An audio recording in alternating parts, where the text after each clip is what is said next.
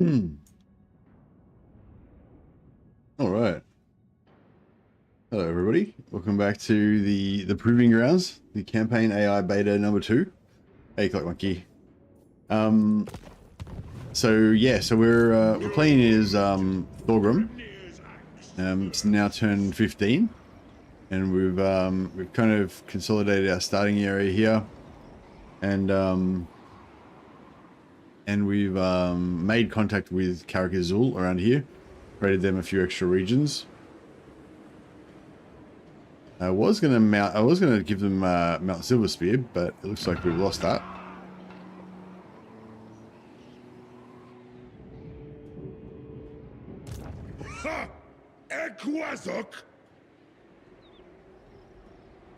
And we are also kind of simultaneously heading down here as well. Excuse me. I smell herbs and traitors. Ready my axe. By my vows. Hey, lately. Send me to vengeance. No worries, buddy. Have a good sleep. So yeah, so where we left off, we were just about to fight this siege, perhaps. I'm tempted to take the auto resolve. Auto resolve says yes.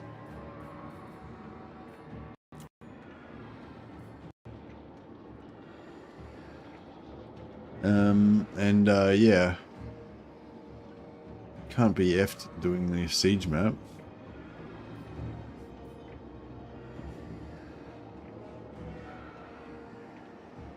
$100 wins of magic to deal with.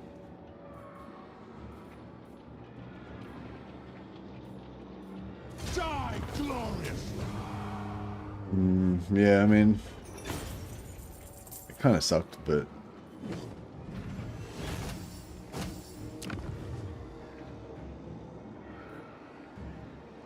Bit of this, bit of that. this is the climactic battle you promised. It was the climactic battle you promised, but I don't know, it didn't look that climactic after all, so I was like, yeah, whatever.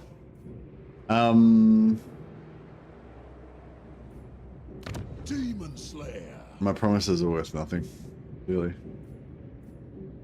And we need another 208. 208 fucking grudges. Bane of demons. If you want it done right.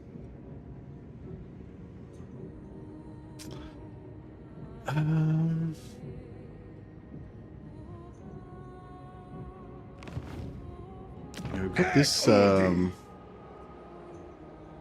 going on over here. The axe thirsts for war.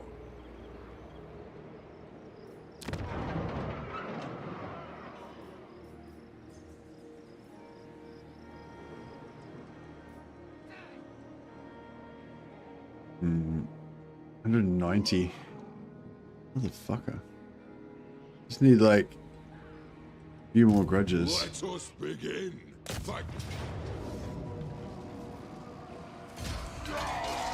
That's worth nothing. Don't stop till you're dead. Grudges 0.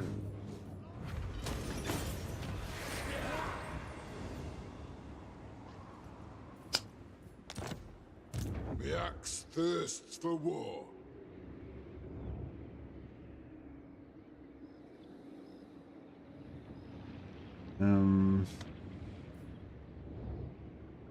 Akrak be with us. Chasm, chasm, chasm, ha! The throng is mustered.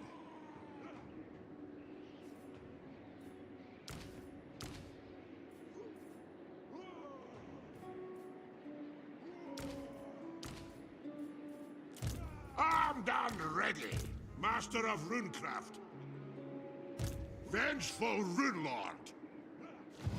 Quickly, I've an oath to fulfill. Aye, heading out. I'll cast the runes. I'm going. I hope we're outnumbered.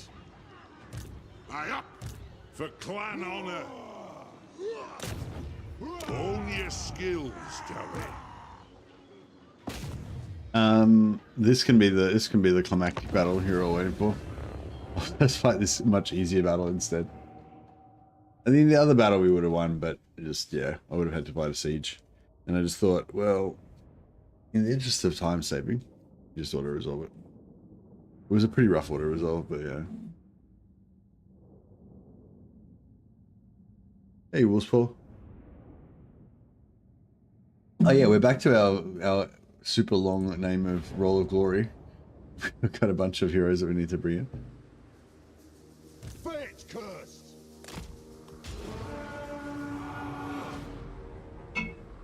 None of you steal my doom, or I'll come find you in the afterlife. You hear me? Indeed. He doesn't want anyone stealing his doom. Somewhere in the world there's a big L with this guy's name on it. He doesn't want anyone stealing his L.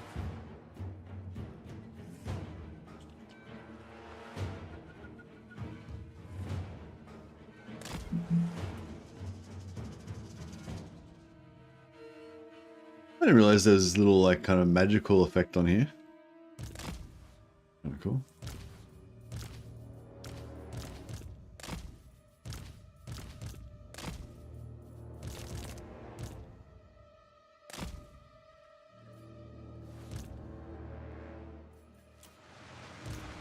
Take him down! Right! Whoa!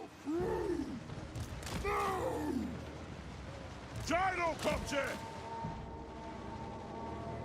We demand blood!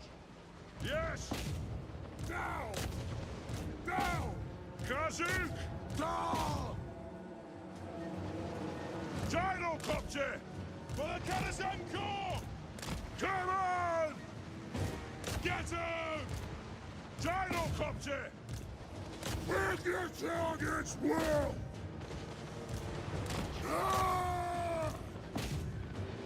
Hey, Wolfspaw just gifted 5 Mercy of the Man memberships. You're amazing, Wolfspaw. Fuck, I would put you on the Roll of Glory as well. The glory roll gets ever longer. Yeah, thanks so much, Wolfspaw, for the gifted subs. You're a legend, man. Oh dear, the gyro stack antics. Yep, the gyro stack is back. We did have, I think the last dwarf campaign we played was specifically no gyro campaign, just so we could actually enjoy some classic dwarfs free from the horror of the gyro stack. But no, the gyro stack is back and it's full horror. Is nothing sacred? No, nothing is sacred.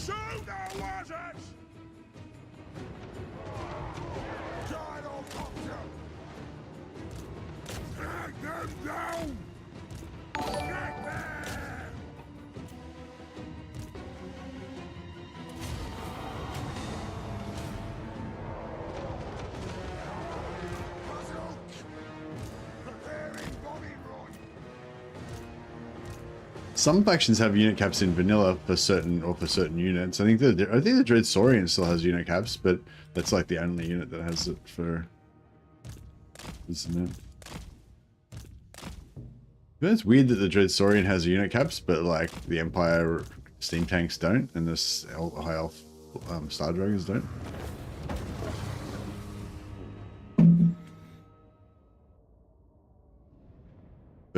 But yeah, but I don't know, I just get like randomly, and Thunderbar just have no caps. Yeah, exactly.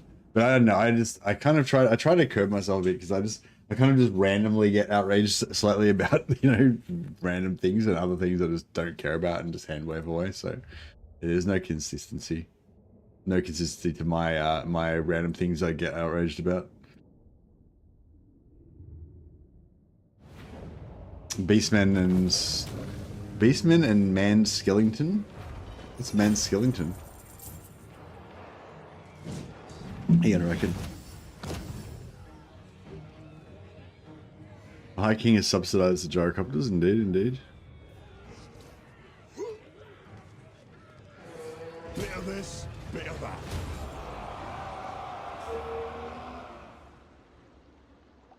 Yeah, so we're 18 grudges away. Demon Slayer.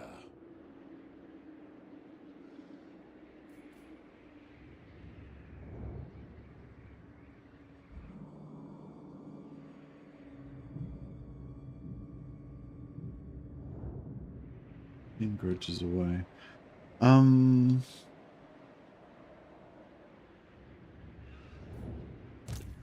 done ready.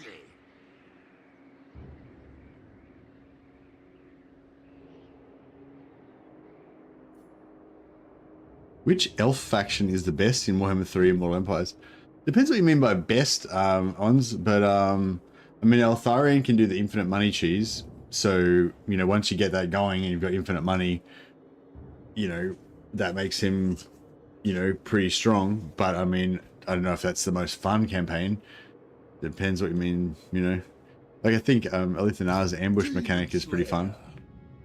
But does not necessarily mean it's kind of more powerful overall in a way than Eltharion's infinite money, but infinite money is obviously way more powerful in the meta campaign kind of way, you know. Then Tyrion being able to like one-turn recruit global recruitment stuff is kind of cool as well. Doom Chaser. Which elf faction? Well, Dark Elves are not really a faction, they're more like a race. But yeah, I guess, yeah, all of the Dark Elf factions would be stronger than all of the High Elf factions. Except for Eltharion, if you go for the infinite money thing. But, yeah, but I don't know. I mean, maybe even then, because I guess, because Dark Elves are... So which elves are we including? So Wood Elves, High Elves, and Dark Elves. Okay. Well, yeah, I'd say Dark Elves, I guess, on average. Except for if you're using cheese. Then it depends which cheese you want to use, I guess, and yeah. So yeah, I'd probably say like Eltharion is the strongest. Well, it depends what you mean though. It's like, yeah, because the infinite money cheese takes a bit of setup, and so you're not really that strong until you get it going, and it takes quite a bit of, you know, takes quite a bit of setup. But if you ignore the infinite money cheese, then yeah, Dark Elves are generally better than High Elves, I would say.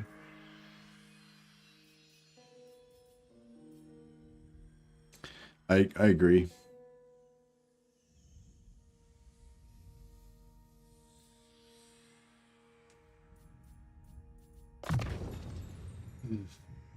Not bad. Leave it to me. More means to kill. Throne bearers. Yeah, I can't think of any other way we can get Good. how much grudges do we... Oh, we can't do... Can't Confederate until next kind of segment. There'll be some grudging soon. Guess we got to do that.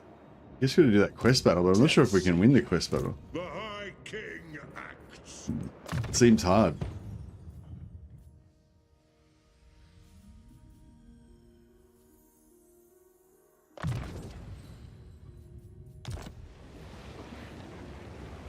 Where's my bookmark?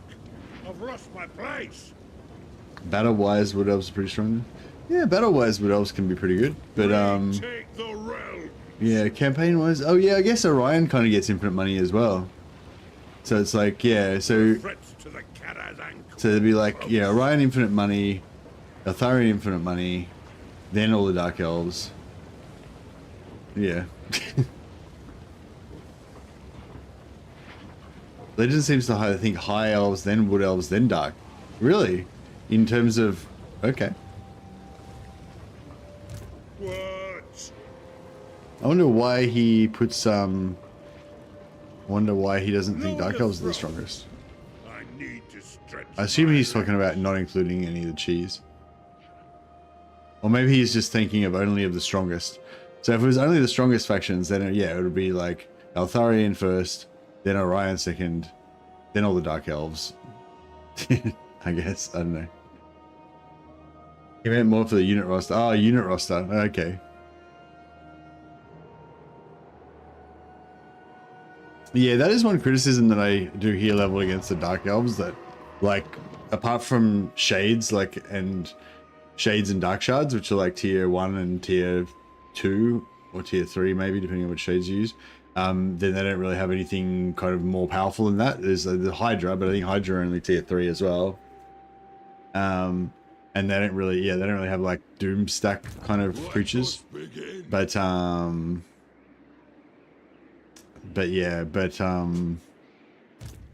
I feel like, you know, what more do you need? You know, like just spam Dark Shards and or Shades, and that's all you need.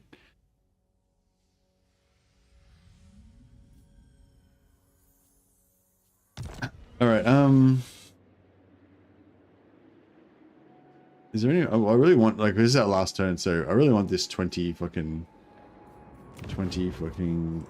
grudge points.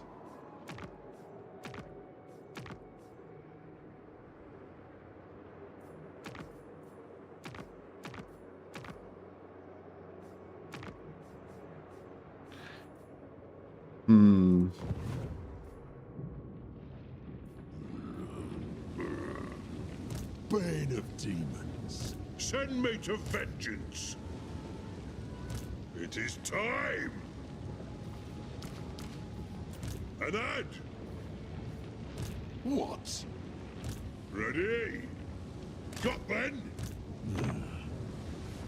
Hey up, Slayer. The High King moves. To doom, then.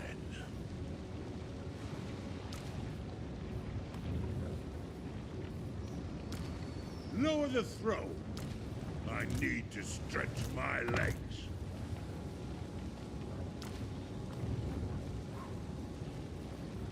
Who owes me money?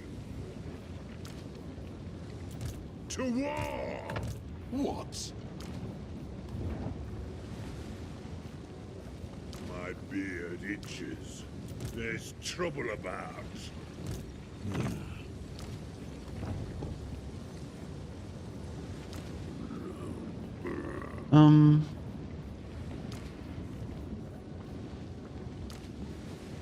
Throne bearers, let's march.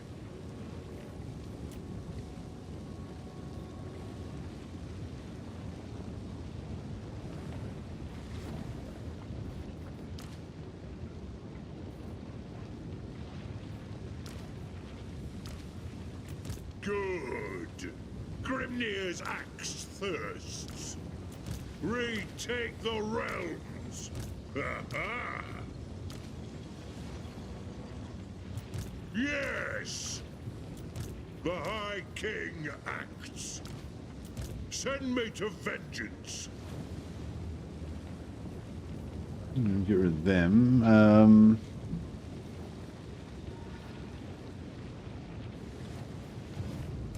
The ancestors agree.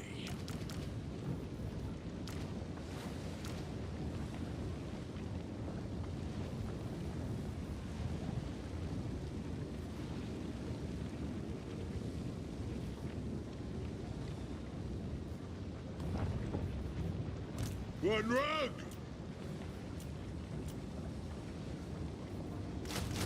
Lower the throw. I don't know. It looks still pretty weak still, doesn't it? There'll be some grudges. I don't know. I reckon we could do the siege. I reckon we could do this. You reckon we could do this quest battle? Oh, it says 50-50. Fuck.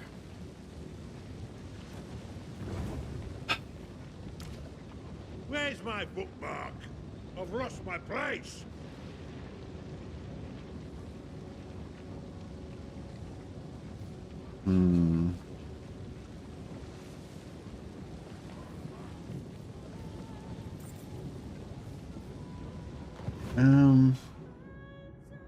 I mean, we'll probably get attacked over the intern. Trouble about. Win that with the gyros, you reckon? I don't know, maybe. Good. Grimnir's axe thirsts. How much show skill we got? Oh, nothing.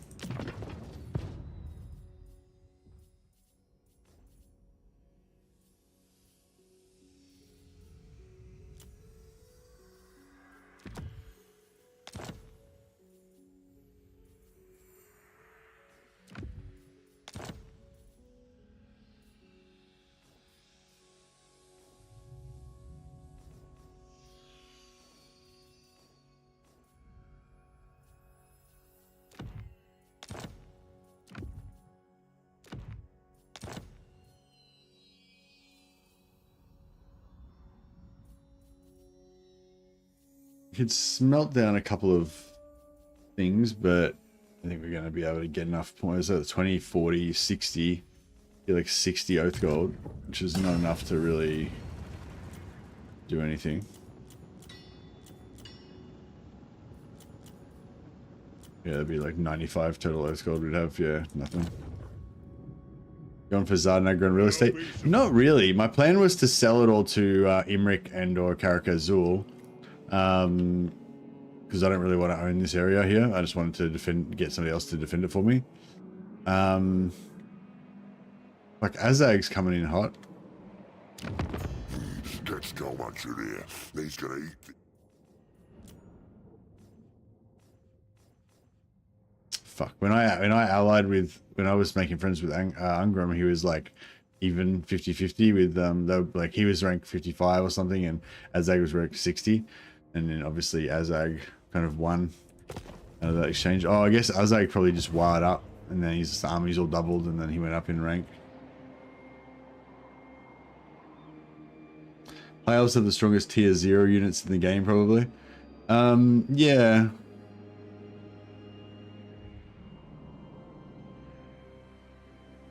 If you send your starting hero up towards Norska and the Chaos Wastes, you can have free armies as Orion with no downside. Yeah, that's a good call. And I guess if you go through the Empire, you could probably get vision on like Cathay as well, and get army, you know, go to war with all the Cathay factions too.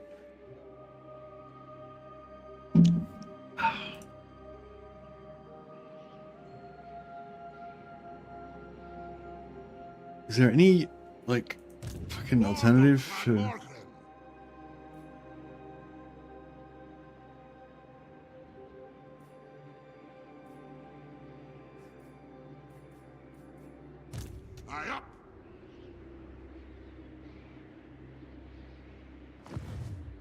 What? It's as good as done. Casting the runes. I'll cast the runes.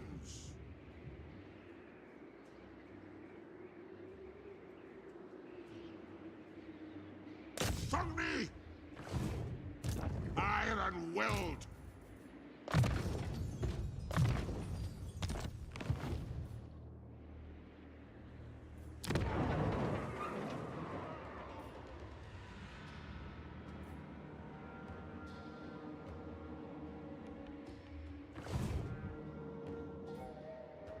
Yeah, we're probably not going to get the next Nolan because we've got too many grudges by far. But we can potentially get this one. Fuck me. All right, well, guess we better do it. Aye, very well. Yeah, I don't know how this is going to play out.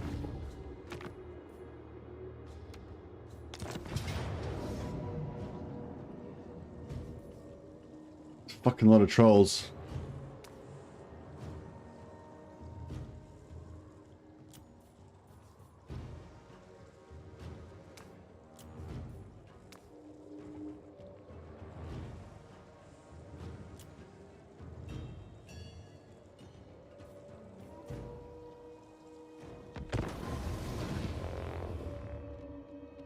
One of the hardest ones. Yeah, I know. Yeah, I don't know how we're gonna do this one. If we can take out the giants, I think it'll be not too bad, but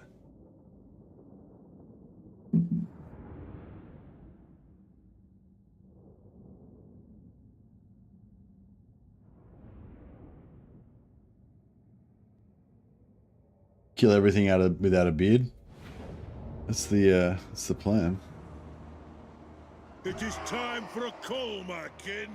The creatures of Troll Country are naught but a nuisance, a menace to be laid low. To the slayers, I say, chant your battle hymns of doom, fulfill your oaths, and seek glory in death. To the rest of the throng, I have studied the pages of the Damaskron and found many, many entries of trolls, giants, and other fell things attacking dwarfen families, stealing our treasures, and destroying our holds. These creatures are descendants of those perpetrators, and the debt stands with them. Destroy these monsters. Bring them down like rotten algae trees, so we may raid their filthy lairs and reclaim lost heirlooms that belong in Karazakarak. This is my edict as High King. Kazukhan, Kazakit, ah! Oh yeah. This is how we do. All right. So what's the deal? So we have to fight some ogres and trolls here. I mean, some trolls and giants here, and then we're gonna get attacked from like every other direction with more trolls and stuff. I believe is the basic gist of it.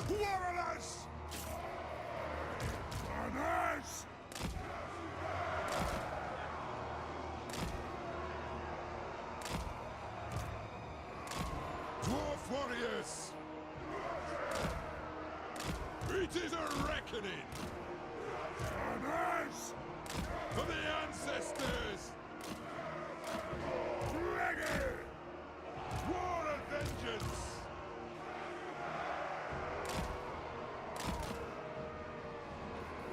For the ancestors!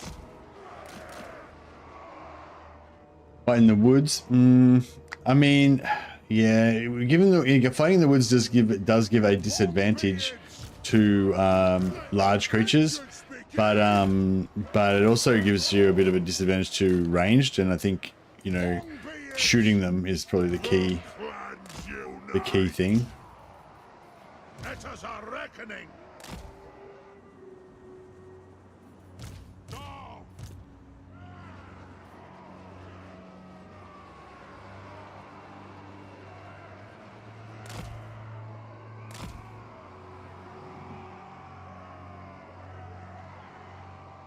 I fought in a square, but I was playing on easy. Oh, just in the middle here, you just fought in a square. My plan was to kind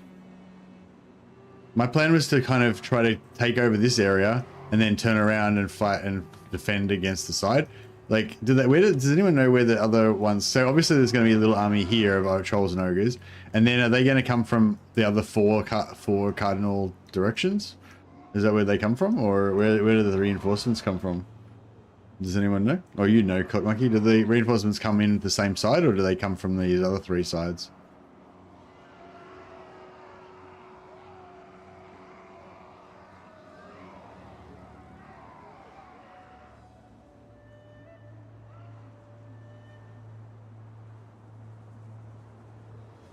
One left and one right side. So northwest would be there.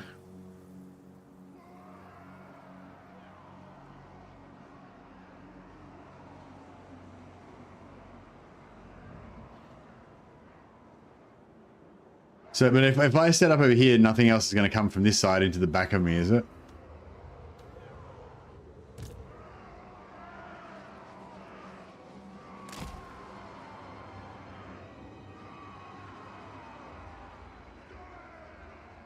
Top right and top left, as in, is in this way, top right and top left, or you mean from like facing this way, top left and bottom left? I mean top right and bottom right.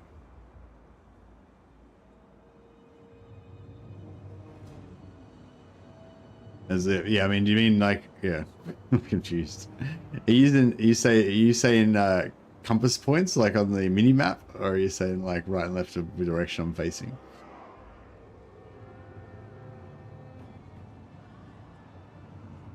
From the way I'm facing now, my left and the top right. Okay, cool. So nothing's coming from the middle.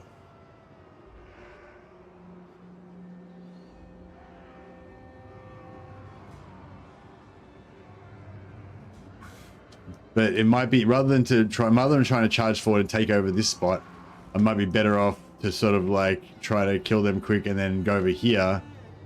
Oh fuck, their border's right there. Oh fuck. Okay, shit. Oh, okay. For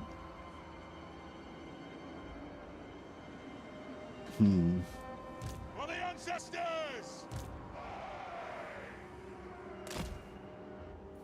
the might of Karazakarak. Quarrelers!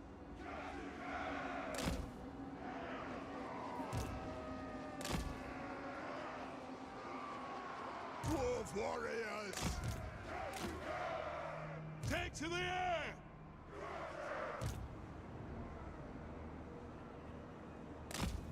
For the High King! Kazook! For the ancestors! Dwarf warriors! Runners! Slayers! Boy! Move now! Yeah! Got! Take aim!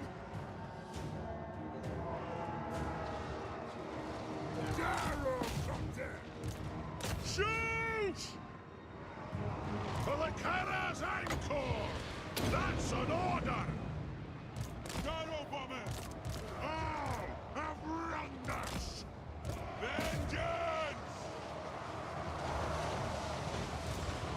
Long be it! Thorgrim! Yeah, whoops. Accidentally fucked up my groups there. But it is fine. Move now! Pump those dwarven legs! Go! Obey me! They have wronged us! Strike out! Kill them! Quarrelers! Yes! Yes! Gyro bomber! Move now! Fire! Death Lord! Shoot! Gyrocopter! Yes! Rage fire! Rage fast! Take them down! Gyrocopter! Right! Fire! Reload fire! Vengeance! There is no greater authority!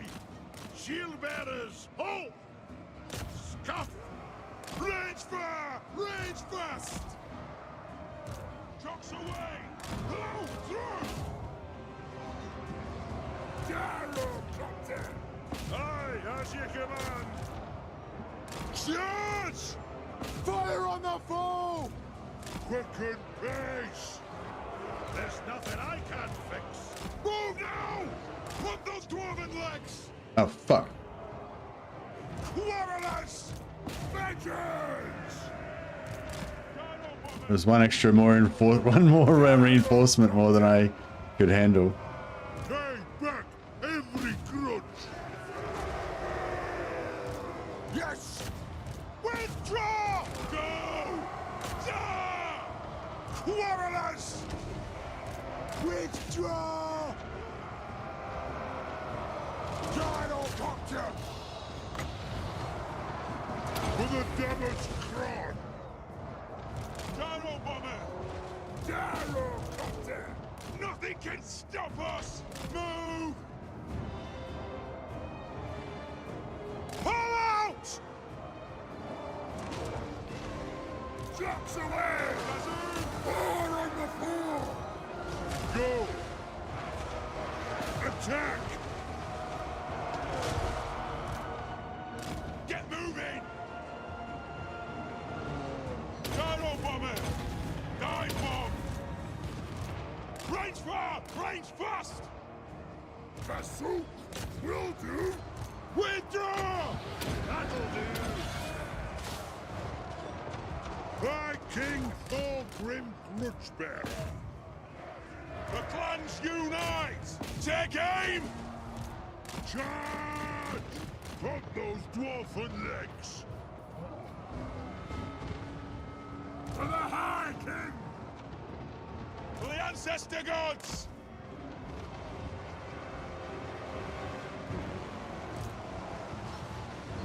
Fire on the foe! Let's be about this! Dwarf warriors! Preparing bombing run. Ready to strike. It is a reckoning. X's out. Can we halt? Down. Yeah, shit. I don't know. Maybe we should have set back as far back here as we could have. That would have been, yeah, further away would have been the way to go. Pursuit. Plow through. It is an order. War of vengeance.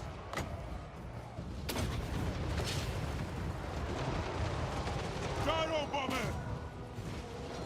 Well, he's getting fucked. I'll get my tools. Right there. Oh baby. Hey. We demand blood. Pull out.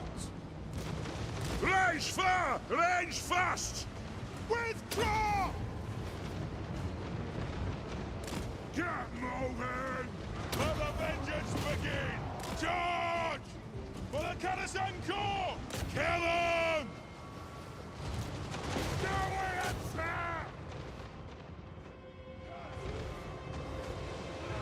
Yes!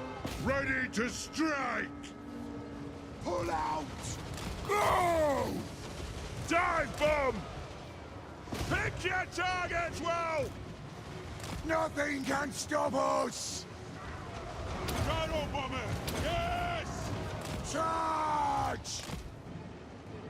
Now! Move! Nothing can stop us!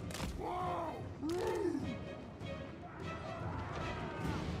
For the ancestor gods! Blow through! Strike out! Darrow copter! The clans unite! For the Eye King! Kill Urks! Fire on the foe! Dwarf warriors, move! Kill Urks! Preparing bombing run! Take him down! Strike out! For the High King! Go! Kazoo! Nothing can stop us! Pull out! On the way! Gyro bomber! Fly! War of vengeance! Thorgrim grudge bearer!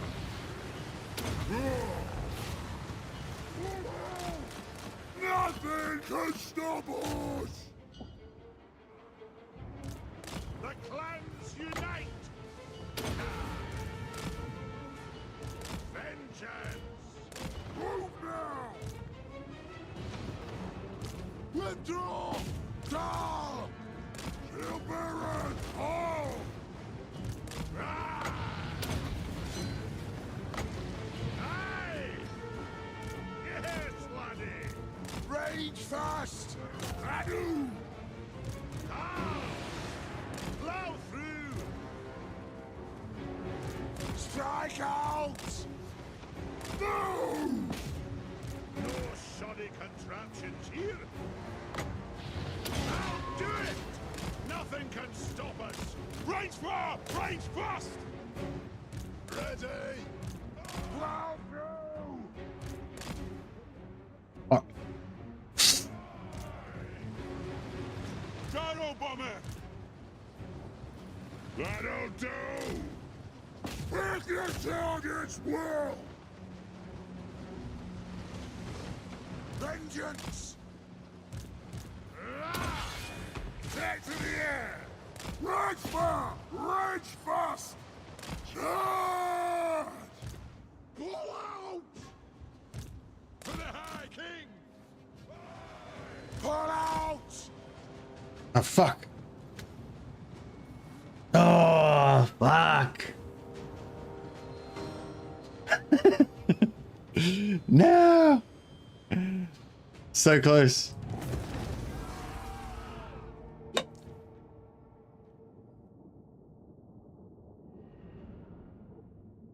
Well, rip. Yeah. So yeah, if I'd have just, instead of trying to, because the reinforcements came from directly behind them and from in front on both sides, What I should have done was just set up as far back as I could have. But yeah, so I basically set up in the worst possible place that I could set up, and then I just walked into the middle of the ambush from every direction. So yeah, I fucked that up.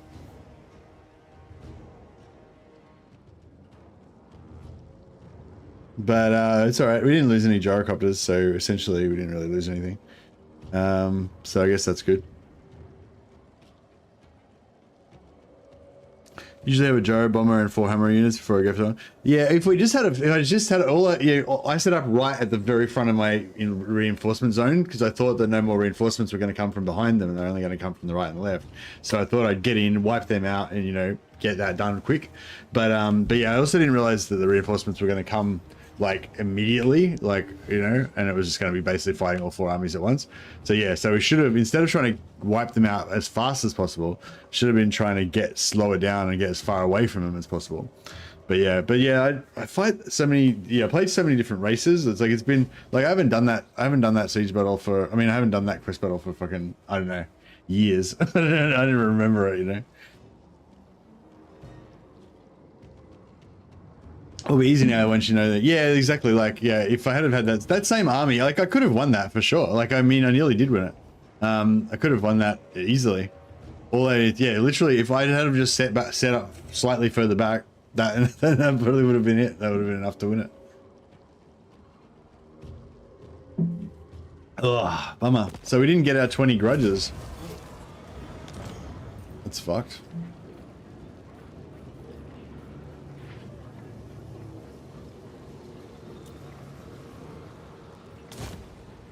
Just have to pick up the pieces of the High King and reanimate him. Yeah.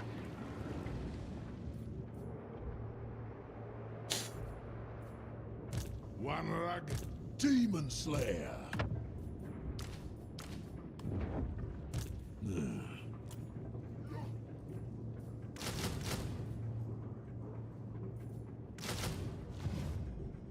For the wisdom of just a flesh wound, he'll be fine. Indeed. Yeah, I don't know. I can't really think of any other way we can get another 20 with gold anywhere. Yeah, another 20 grudges anywhere. Came up just short of the goal.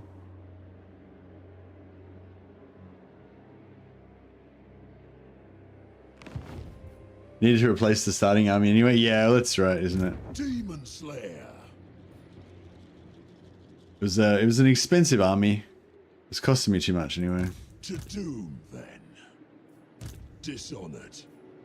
Armed and ready. What? Can't believe that we're like 18 grudges short.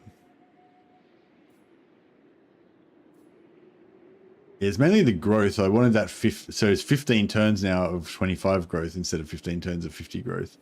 That's the big thing. The wounded pride will never heal. Yeah, no, that's the worst. That's the worst part of it.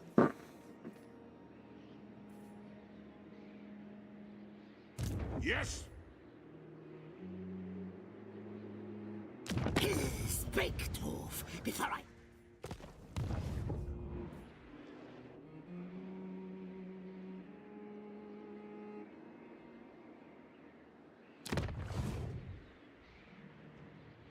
Doom's taking its damn time.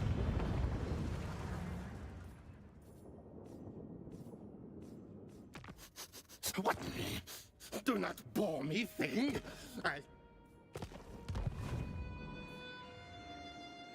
Troll fat makes for the sturdiest crest, I find.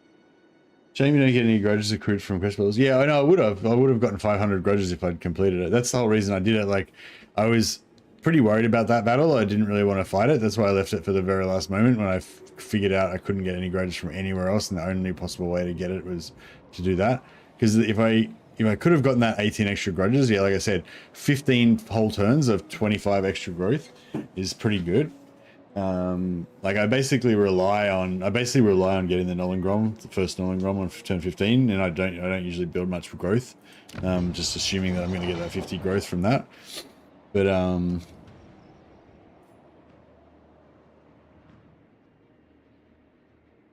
But from losing it, that would be a massive one if it was a faction. No, I don't think so. I think if you attack them, I don't think you can accrue grudges that way. I think you can only accrue grudges if they attack you. Like if I go and attack this settlement and like I just get myself wiped out, I don't think that gives them extra grudges. But yeah, but maybe if I siege them and they sally out, then maybe I would get grudges then.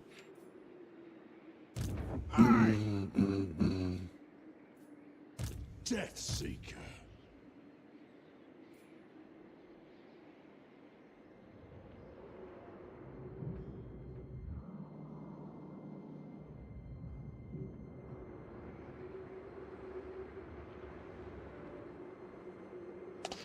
Greed. It's always greed is always my downfall. You always do something that you think is ill-advised because you think that you can't bear to miss out on the you can't think that you can't bear to miss out on whatever the slight advantage you get from that force march to get that extra range or taking that extra settlement or whatever. You think you can't live without it, and then you lose everything.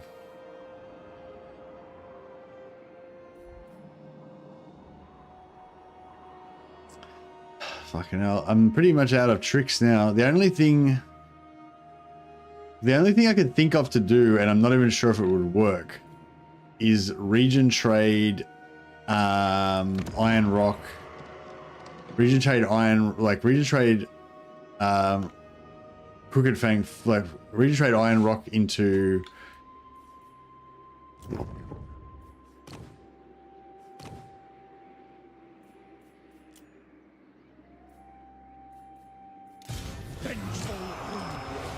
yeah, the only thing I can think of to try is I could try and sell iron rock to Clan Moors, and then Ready.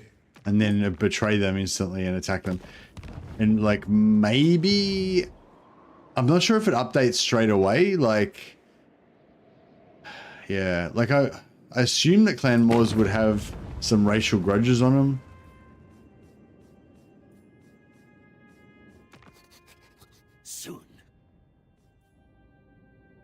I don't know, is the 25, if it was 25 growth worth?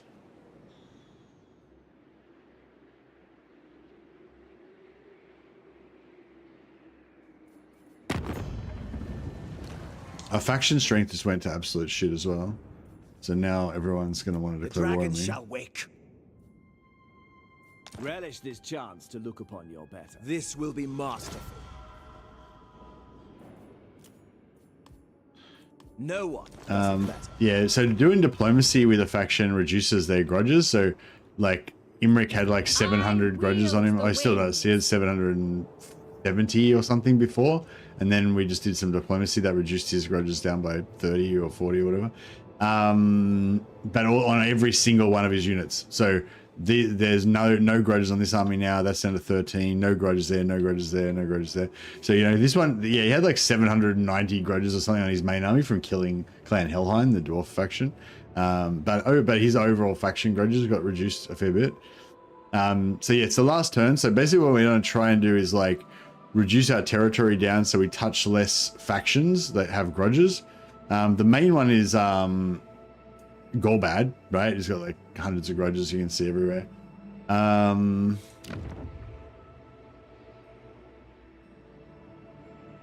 Is that Queek, do you reckon? Or is that like these fuckers? That's Queek, isn't it? Yeah.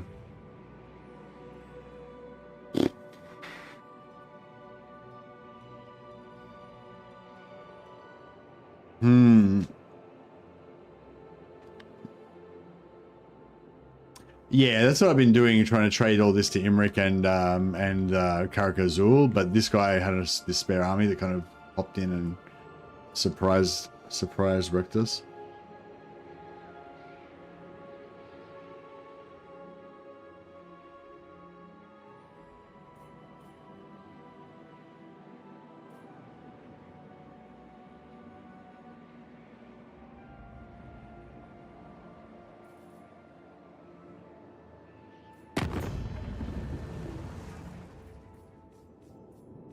Alright, I don't know if this is actually going to work or not. I will kill you, thing. I am quick. I am mighty. Yes. Master of runecraft. Nah, it didn't work. It's got no grudges. Rune Lord.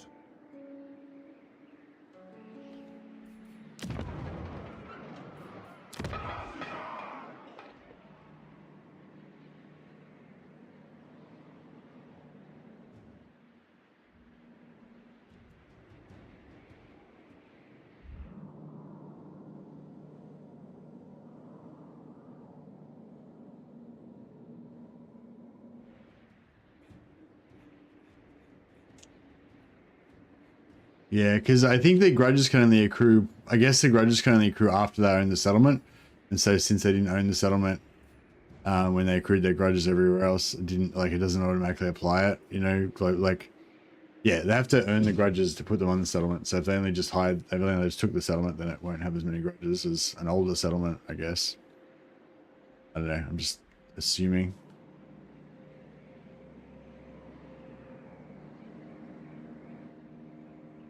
Yeah, I don't know. I can't think of any other way to get any grudges. Ek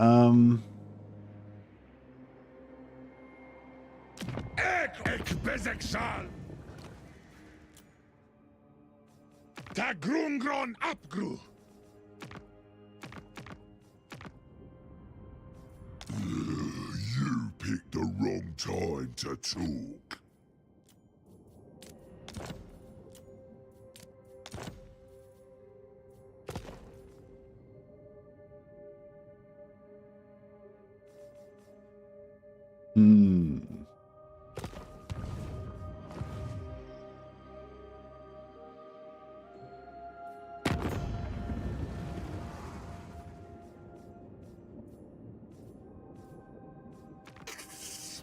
Clanmores! I despise no furs. No deal unless profit for me.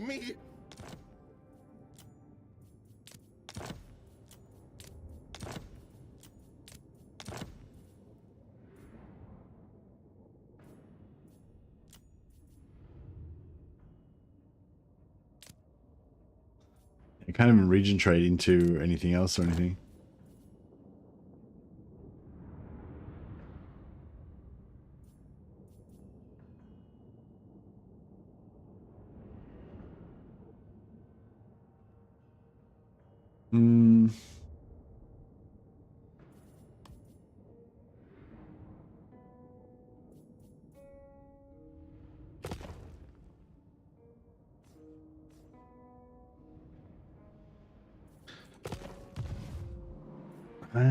I can't think of any other way to get any grudges.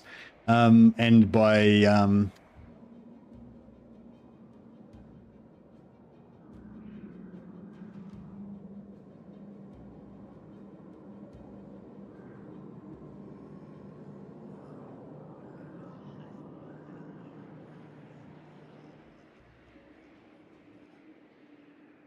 tried playing some Skull Taker the other day. Nothing I've learned as a dwarf main seems to apply. Nice.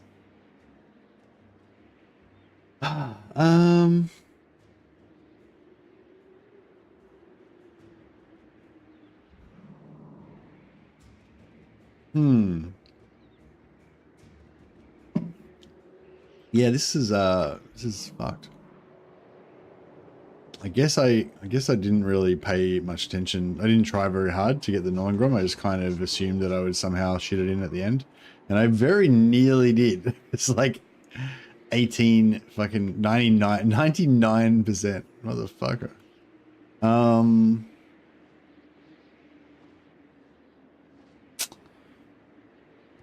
Hey.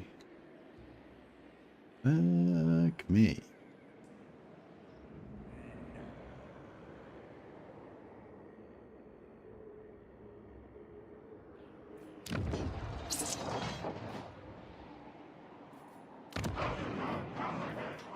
Slay.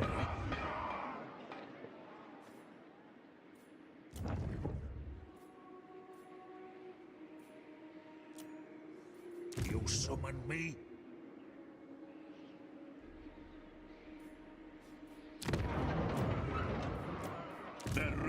Use alloy points to use an army? I don't have any alloys. Yeah, I've only got Barak Var and Karak Azul, and they've only just Knights for Kalador are only defensive, so you can't borrow their armies. I would have had some ally points if I won the quest battle. What? Oh, I mean, I would have gotten the grudge points. Yeah. Yeah, I just need 18 grudge points, but I can't figure out any way to do it. If I could make peace with Black Crag, I could like region trade a region to them, which would give us plus 40 diplomacy bonus, which would put this down to 240 or whatever. But then I could betray them and, you know, ruin my reliability in order to get it. Which I would almost consider doing. But, fuck. Is there no other faction I can fuck over somehow?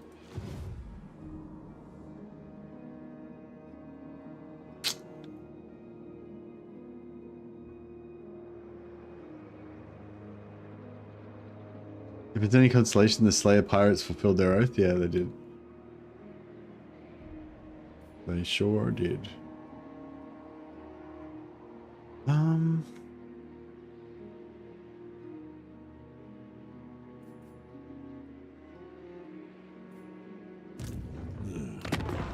to your ancestors. I can confederate Barak Var.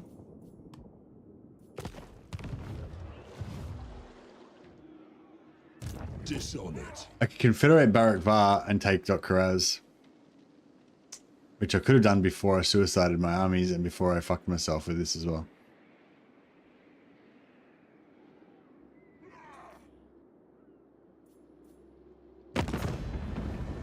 Wanrak. Aye. Let's hear what you have to say. 31. We'll Plus 31. Actually, I think we can region trade them Come, kid. first. Let us feast and drink. And Sure still enough. get the Confederation. Yeah, beautiful.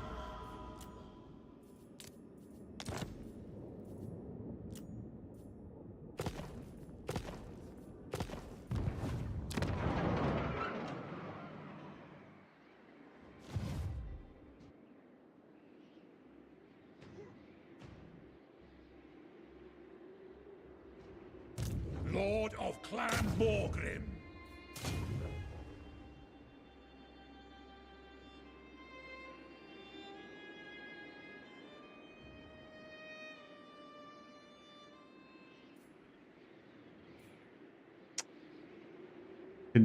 See, if I occupy this, then I can region trade my entire faction to Barak Var, get more money. But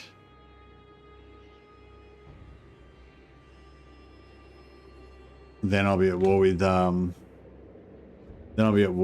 the Clan Moors.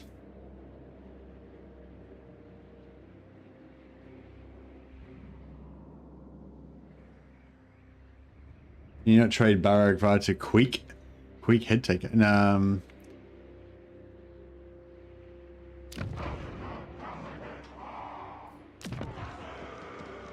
I can trade Carrick Dron to Queek and betray him, yeah. But in terms of the grudges for next turn, yeah, well, yeah, I can trade him whatever the fuck I want. It doesn't matter. Yeah, I can get it back and trade it to Queek, but it doesn't matter. But the point is that if I raise Iron Rock, then I won't have any connection to Queek, which means in one turn when the next Nollengrom gets confederated, it won't take into account all of Queek's regions. Whereas if I continue to own Iron Rock, if I leave him with Iron Rock, then that means I'm in contact with his faction and all of his 14 fucking regions and all of the grudges that he's got accrued will all add onto my total. Whereas if I raise Iron Rock, then I have no contact with them, and then yeah. So I've got a choice of either raising Iron Rock to get rid of all of the grudges of Clan Moors to maybe make it easier to get the Nollengrom next turn, or I can occupy Iron Rock, and then I can trade all of my regions to the Barak Var so I can get more money.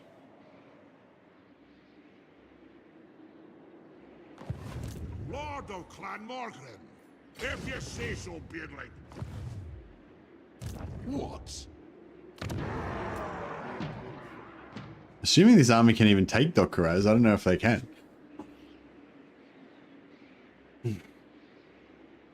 My anger burns bright. What do you want?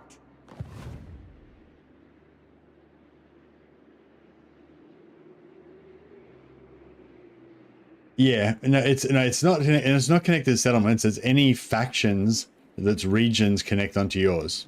So currently, if you look at my blue area here, so all grudges from Ungrim, which is none. All grudges from these blue guys touch me. Draz does not touch me in any way, so his grudges don't add on. Clan Azul, but they don't have any grudges. The big one is Gorbad. He touches me, and so all of his grudges from all of his lands and all of his armies added on. And Clan Moors, if I hadn't have done that stupid region trade, he wouldn't have touched me.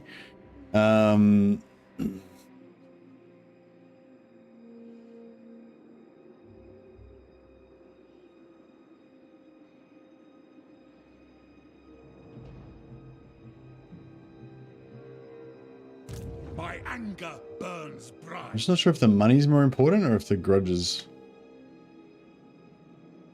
Armed and ready. And what can the Dawi do for you on this fine day? Yeah, so it'd be, well, how much money would it be? It'd be like 2,000 or 2,000, 4, 6, 8, 10, 12,000 gold.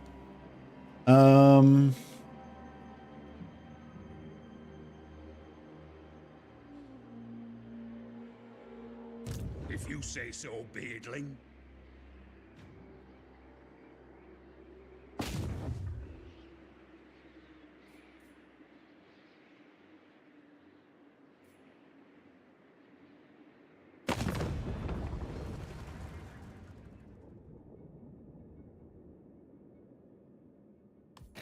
Stop! No!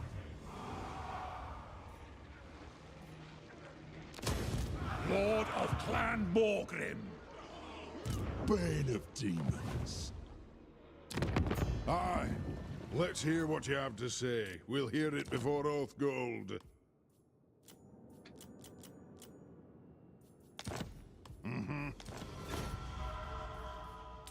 True vengeance is all that'll make me happy. Is that what you offer?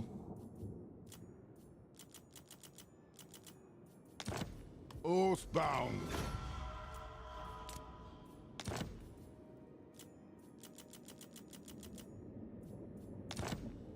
Very well.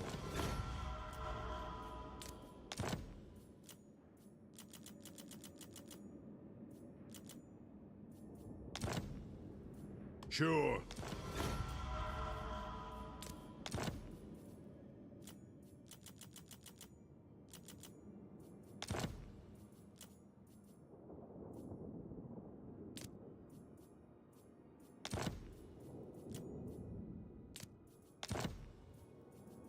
Fine.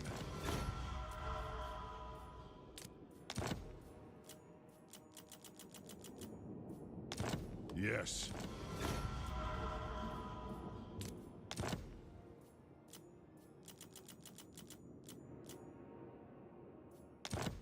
Aye.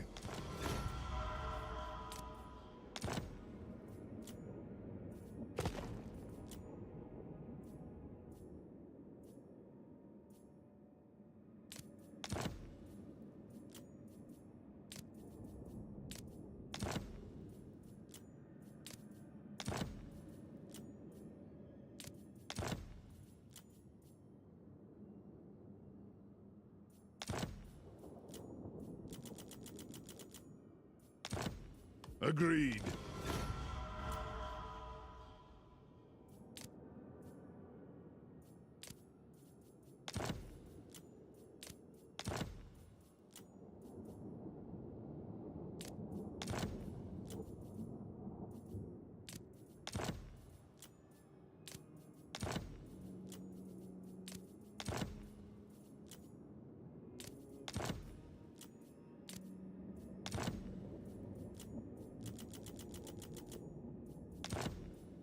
on then.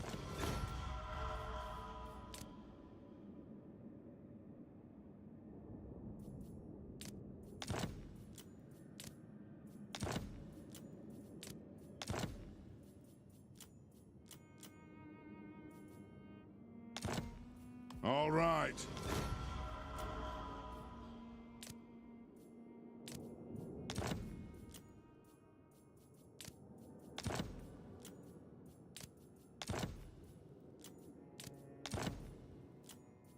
Alrighty.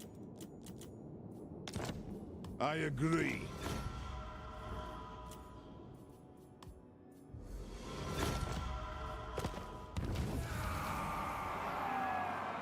I took the gold.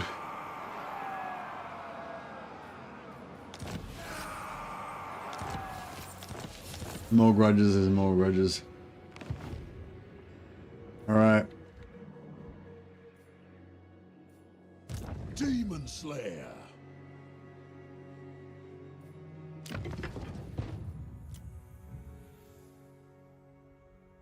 Easy was to get like 20 cash. Well, yeah.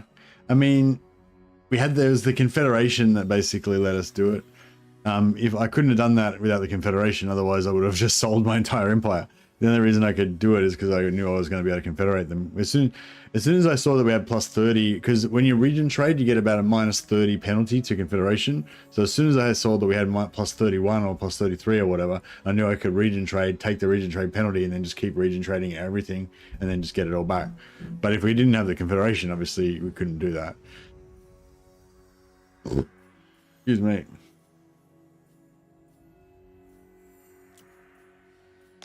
Time for a reckoning.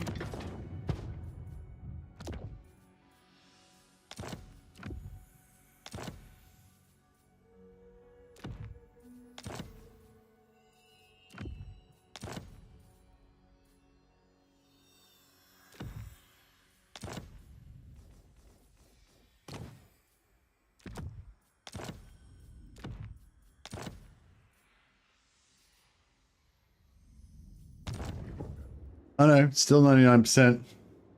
The whole reason we confederated them was so that we can attack this settlement and try and get this 280 grudges. Vengeful Ridlord.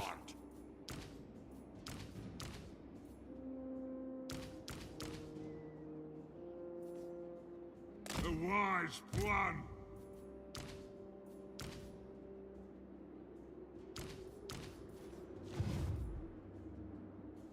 Casting the runes. To war. Ogres, my lord.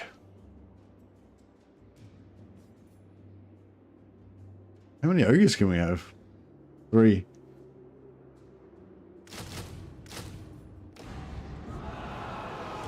For the wisdom of the... Hero actions get some grudges. Oh, do they? I don't think heroes can get grudges. I'm not sure. I'm not 100% sure on that, but yeah.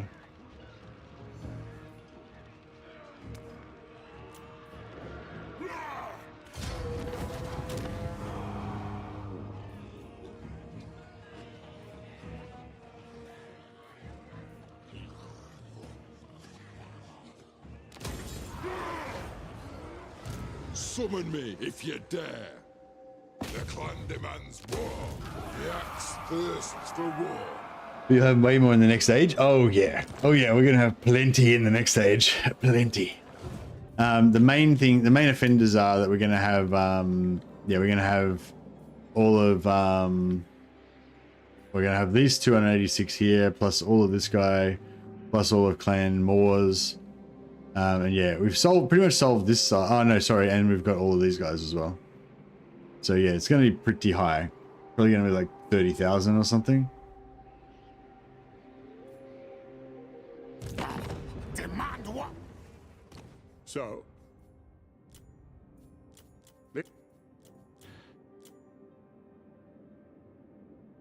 Oh, here we go, Northern Provinces. Your reverence. Yeah, I'll take the trade with them. The storm. Hopefully they'll get bigger later on as well.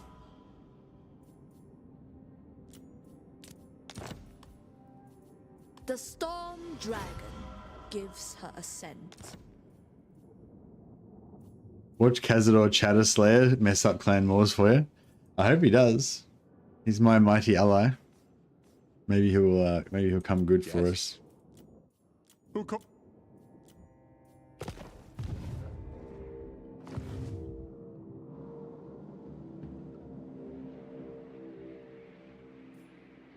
Yeah, one good thing is though, because I traded this region to Clan Moors, they gave me plus 40 relations with them, which would have instantly reduced all of the grudges on every single one of their settlements and armies by 40 or whatever. So yeah, so we actually, just by doing that region trade, we saved like, well, no, sorry. By doing that region trade, it put us in contact with Clan Moors, which added like 10,000 grudges to our grudge total. But then the fact that we traded to them like instantly took off minus 40 or whatever from like every single army, which they probably, and every single settlement. They had like 14 settlements, plus they got about 7 armies, probably, or 8 armies or something. So just say they had like 20 things. That's like 800 grudges or something, you know, that we just like instantly knocked off by doing that region trade.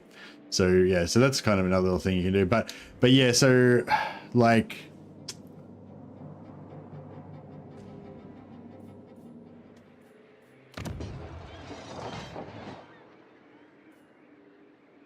so if we really wanted to fix our grudges, what we could do is like region trade all this stuff to Scrag.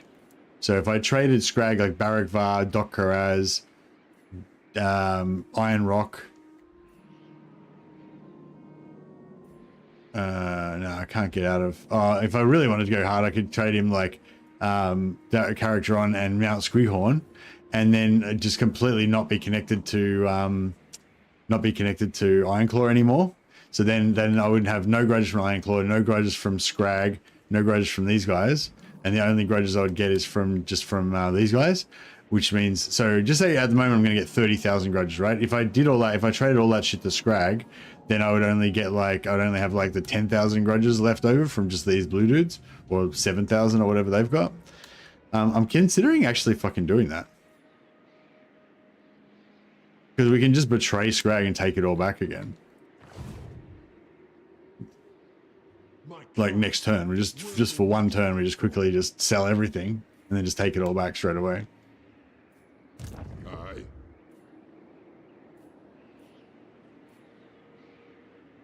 Hair dye. Quick blood's good. Master of runecraft. Agreed. Mount Squeehorn, yeah, Mount Squeehorn's only tier 1. What's the base grudge amount if you raise all the settlements connecting to you? Anyone tried? Hey, reckon, yeah. If your total grudge target, like, so if you've got no settlements touching your lands, no other factions touching your lands, then your base grudge target will be 0. And if your base grudge target is under a certain amount, like if your base grudge target is under like 500 or something, I'm not sure. Does anyone know what the actual number is? It'll just say there's insufficient grudges to launch a new Age of Reckoning. So basically, if you don't want to do the Age of Reckoning anymore, all you got to do is just wipe out every single grudge that connects to you, so there's none connecting to you, and then you won't get any more Age of Reckonings anymore. So yeah, so if I was playing tall and I just had Karaz Karak, and then I traded all the regions around me in a complete circle to Ungram, and then let him defend everything, and I had no grudges at all because he surrounded me, then there would just not be any more Ages of Reckoning after that. The only thing with that is that you can't get the plus 50 growth in the free army and everything. Oh yeah, I wonder where the free army is going to spawn, because I got my faction leader killed. The army won't spawn at my faction leader. Normally I think the army spawns either at your faction leader, or if for some reason it's blocked or something, it'll sometimes spawn at your capital, I think. So I'll be interested to see where it actually turns up. You summoned me? I answer to clan and hold.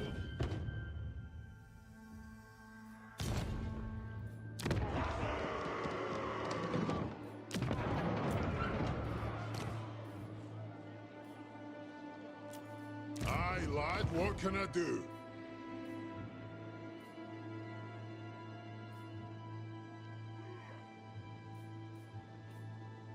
It's like having no meter. Just there's no bonus, no detriment. Exactly. There's no Nolangroms. So right now, if I'd wiped out all the grudges in the area, right now, then the Nolangrom would end, and I'd get this bonus for the next 15 turns. But there'd be no new Age of Reckoning. There'd be no target for me to get. And then at the end of that, you know, at the end of the no time limit with no target, there'd be not, you know. But I guess at the end of the 15 turns, if there was then grudges, then it would start it up again.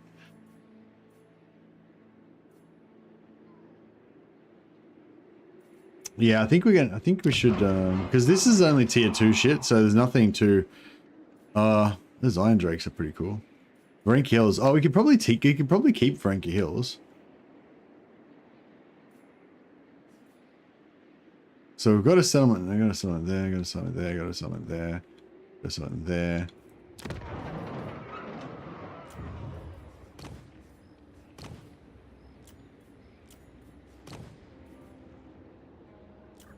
Demon Slayer.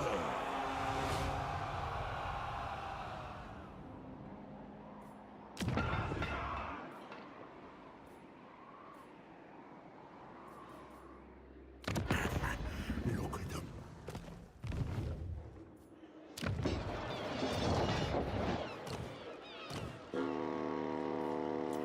What?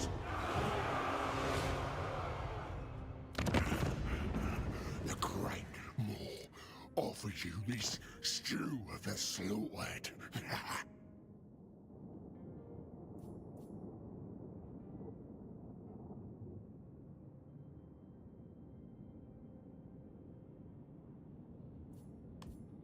$25,000 from Scrag for Barrack Bar. Thank you, sir. How much longer? Now, yeah, if you thought that 20,000 we got from before was impressive, More. just you wait.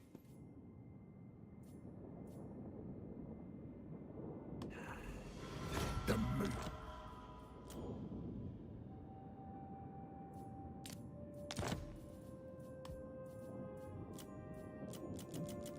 Stonks.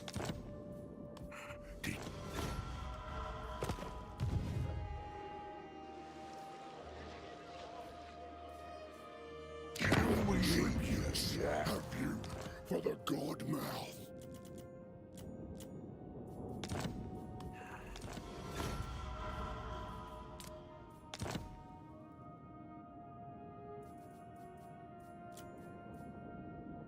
Is that what you offer?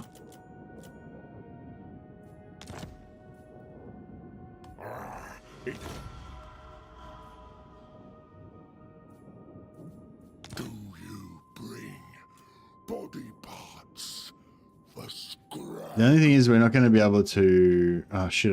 Shouldn't have put him there. Should have recruited him there. Like now I can't recruit.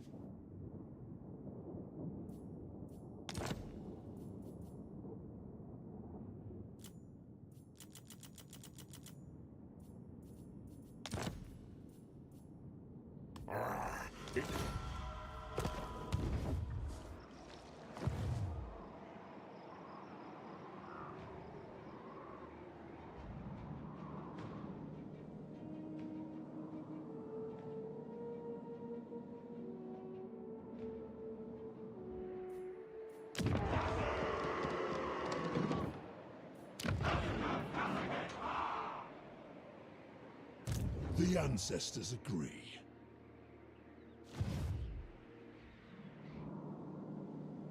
All right, so we now have this territory here, which I guess connects onto these guys. So there's like 220 grudges there.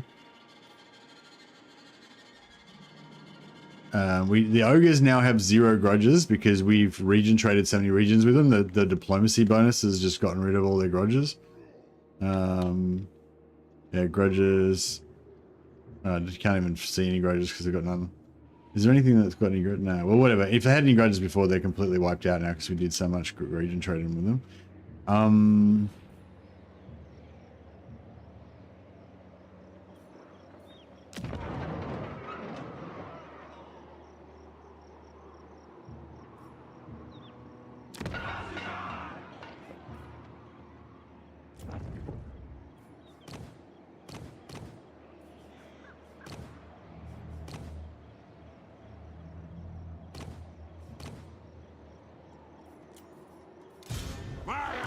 one's right.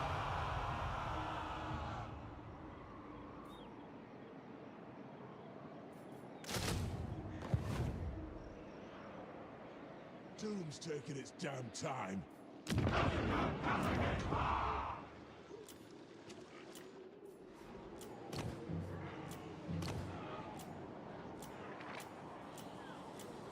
Yeah, we've recruited as many lords as we can in every single province. So yeah, so basically the only major grudges we should have, yeah, is the minor grudges from these greenskins, and then this guy. So this guy's got a fair bit, right? There's like 300 there,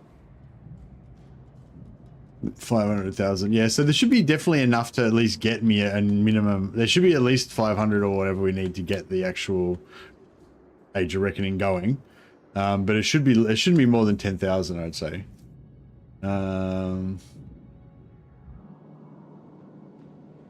Yeah, I think we should be in a pretty good spot now. Slayer. Can I help you? Ha ha! Onward. Let us begin. My new guess is 13k grudges. Yeah, I reckon it would have been about 38,000 or something before. And yeah, I reckon now about maybe about 10,000, yeah. The throng is mustered.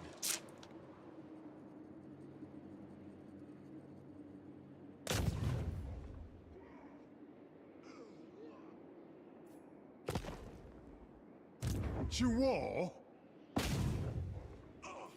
On your skills, are we? Agreed. I'll cast the runes.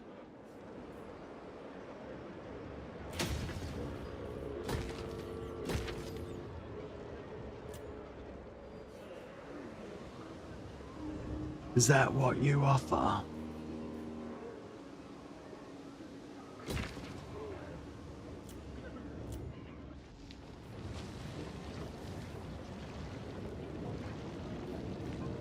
To doom, then.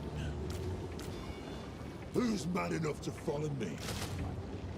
Get some grudge throwers, why not? Fight like a slayer, die like a slayer. Alright, well, we had to do a lot of fucking shenanigans, but I think we've fixed, I think we've basically fixed it all now. Hopefully. Hey up. Fuck. Dishonored. Jeebus. I don't know if I should region trade this or keep it now. I guess we should region trade it. Man,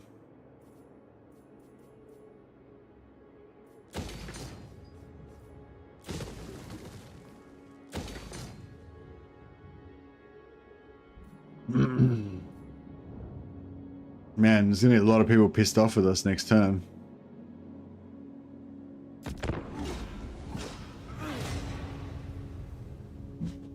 Though you go build the deeps, I don't have any building slots, Henry.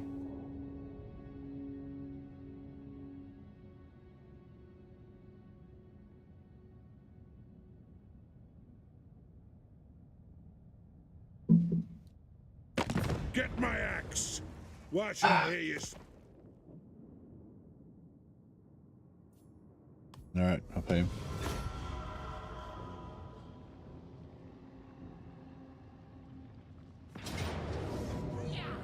Ah.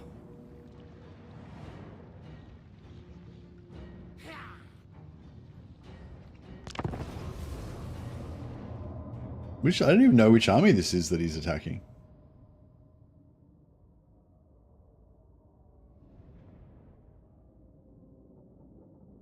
There's a grudge, I know.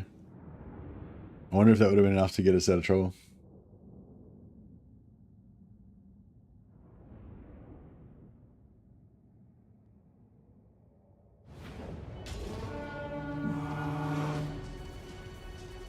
To battle!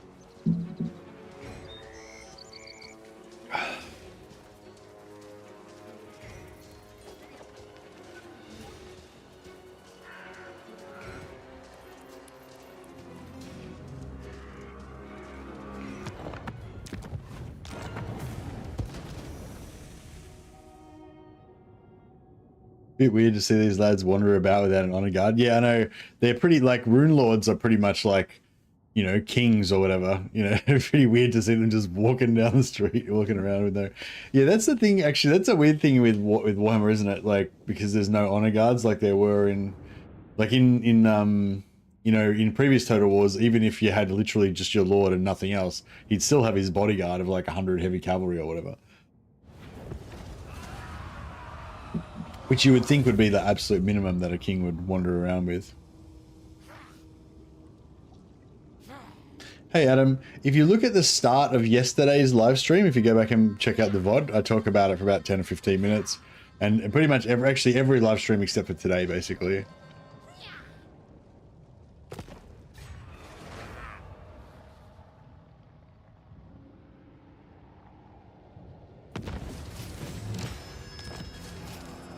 Nollingrum success. Huzzah.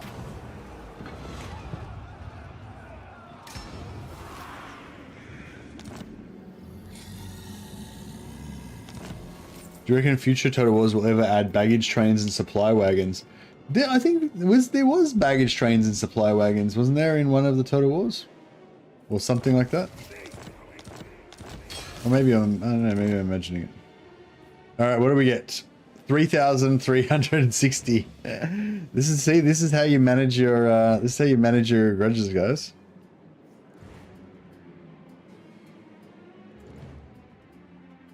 Can you concede every time somebody ambushes you without losing units? No. If you have a if you have just a solo lord, then you can get out of it. But nah, you won't. If you have units and stuff, you won't be able to.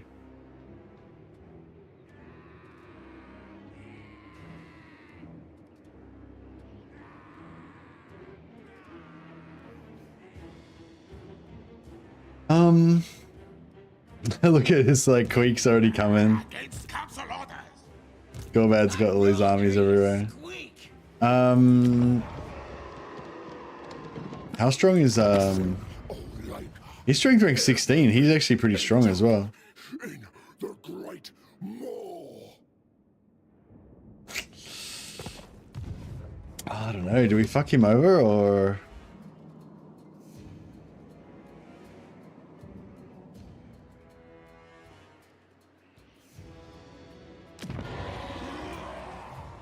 Where's the army that he ambushed? Oh, this one. Vengeful Runelord.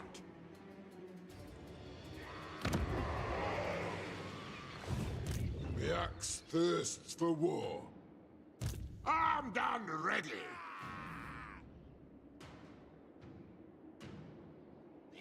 Ready. It's as good as done.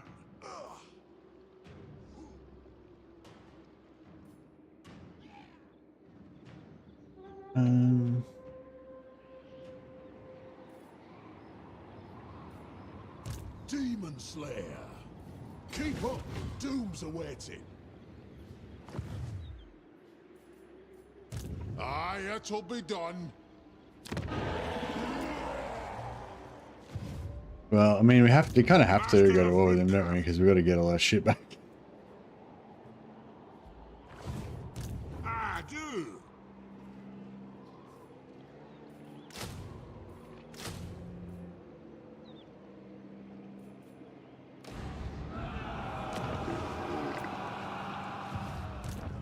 Ricky.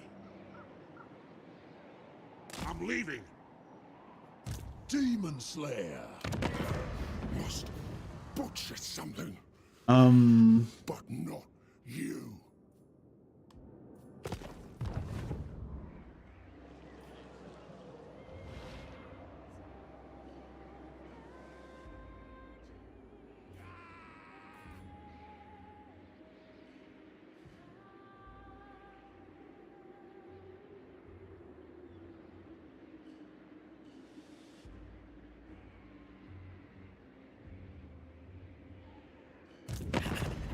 Now, here, listen. This...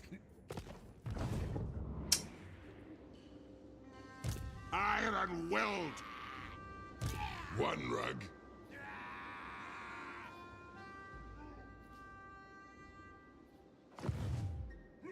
Armed and ready. think me full?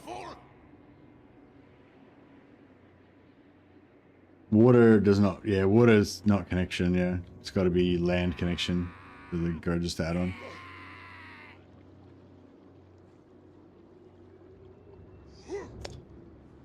All right. Aye.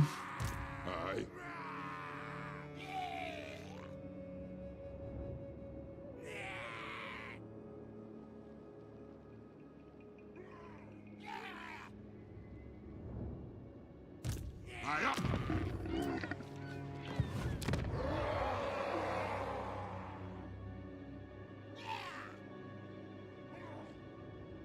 Time for a reckoning.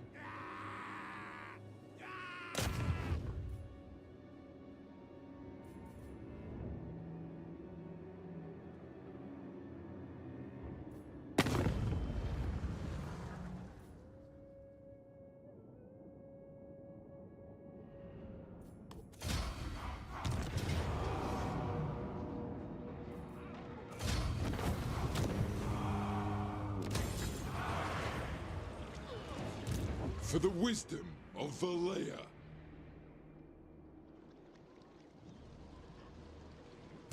Lord of Clan Morgrim. Drut! The clan demands war. Drink.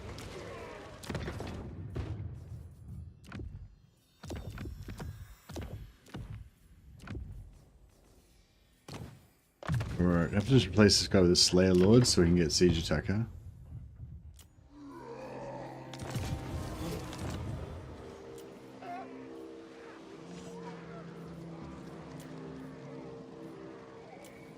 Is their due or mine?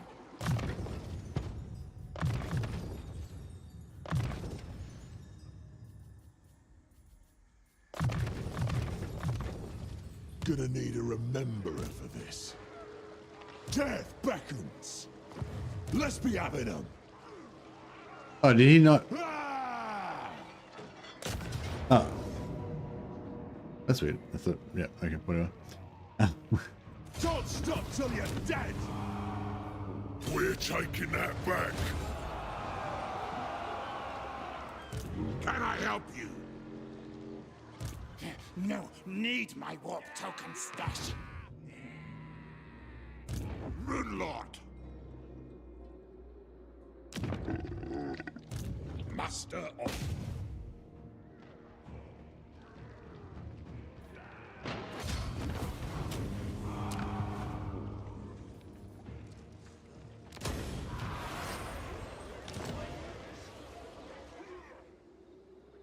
Summon me if you're dead.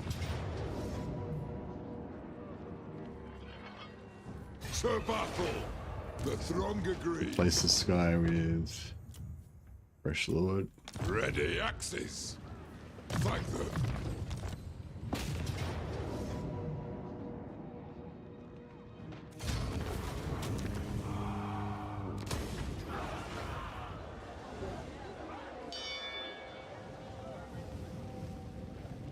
To do. Oh yeah, we didn't need much here. We could have just done it by the solo with that guy.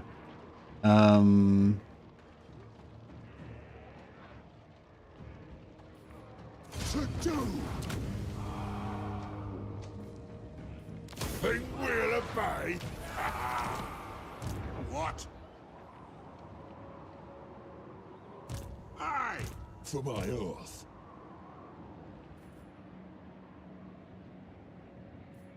Doom's taking its damn time.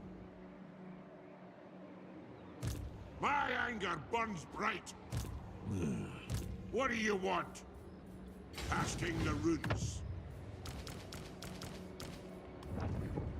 They up.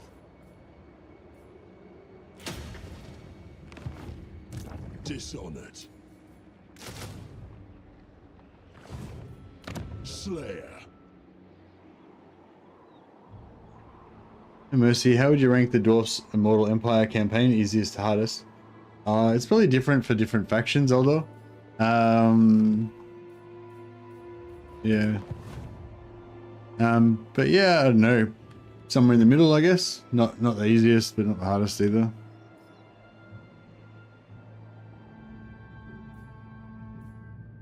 My axe thirsts for war. Demon Slayer. Yeah, I don't know what they've got Bane here. of demons.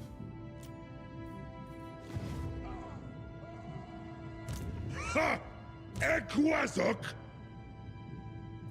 Yeah, they're gonna be able to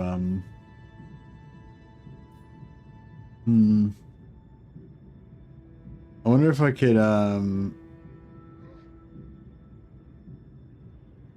oh, like as in like which dwarf campaigns are the easiest? I thought you meant like where do the dwarfs rate in relation to all of the other factions in the game? Ready.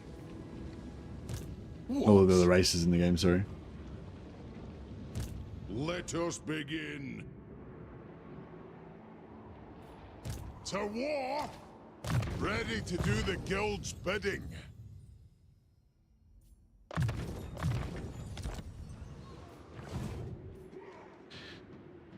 So yeah, so I'm sort of retaking this, Lord of Clan but just as a War. delaying tactic essentially. So they're gonna have to retake it. It's gonna slow down their movement and break them up a little bit. There's only a The runes are ready. Demon Slayer. I'm done ready. Aye, I suppose so.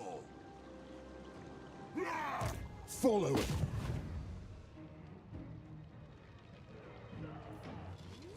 Die glorious.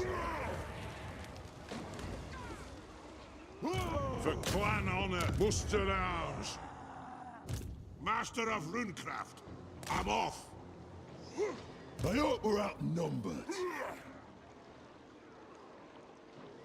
Enough. I do this for honor, not greed.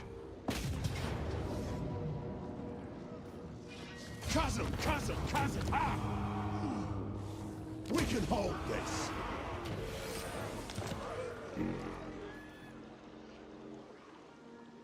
Meant among the legendary lords. I formulated my question wrong. Oh, okay, so which dwarf lords? Yeah, considering only dwarf lords, which of the dwarf campaigns are the easiest and hardest? Right. So what did Anthony say? Thorgrim's the easiest. What? Thorgrim's the easiest and Beligor's the hardest. Beligar's the hardest. Yeah, actually, I don't even know. I guess for me, I'd say Beligar's is the easiest because I play him the most, so it's like I'm most used to playing him, you know? Yeah, I don't know. I have a lot of trouble with questions like that. Depends what you're trying to do, you know? Yes. Yeah, I have to just assume, whenever someone asks something like that, I have to always assume they mean which one's the easiest to, like, paint the map with. I assume that's what most people are meaning when they say that. Which is like never what I would want to do in any campaign. So it's sort of like a weird, it's like I always get thrown by questions like that. Like, which one's the strongest? Which one's the easiest? Which one's the hardest? It's like, for doing what? It's like, they mean for painting the map. It's like, okay. Onward.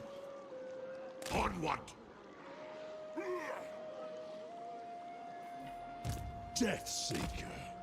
Belial's will binds me to you. Run, Ricky. I'll cast the runes.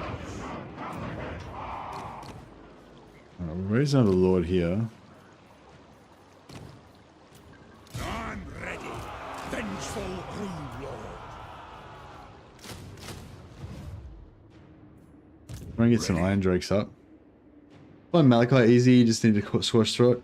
Yeah, I don't know. It's sort of hard. Like, I feel like a lot of, like, yeah, I guess there's two main easy hard ways, like or strength things or whatever. Like one is like how strong are they in terms of overall painting the map and stuff, and the other one would be like how hard is their start, because like it's really the start is the thing. Like if faction if somebody says that a particular faction is really hard, they generally mean the start is hard.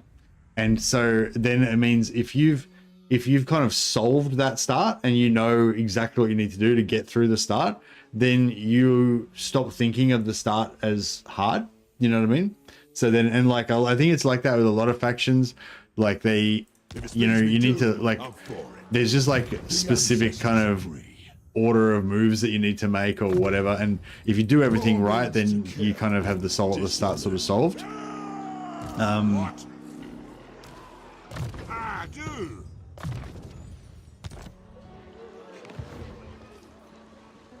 Arcane winds under control.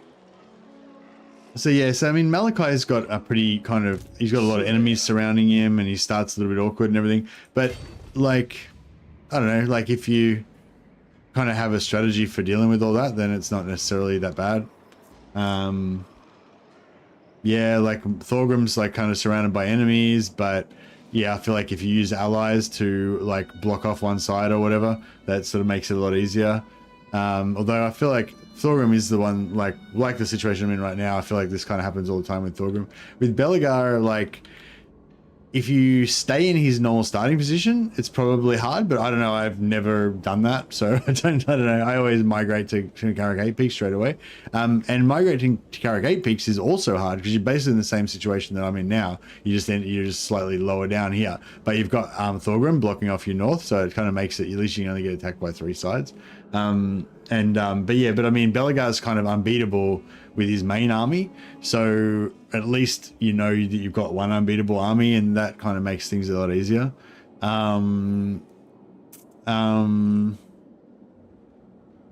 Yeah, so I don't know, like it's hard, it's a hard question for me like to actually answer. I don't know, but I'd be interested to see what other people think about, you know, easiest to hardest dwarf campaigns. Sorry guys, I'm just trying to make sense of what I'm going to do about all this fucking bullshit. It's like, even though I cut off, like even though I got rid of all the borders so I didn't get the grudges, I'm still at war with all these fucking huge amount of grudge factions everywhere. That didn't go away.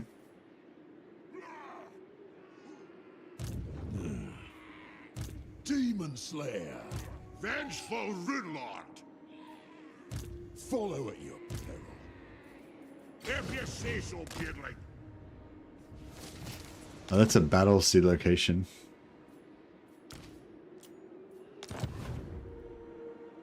They up. The council is disappointed.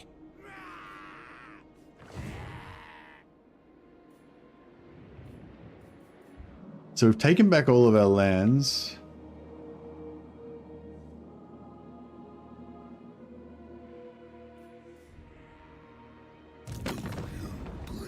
So we can make peace. We can make peace with Scrag again.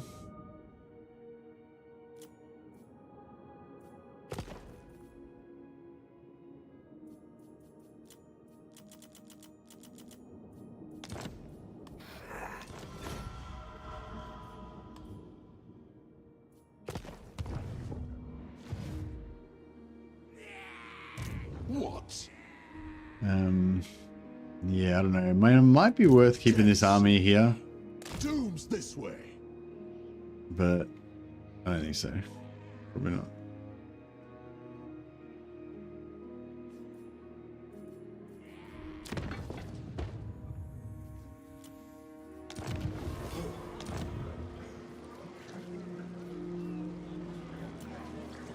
Time for a reckoning.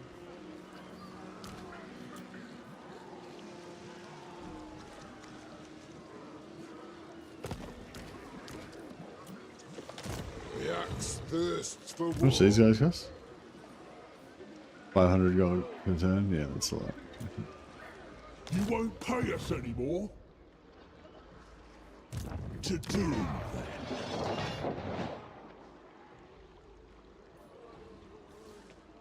then. It shall be done. Agreed. I've cast the runes. Train! You summoned me. A runesmith's duty is never done. Ha ha!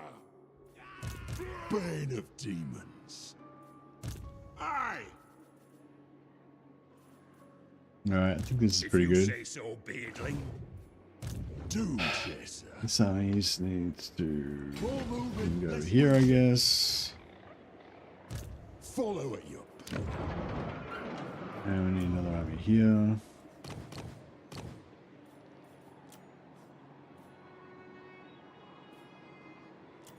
Demon Slayer! Demon Slayer! We sharpen our own axes here.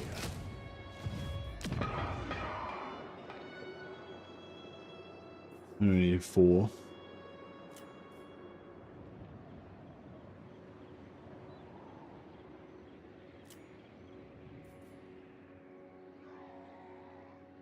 We could, yeah, we could try building the deeps here. Oh, no, we don't have the growth, yeah. Next turn we could build it.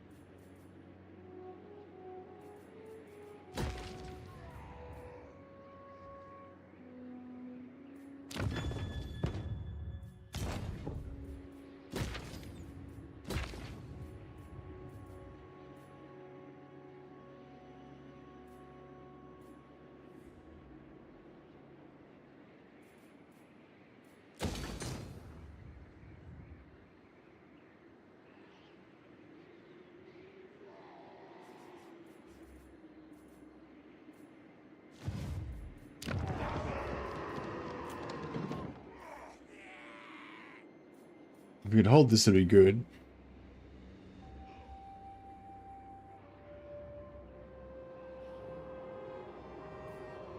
Dishonored.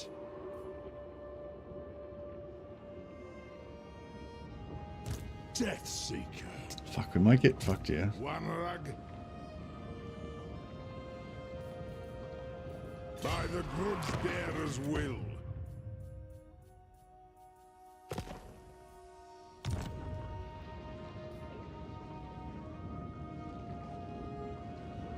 Moving.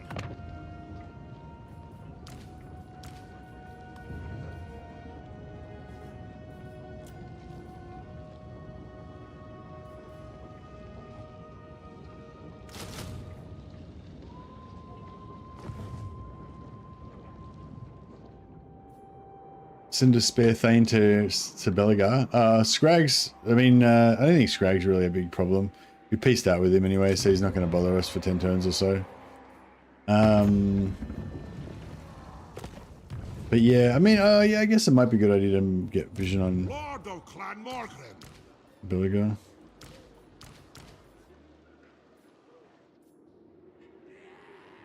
Yeah, okay. Yeah, good call. Fair call. Using guild routes.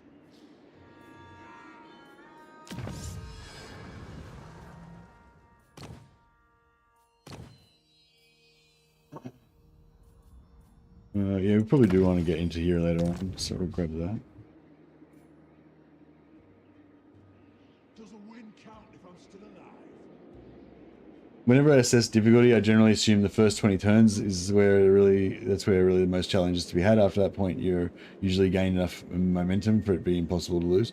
Yeah, it's yeah, I guess yeah, like a lot of times, yeah, it gets a bit like that in the late game. It's sort of more like Let us begin. just maintaining it. It's all about maintaining your momentum and your kind of interest level more than the challenge a lot of the time, isn't it? All have a chronicler like Gotrek, can we? Casting the runes. Yes, yes. Yeah, we're basically just trying to recruit everywhere we can as fast Master as we of can. Windcraft. That's pretty much the gist of it. What needs to be done? An artillery train to speed us up. Bane of demons. I answer to clan and hold.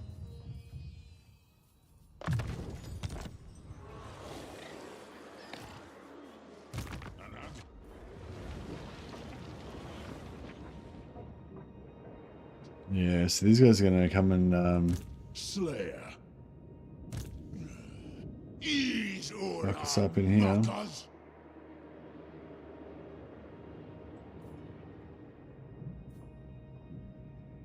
It is time.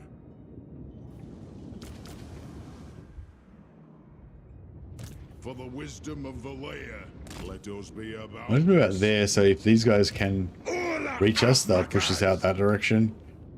I mean, oh, actually, it won't matter. He'll go first, won't he? He'll go first. He won't be able to reach us, hopefully. Then this guy will come. He'll siege this. We might have to let that go on retreat. And then we might be able to escape. We might have to let that army go as well. Alright, I think we're kind of good. Onward.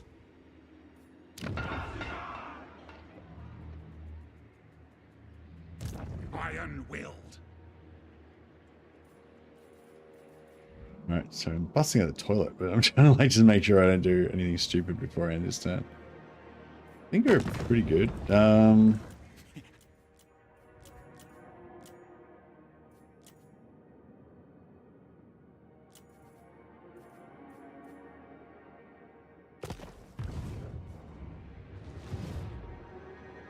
I think that's good. All right, you guys watch this end turn closely. Alert me to any mysterious and any suspicious activity. Yeah, toilet. One sec.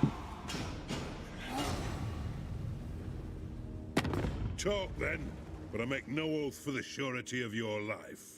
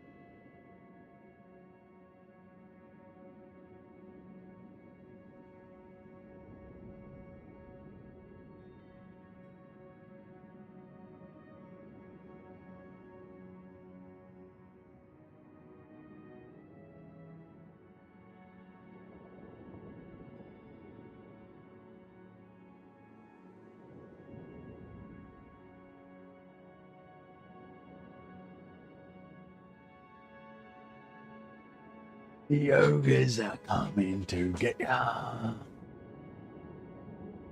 You ever play Greenskins? Yeah, occasionally. They're not Greenskins are not one of my favorite factions, but yeah.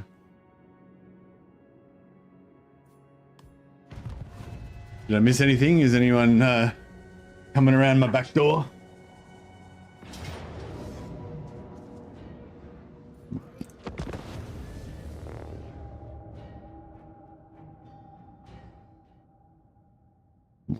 Excuse me. Still trying to figure out the consensus. Is the beta worth dropping my other campaigns for? The beta is for testing new ideas, basically. So they've got like 4 kind of main areas where they're testing out new ideas. If it's not meant to be, like a new version like for you to play. It's meant to be a version for you to test. So it's not meant to be like content, basically, is what is the idea I'm getting from it. It's a specific, like the beta is from Creative Assembly's point of view, the beta is specifically there for testing purposes, for them to gather feedback. They don't give a fuck whether you enjoy it or not. It's just there for you to provide feedback to them. You know what I mean? The fact that we do enjoy it, like, is cool and everything, but it's not really meant to be like fun. You know what I mean? It's more like if you want to help them test their game, then you can jump into the beta. So it's like, yeah. So it's really up to, like, it's not really, you can't really make a value judgment based on the beta. It's more like if you care about testing the game and you're interested in what could potentially be in the game in the future, and you know that's like where your interest lies, then you should definitely play the beta, because you're going to get basically a vision into the future of what could be or whatever, you know. But if you're more interested in your own campaign and the story that you're crafting and that kind of thing, then who gives a fuck about the beta? It's irrelevant, you know what I mean? You know, so yeah. But if you're thinking of it from the point of view of like you want a more challenging campaign or a harder campaign or whatever, then yeah, it's probably a bit harder, a bit more challenging, and it's a bit fresh and different. So if you want to have the opportunity to grab a different experience briefly while it's only going to be here for another 2.5 weeks, then yeah, I guess that's the other important thing to take into consideration. Like, you can play your other campaign, you can pause your other campaign, and then theoretically you could take it up again in 2.5 weeks after the beta's over. But after the beta's over, you'll never get to play this beta again. And only those special few of us that were in the beta will be able to remember the beta and be like, remember beta AI, beta number 2? I was there. But you won't be able to say that unless you were there and you were also there. I think that's all I can say about the issue of whether you should, whether the beta is worth it. But obviously it's, you know, ultimately a personal choice for everyone. But yeah, but it's not really meant to be like, it's not meant to be a, I don't think it's meant to be a sort of, you know, a possible version, live version that's going to go. It's not like the beta is going to get tested and then the beta is going to go live next week. It's like, no, this is not going to be like 6.2 is not going to be the beta. 6.2 is going to be something else. Maybe some parts of the beta will be added to live, but it's not like, you know, it's going to, you're not going to get to play the, like if you don't play the beta during the beta, you'll never get to play the beta. It's not going to go live afterwards or anything.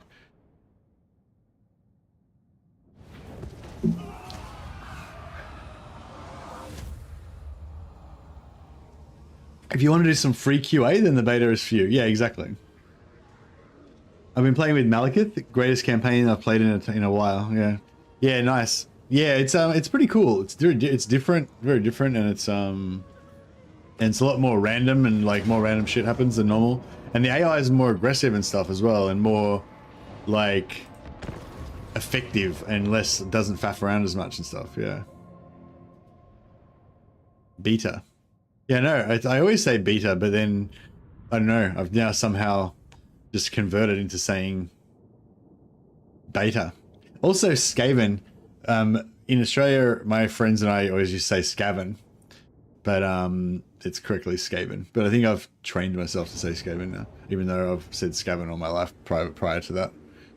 And I said beta all my life prior to this streaming as well. Yeah, so we're just conceding so I can save the extra lord. Scarveen. It's not Skaven. It's Skaven. But yeah, we used to say Skaven. I used to say Skaven. Skaven Retman.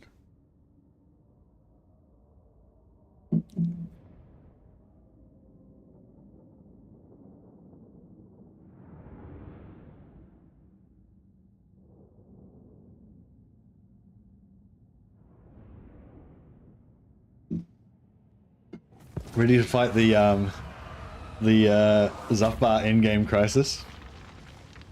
Is Zufbar big in your can you tell if Zufbar is big in your Alistair campaign as well? Hey, how many other people has anyone else experienced Zufbar becoming powerful? They tried to take over Stirland in my Empire campaign, but I went and stomped them.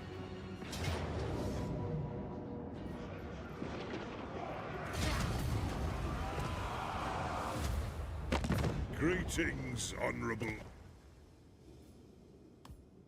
What brings you to the halls of... Is that what you offer? Alright, fuck it. They're desperate for trade.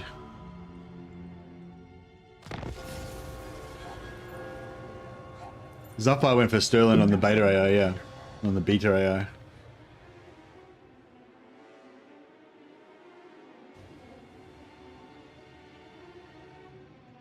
Yeah, I'm trying to think what Zafar normally does. Zafar normally just kind of fucks and sits around doing nothing, doesn't it?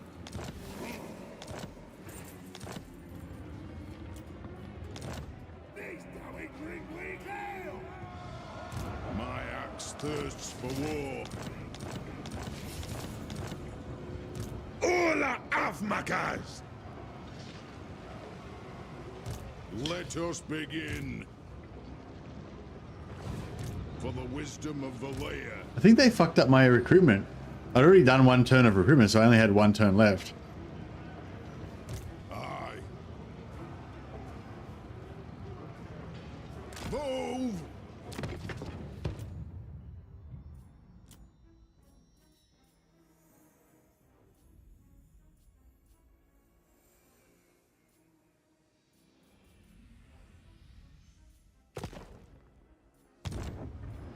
Demon Slayer. Yes.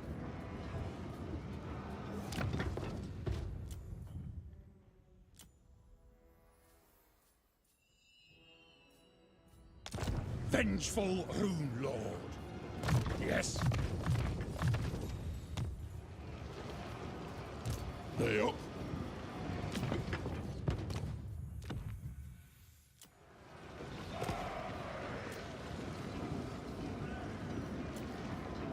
Demon Slayer.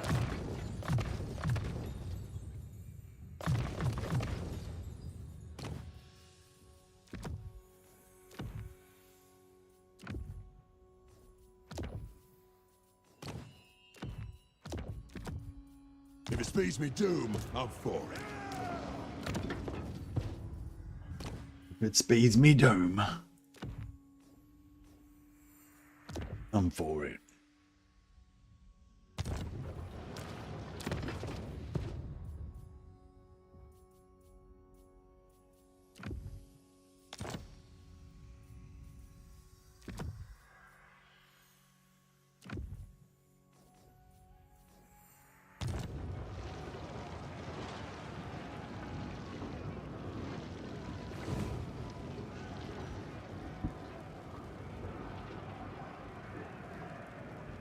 Who's what? What do you want? Slayer. Where's Burnoth? I don't know where Burnoth is. I don't think I have a Burnoth. You talking about one of my dwarf lords, Henry? I don't think I've got him active at the moment. Maybe he's disbanded. I don't know. Hey, Colonel Barbecue. Any word on when the next patch is coming? Nah. No news as yet. Bane of Demon. Really?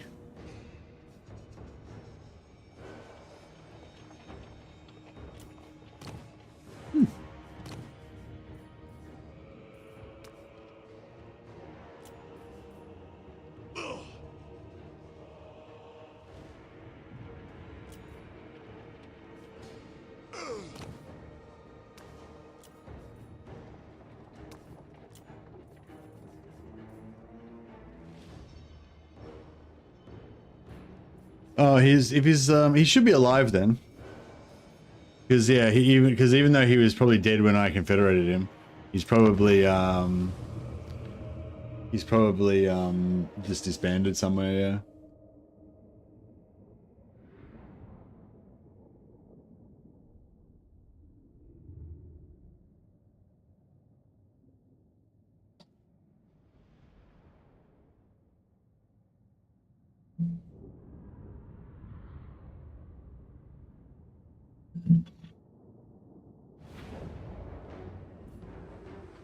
It was cool in Warhammer 2 when Manfred and Vlad mess up the Empire and you feel like the Empire has a true vampire threat.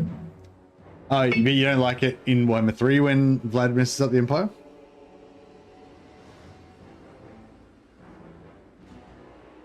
Slayer.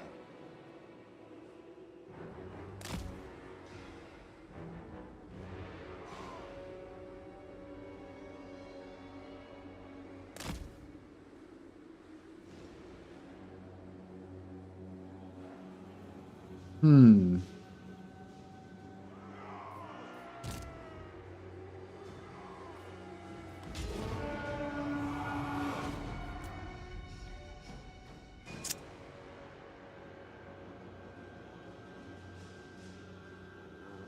All right. Well, I think we'll just arrange ourselves over here and then, yeah, see how we go from there.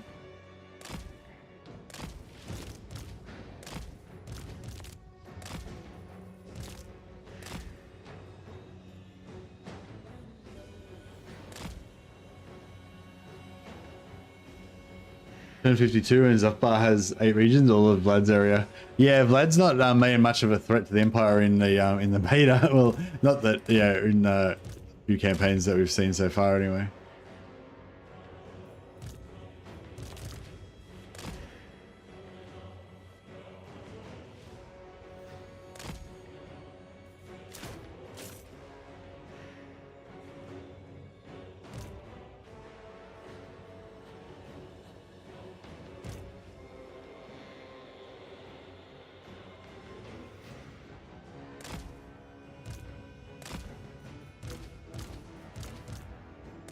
Yeah, I just wanted to. Well, I wanted to run this manually anyways, just so we could let this guy heal up with this with the tankards. But yeah, we kind of have to run it manually because the auto resolve said no.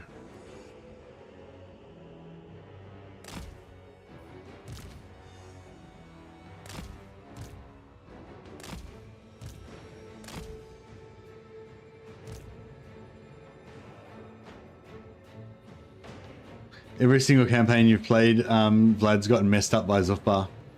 Yeah, wow. I wonder if,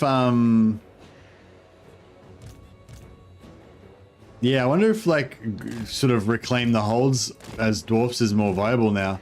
Because, like, I like the idea of, kind of like how I always play my Karl Franz campaigns, and I don't confederate any of the lords, and I try to keep all the minor factions alive as my buddies and stuff. I always kind of dream of a campaign like that with the dwarfs, but they just, like, the minor dwarf factions just don't seem to be able to survive long enough to be worth trying to do that stuff with.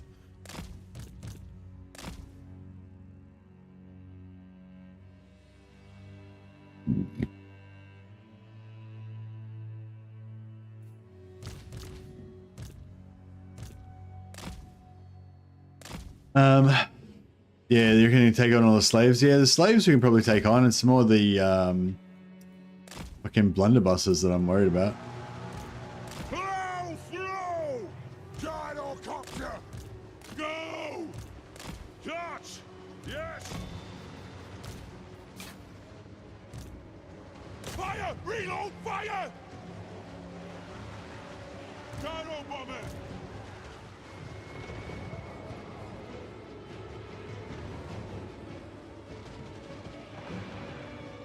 Yes!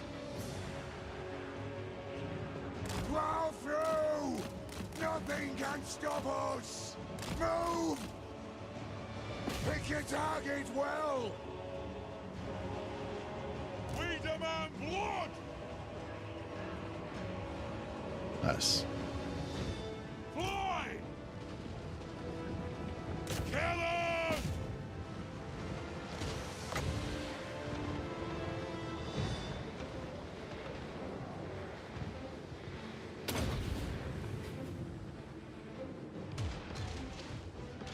Gyro bomber!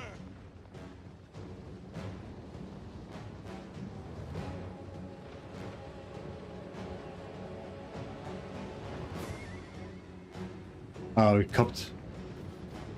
Fucking hell, how'd that happen? Oh, there's this fucker. Take to the Fuck. air! Take him down! The hero's like sniping out my gyro bombers. Got! Like, I don't know if they're gonna be able to take him out before he fucks them all Range up. far! Range fast! Move now! Shoot!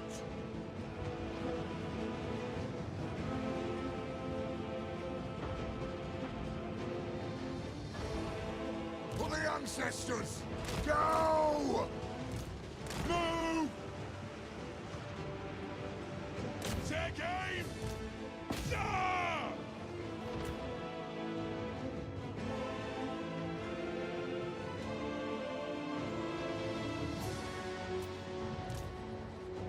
Gyrocopter!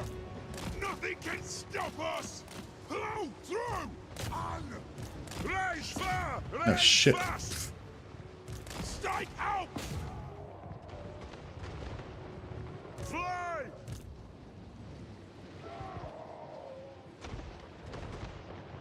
Kill him! Strike out! Move! Ah! No shoddy contraptions here! Strike out! War of vengeance!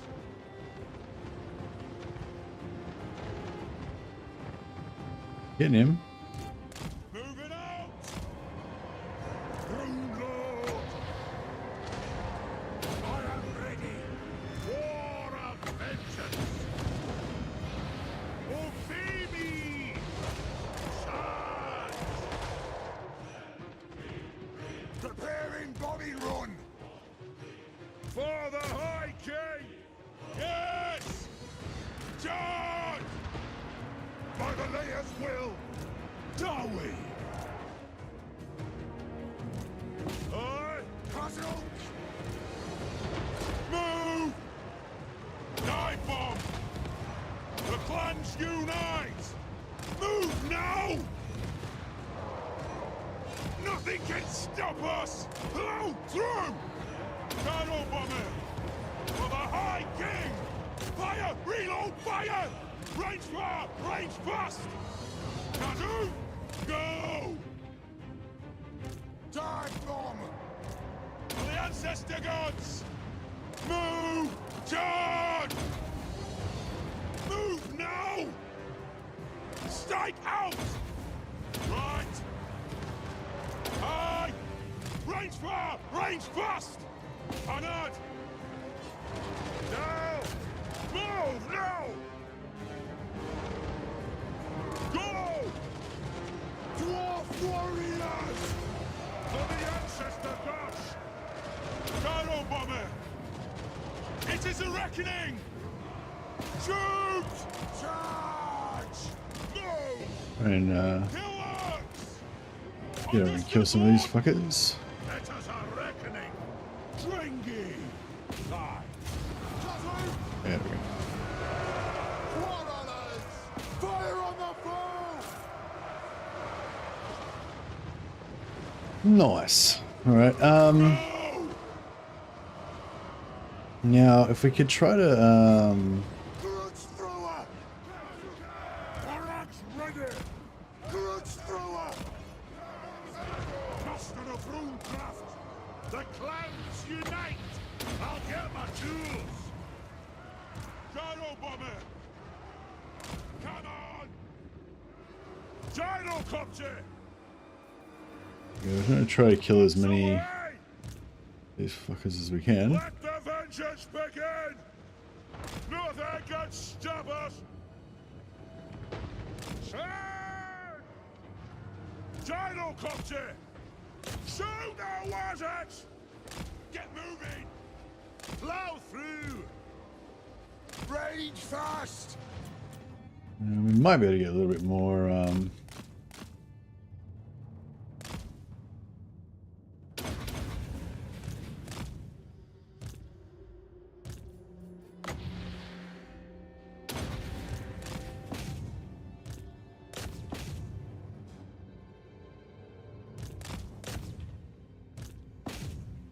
Earth Gold, but yeah, it's not too much.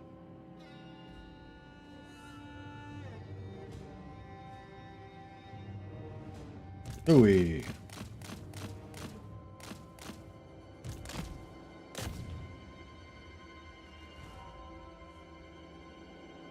Alright.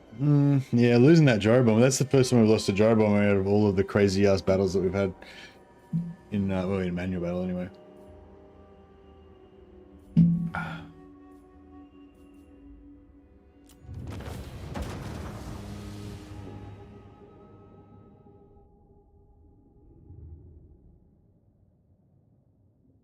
can actually go and rescue Greybeard's prospectors now. Oh, just because they survive longer.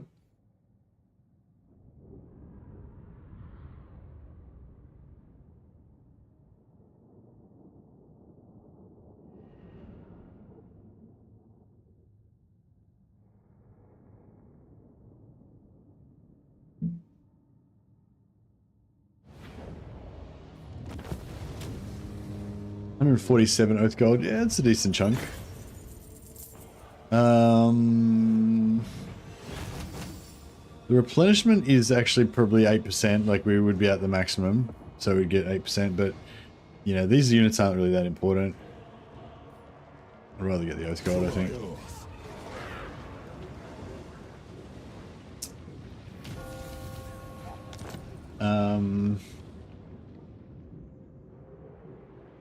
So was that, no, that was not this army.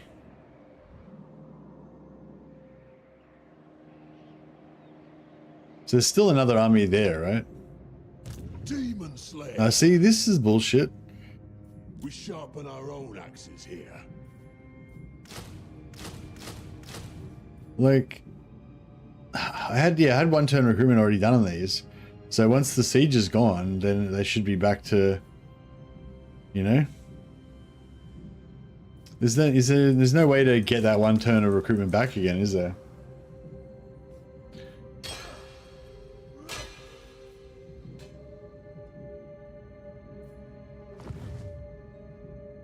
My anger burns bright. Hey up.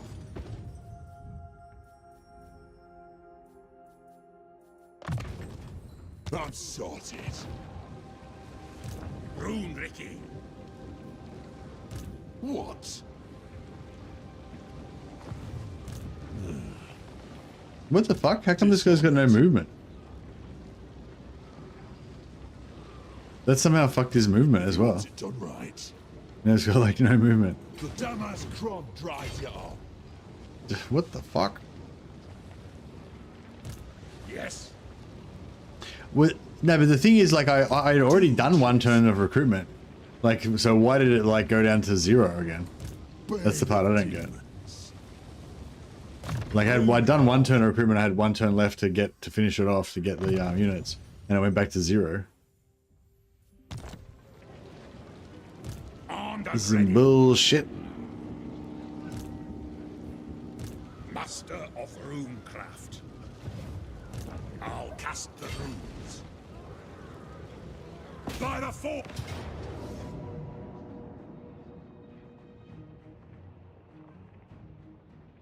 If it's global recruitment, sieging will basically restart the recruitment, but if it's local, then your recruit turns of recruiting will persist, yeah. Yeah, yeah, it's weird. It's a weird one.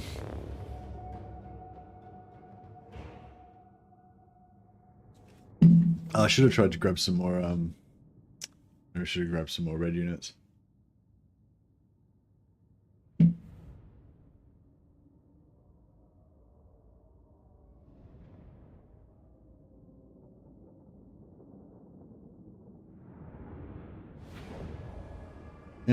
Yeah, they haven't talked about like 6.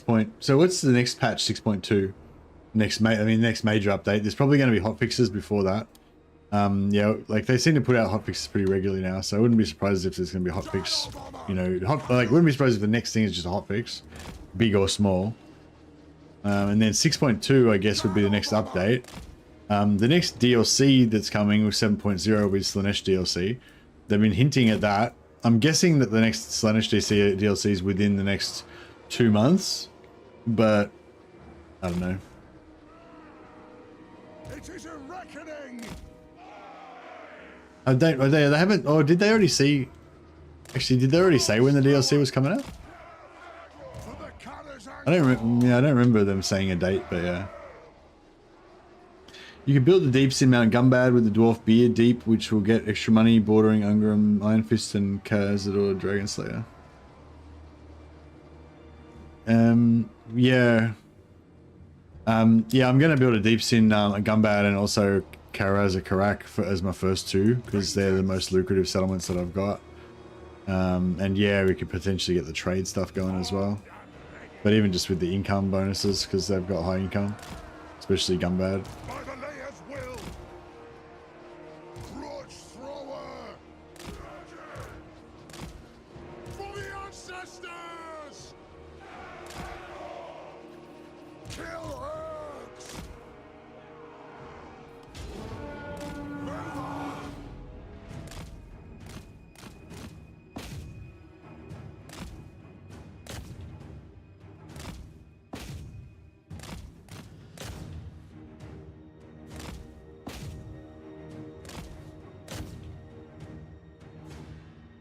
Oi!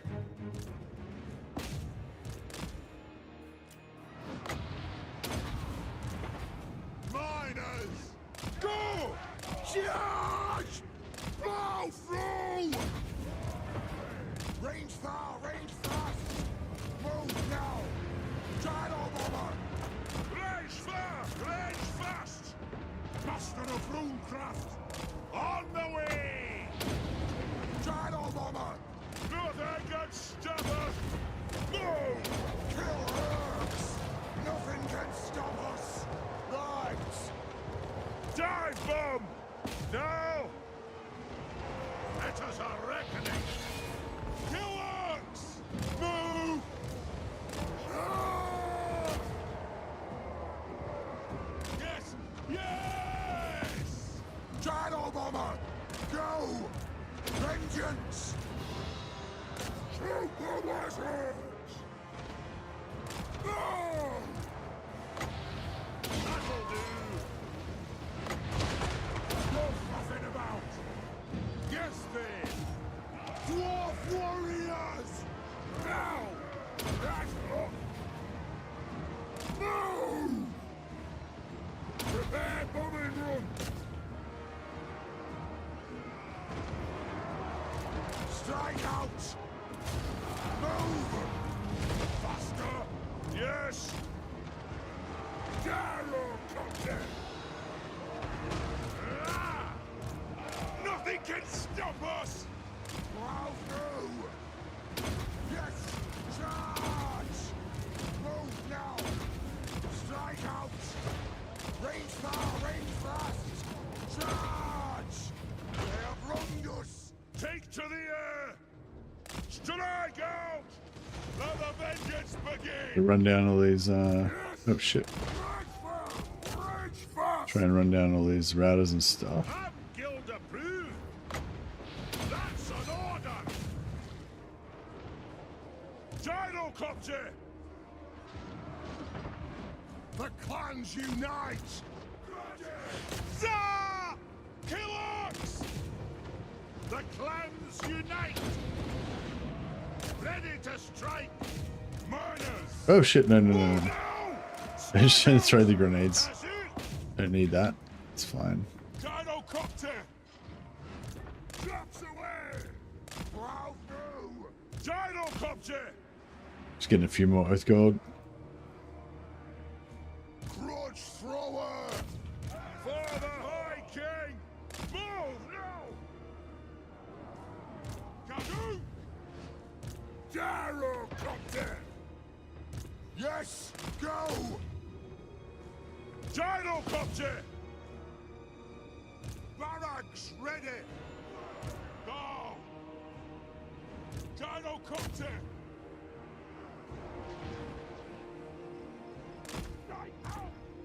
Whoa! Move! Let the vengeance begin!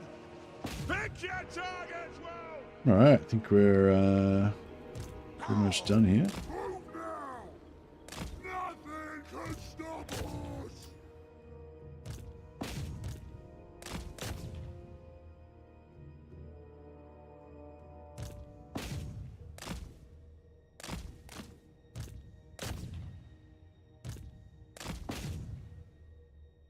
Cool. What's the best laptop for Total War games? Oh, right, I have no idea. Anybody? I'm sure we've got a fair few people in chat though. Is anyone into laptops? Got any Dark V20 on Twitch wants to know what the best laptop is to buy for a Total War game. Yeah, you want a good graphics card, obviously, but also you want a good CPU for handling all of the calculations and stuff, and you want to get a solid state drive for sure, like a good solid state drive. I've got one of those, what are those newer type of solid state drives called? The ones that plug into your motherboard?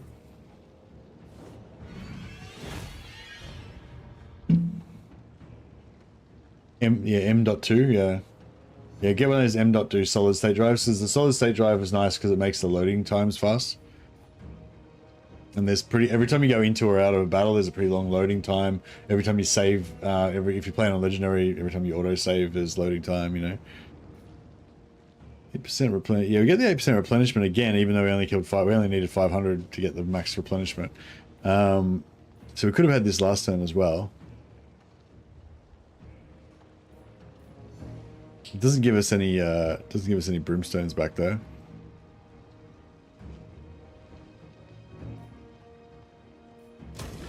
And we should always be oath golding, because that's the rule. Demon Slayer. Magic. I feel like Imric's beating the shit out of Razoth. Is that what's happening, or am I just imagining things?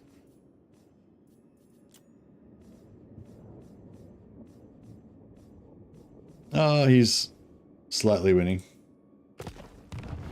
He could probably use some help, eh?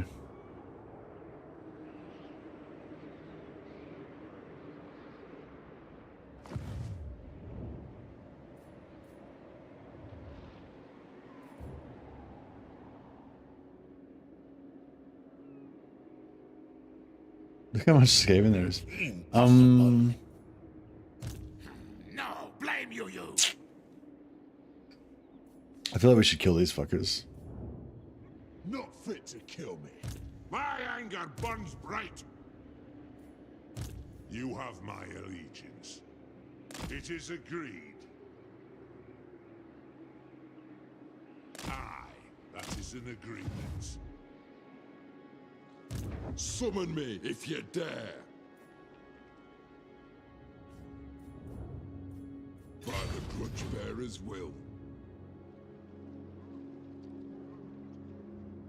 My laptop's about 3 or 4 years old. Runs the game just fine. It's an MSI 15.6 Katana, 15.6 inch Katana 15 gaming laptop. It was about 1500, I think, when I bought it. I don't know, does that help you, Dark V20?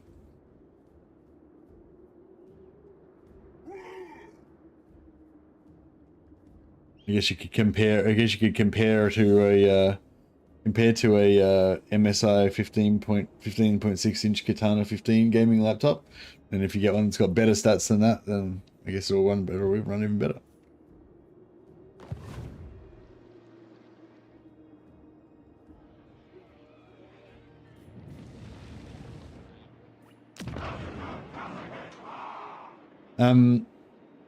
Yeah, if there's one that you're particularly looking at, you could always just say, you know, put the details up in chat and see what people think about that particular one. That might be useful for you as well. But yeah, me personally, no idea. Demon Slayer.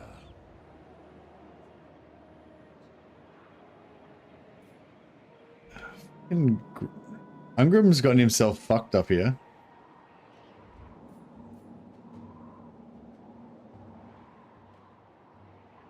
It's hard to know sometimes as well, like whether Ungrim like rolled really badly on the faction potential roll, and that's why he's getting fucked up by Azag, or if it's just because Azag just got lucky kind of and like rolled him, you know?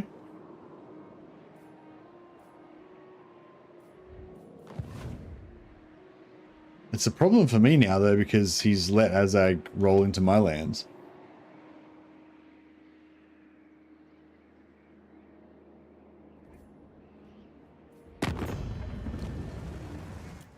Horned prophet.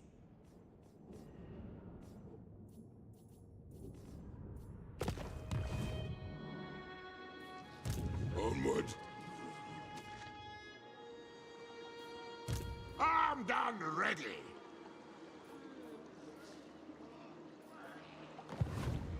Demon Slayer. Now we wait. Rooms this way. Vengeful Runelord. Got. Hey up. Armed and ready.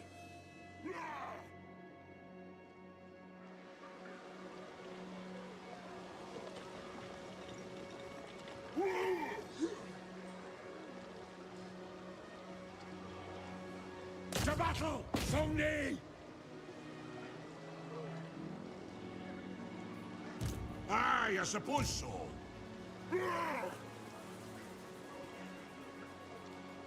I, Dishonored. master of runecraft. This guy's only level 1, so I figured we could get somebody a little bit higher. Could put the experience For points the on. wisdom of Valea.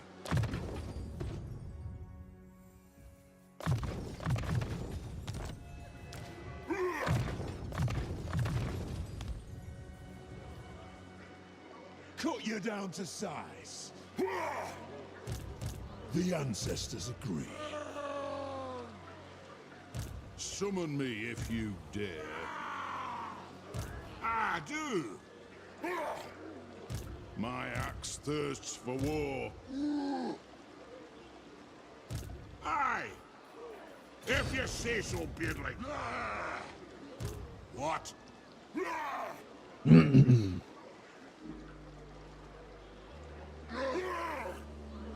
What? Rinricky!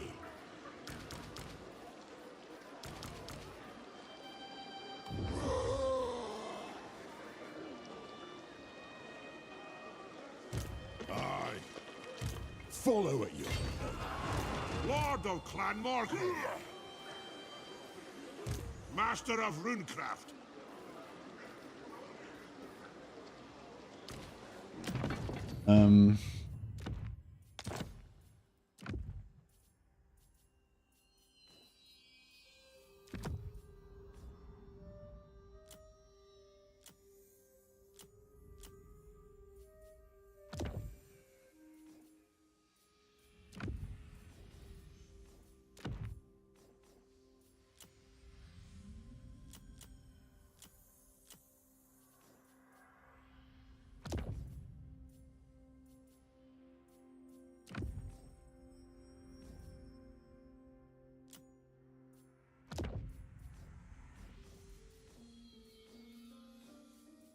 Should be enough gear, I guess.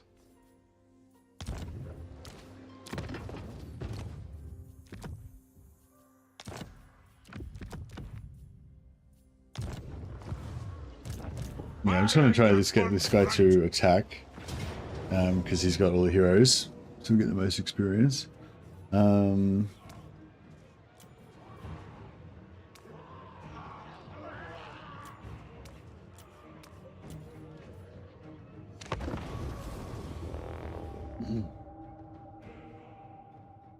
Thorgrim is 50-50 normally on non-beta. Sometimes he slams, sometimes he's dead by turn 20. Yeah, I feel like a little bit like that too. It's a lot of Oath Gold. Yeah, this should be a good one for Oath Gold because we've got triple lords, so we get 3 times the amount of captives. And there's, you know, a lot of dudes for us to kill, essentially. So yeah, it should be good. If they're happy to wait for us, excuse me, then we can set up on the choke point and then also use the gyros as well. So we'll have like double killing potential.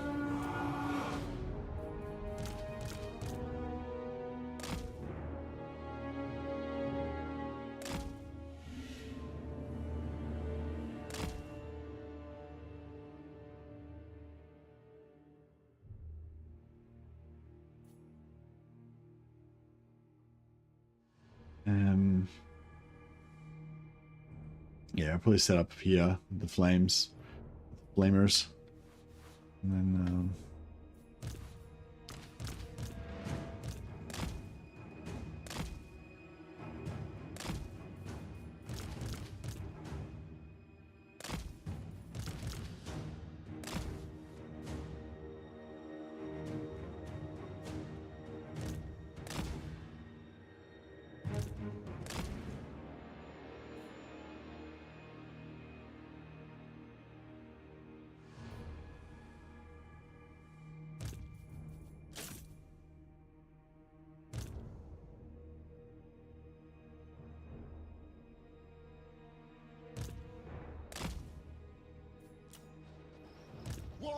All right. Vengeance!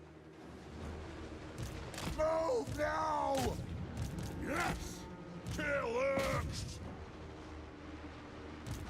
Go! Gyrocopter! We demand blood! Get them!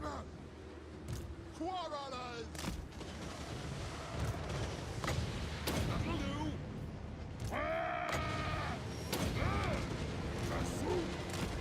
This is a reckoning! Kill Urks! No! Nothing can stop us! Kill Baron! Oh! And that! Oh! No! I am strong! Right! Dive bomb! Gyrocopter! For the ancestor gods! Take to the air! Go! Strike out! All right. So we need to focus on the ones that are routing.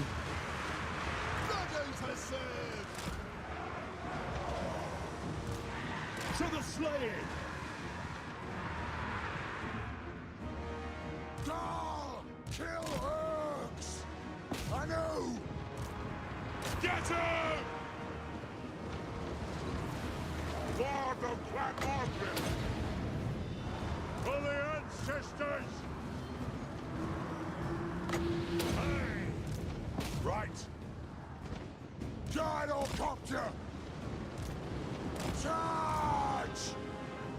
Let the vengeance begin! Plow through! Yes! For the ancestor gods!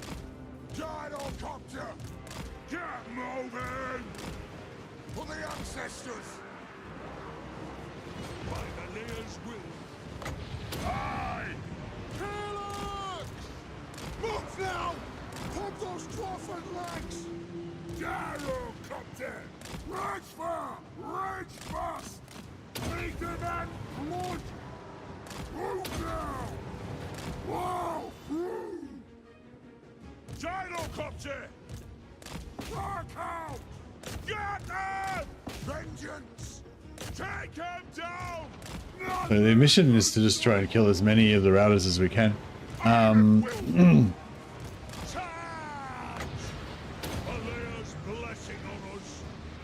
And get just millions and millions of oath gold essentially. But you know, easier said than done to a degree.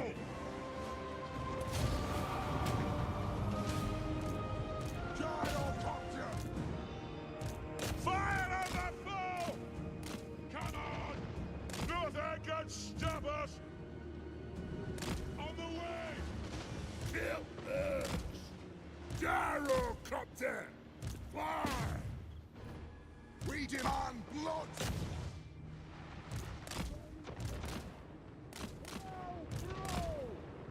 Preparing bombing run! Frats, yeah, we're not gonna catch them all frats. Yes! Move now!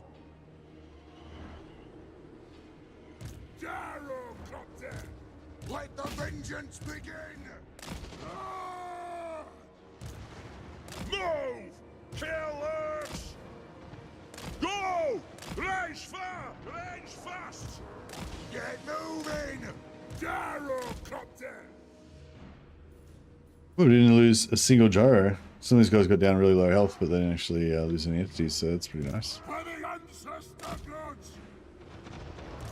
I would have liked to have killed that guy just to get the extra gold, but The clans not too much of a big deal. Range far! Range fast! Charge! Moving out! Go! Yes! Yes! Shoot the wizards! And yes! War of vengeance! Pick your targets well! Fly! Move now! Go!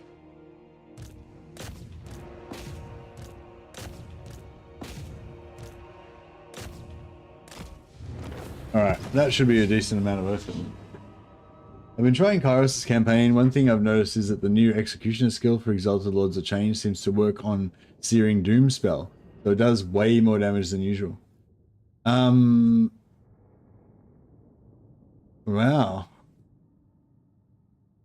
That's interesting, Zabu.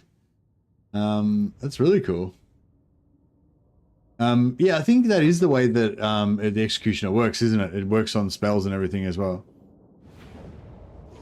That was, yeah, was that how it always was? The executioner ability, it works on other abilities and everything as well. So that would kind of make sense.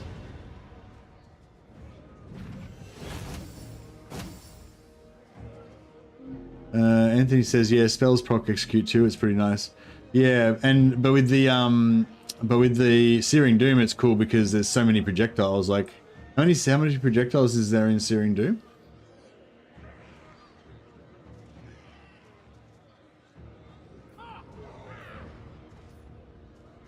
$667 Oath Gold. All right, nice. That's our record so far for this campaign. I don't think it's my lifetime. I think I've got 1,500 or something like that. Like something crazy I've gotten before, but from like absolutely massive battles. But yeah, that's definitely our record for this campaign. And yeah, there is nice replenishment to be had, but you know, ABO always be Oath Gold. Not sure if that skill was there before. I haven't played. No, the Execute is a new ability for Zeech that got added with the last update, 6.1. But there's other characters that have had executes before, like Yuan Bo, I think was when it was. I think the whole execute ability first got introduced with Yuan Bo. Yeah, does Yuan Bo have any good spells that would work well with it? I mean, he's got like Comet of Cassandora, which actually probably works extra good because of it. Wait up, does Yuan Bo's execute only work on characters though? And Kairos's execute works on units? Maybe that's why. Net of Amentok? Does Net of Amentok do executes? My anger burns bright. What do you want?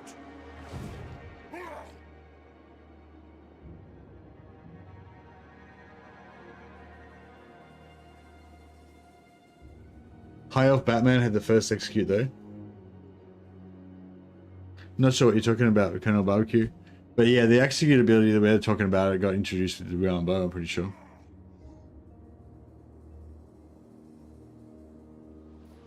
Time for a reckoning. One rag. Oh, here he is, Burnoth Gundadrak.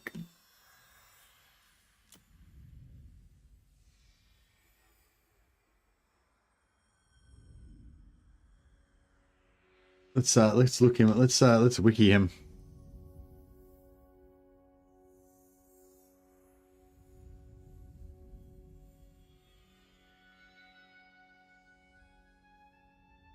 Is there any more pictures of him? Oh yeah. So this is what's going on with my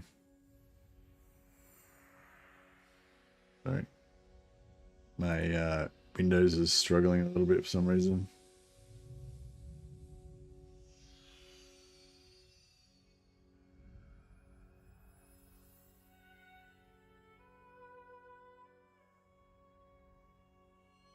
Yeah, so this is Burnoth Gundarak's Gundadraf's wiki page. Thorgrim now there was a king, said Thorgrim Grudgebearer on the king of Baragbar. Burnoth was born into the ruling clan some 3 centuries ago. The younger of 2 brothers, the dwarfs of Baragbar, were less dour, more outgoing and friendlier to other races than the Dowie from most other holds, and Burnoth was no exception. He spent time with the sea engineers, learning the art of building iron ships, and had many friends amongst the merchants and navigators. He might have spent his whole life there had it not been for the elves. Tragedy struck Burnoth's father and brother whilst they were at sea. They were hunting a fleet of Nagaroth corsairs when their vessel was attacked, sunk and eaten by an ancient sea dragon, an ally of the elves named Maldekor. there were no survivors. When Bernoth heard the grim news, he abandoned his old life, swearing an oath at the shrine of Grimnir to avenge his kin. He claimed his birthright, the axe Rima Kangaz, and took to the sea to hunt down the worm. So yeah, an epic battle. His clan name Gundadrak means Hammer of Dragons. On his return, Bernoth, after slaying the dragon, he was acclaimed by the populace, who believed he would have been able to fulfill his oath, and with great pride they hailed him as king. But the quest changed him because he had a terrible leg wound that would never truly heal, forcing him to hobble for the rest of his days. He felt closer to his ancestors than ever before. For the first time, truly mourned his lost kin. Blah, blah. His rule is absolute and without question. In a now famous example of dwarf stubbornness, King Bernoth and High King Thorgrim sat upon their respective thrones and stared at each other for nearly 2 full days until the Sea King finally broke and asked what brought Thorgrim to Barakbar. Nice. Without survivors, how would it be known if the dragon did it? Well, yeah, it might have been dwarf propaganda. It is a classic example of dwarf anti-elf propaganda. Dark elves did nothing wrong. King Bernoth Gundadrak. Yeah, so he hasn't got any special traits or anything, but he's ancient.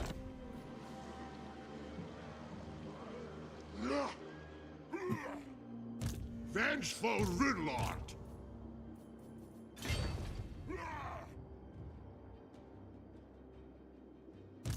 I refuse. Not for all that's safe in the world. Onward.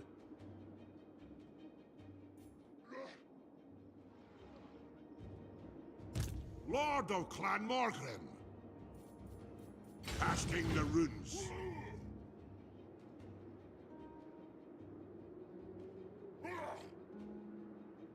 Killed many, more to come.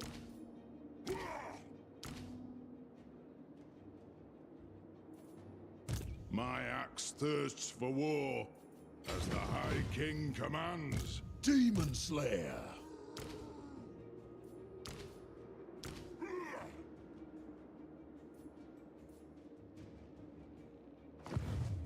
All right, these 3 heroes that I put into the other army, they're fucking up my movement.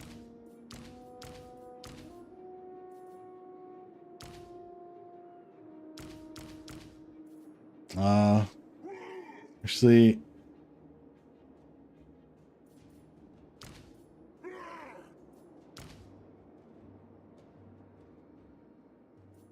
I think they are. I'm not sure. I do.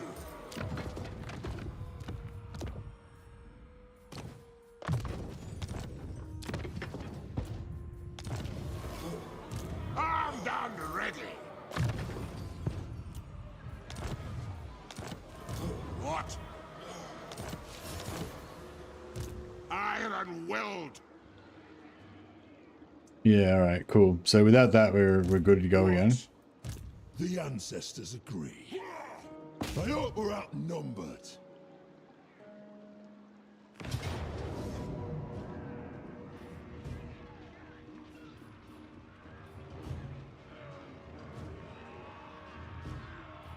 Let us find our We can't. So far, Seeing Doom seems way stronger than any of the others of their spells. Yeah. Is it?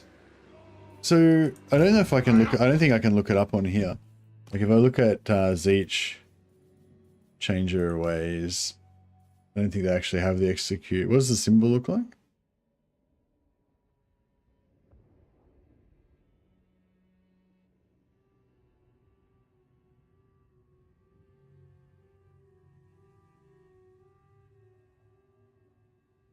What level? What level did they get the execute spell?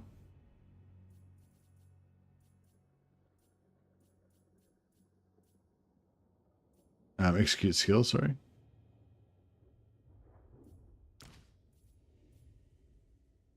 Yeah, I don't think I have it. I don't think you get it in multiplayer. Yeah, it's not in the multiplayer on the multiplayer lords though. I think it's only if you can only see it if you're actually in playing them in campaign.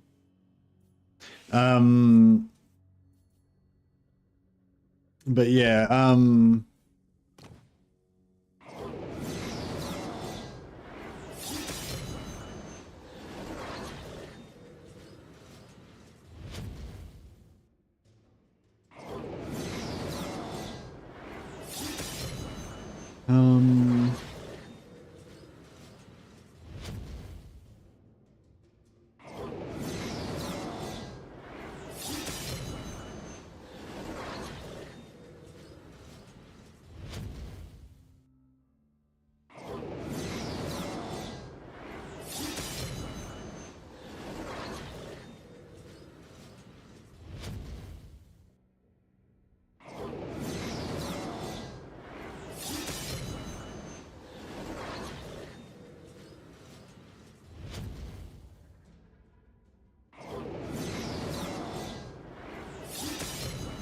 so yeah, if we look at Total Warhammer Planner,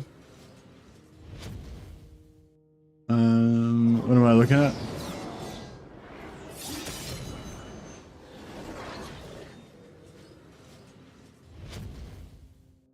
It's this ability, right? Does 5 damage per hit point, 5 damage per entity.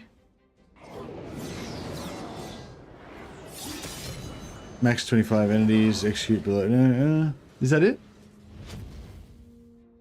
No, that's...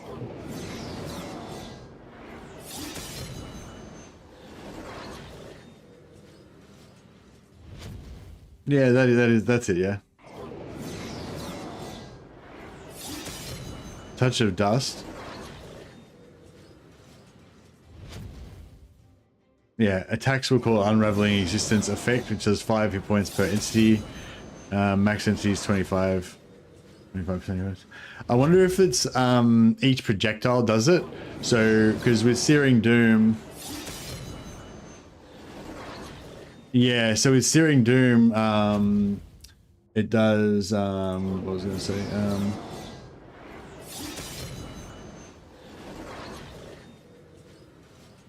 Low metal. Yeah, so with Searing Doom, it has 40 projectiles, and each projectile does 30 explosive damage. I'm not sure what the radius is. You can look it up on TWW stats, but I think. But yeah, I'm guessing like each one of those 40 projectiles is doing a 30 explosive damage AOE. It's like a 2 meter, 3 meter radius or whatever, or 5 meter radius or whatever, and then each of those AoEs is hitting like 5 dudes, and then each of the 5 dudes that's getting hit by the 30 damage AoE is taking an extra 5 damage from the execute ability, and then also if he goes under 20% health, they're getting insta-jibbed by it.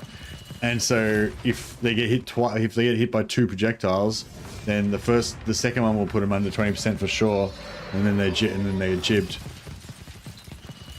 So it would yeah, pretty much like one-shotting infantry units.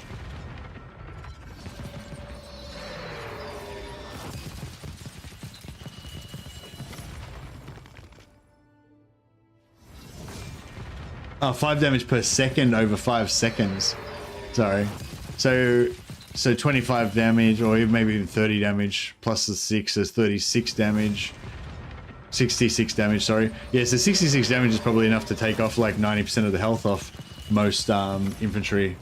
So they would all they would just tick down and then just execute when they go under 20%.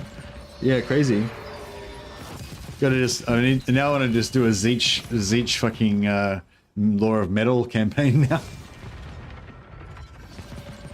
Yeah, that's cool. Thanks for sharing that, Zabu. I might have to level up a lord, and or if you've got a save you want to email me there where you've got a battle that I can check it out in. I'd be interested to check it out. But otherwise I can start a new campaign sometime. If you say so, Beardling. A crack be with us. Let's be having them. Aye. All right. So yeah, I think we can. I think we should be able to take these guys out. By my vows! It is time. Forwards. Quickly! I've an oath to fulfill. Summon me if you dare. It's their due or mine. For the wisdom of the layer. You think there's any chance we'll lose this?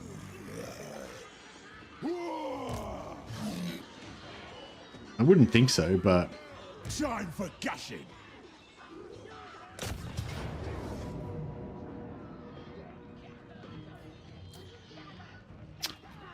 turn 3 Sartorial looking good now. Yeah, for sure. But I was gonna say the other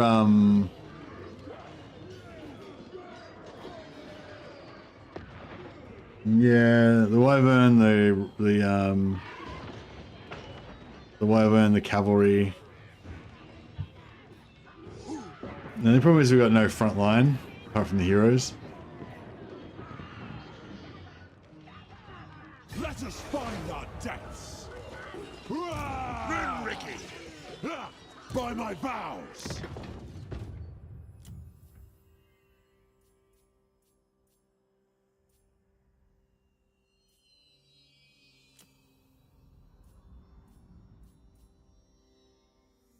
Ready, axes?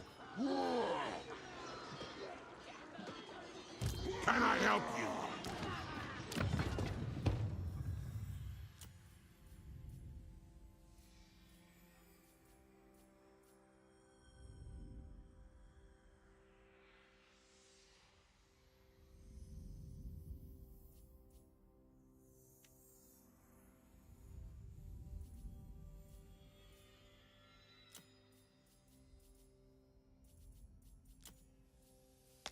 My anger burns bright.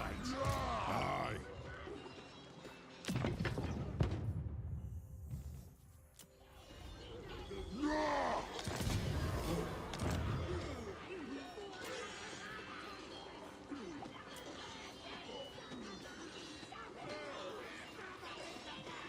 Yes? Aye, I suppose so. All right. My anger burns bright.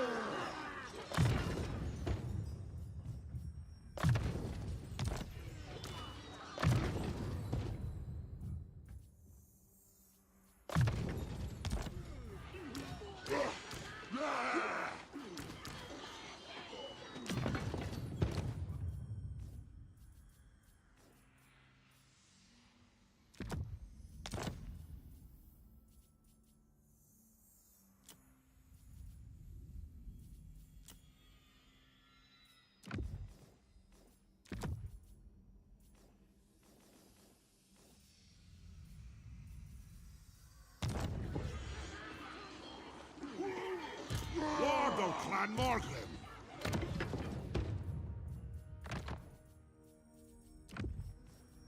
Who's wearing the armor of destiny? I'll give it to him. How much oath got we got now? 1,000, yeah. We grab 2 more tankards probably. We could get like physical with just banners and stuff.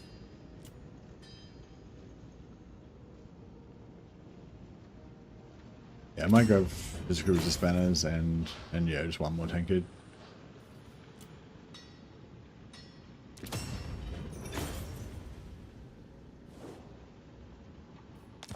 The clan demands war. Yeah, I'll give this guy a tankard and give him the Rune of Spite actually.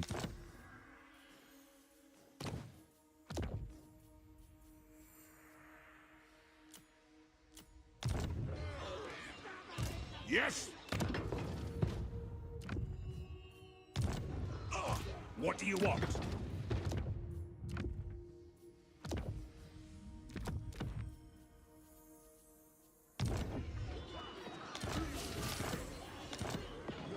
Alright. That's pretty good.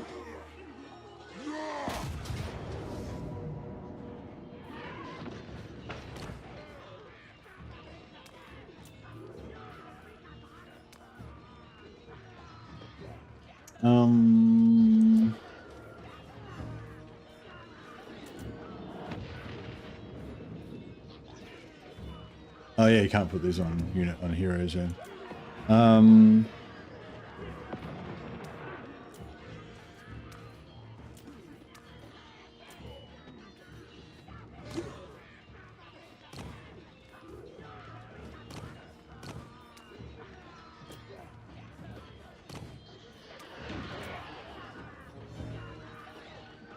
Alrighty.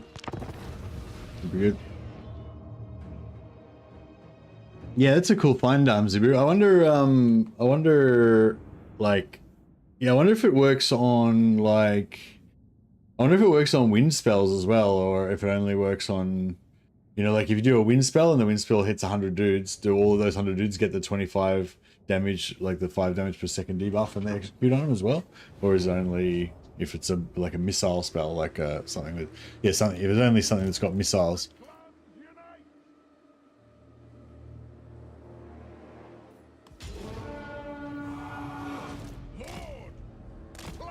Still think 200% spell intensity would be more impactful, but I'm going to mess around with it too. Oh, do you have to choose between the execute or the 200% spell intensity? Charge! We are relentless.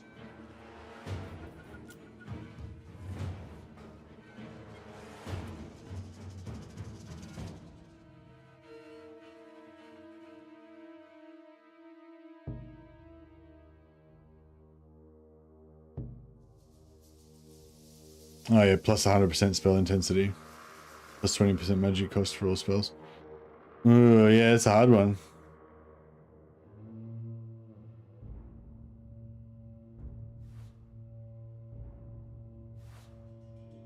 Depends what spells you're working on using, I suppose. Like if you're using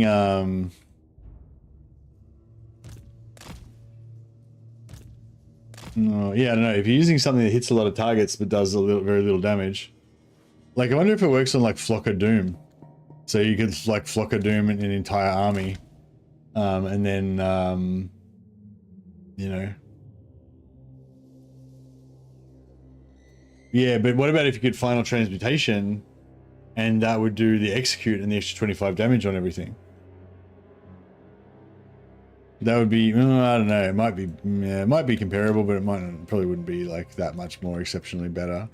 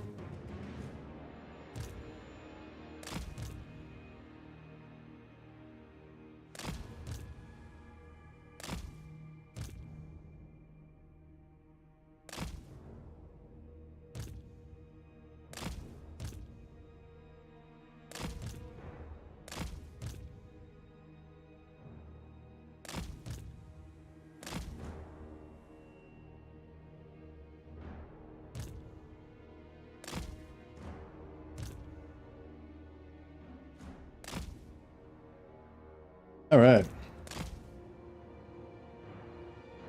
Let us go and... the stuff that we want to kill is kind of not on the map yet.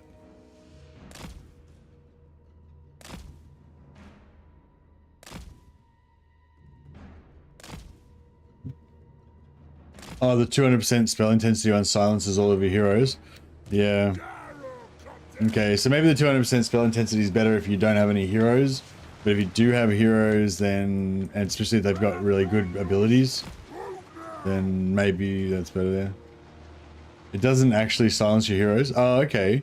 Is the silence unlimited range? Is it meant to be unlimited range?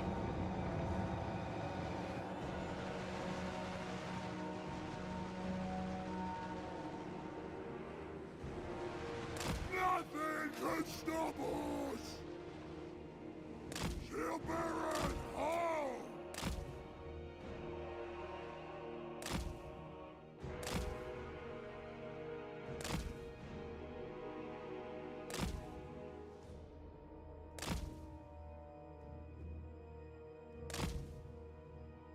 Does the silence effect only affect while it's only happen while you cut when you cast spells or something? Or is it constant? I don't know. Yeah, maybe it's just bugged.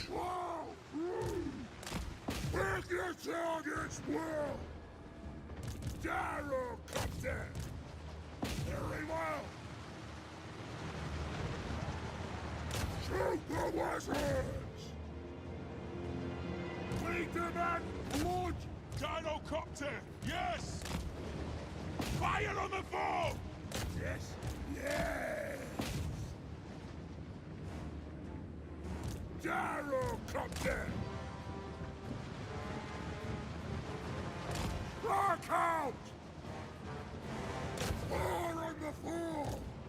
Right. Yeah, I'm sort of thinking I'll try to get over close to where the wyverns coming in and see if we can just like get all my gyros to shoot the living shit out of it straight away. But I don't know if it's gonna work, but we'll see how we go. For the colors angle! Understood! Preparing bombing run! Go! Gyrocopter! To the wizards! Let the vengeance begin! Take them down! Move now! Take them down! Pick your targets well! Take to the air! Moving out! Get him! Get moving! Gyrocopter!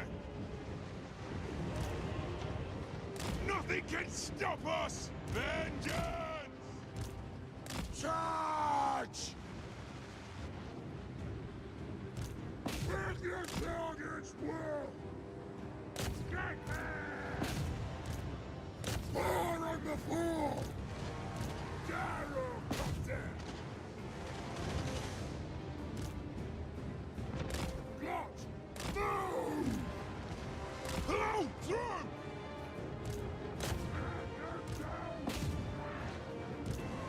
Shoot the wizards! That's once you not! Gyrocopter! Rage fast! This is a reckoning!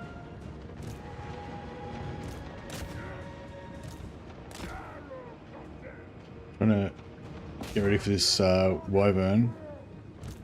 Move!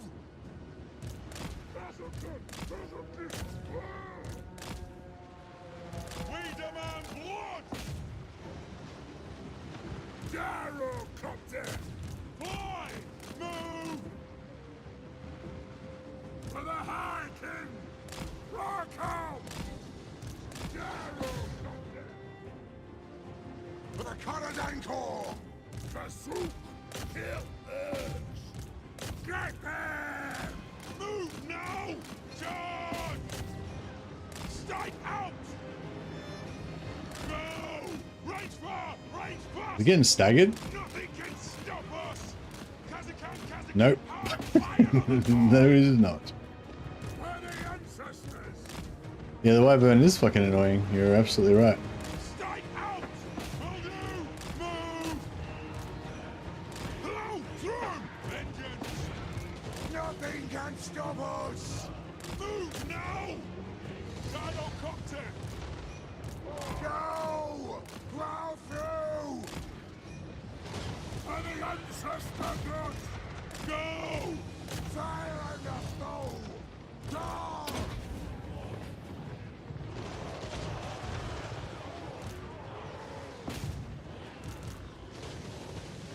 Gyrocopter!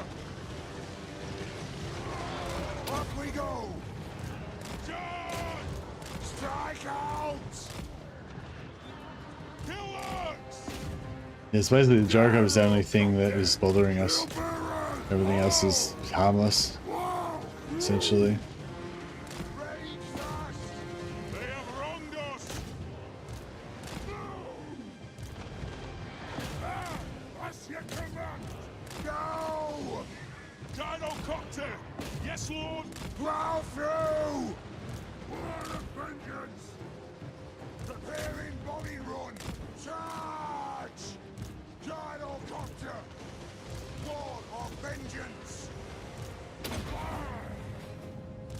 off. Die, you piece of shit. Move now! Strike out! Nothing can stop us! Moving! Kazoo! Nothing can... Are you dead? I think it's dead. Prepare bombing run! To the wizards! Strike out! Dino copter! They have bombed us! No, it's still alive. Now! Range Piece of fast! shit. Range fast! Cocks away! Take him down! Four on the floor! Move! Move now! Well, yeah, this is annoying as shit. Yeah, I'm glad we didn't have like 4 of them to deal with or something. That would have been real painful. Dino copter! Go! The clans unite! Dino copter! Strain the eggs! Make them and blood! For the ancestors!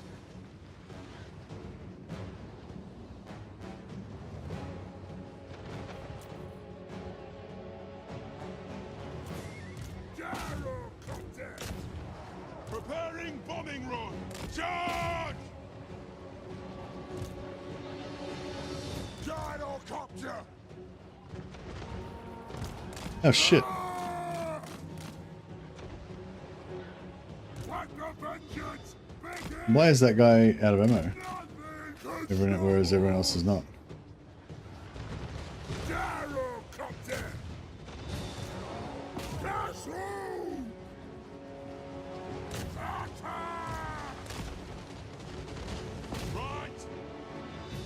Fuck off. Move now! Rage fire! Rage fast! Got caught in melee and then shot by friendly fire. Friendly fire is the most dangerous part of gyrocopter army. They have wronged us! For sure. Strike out! Rock out! Whoa!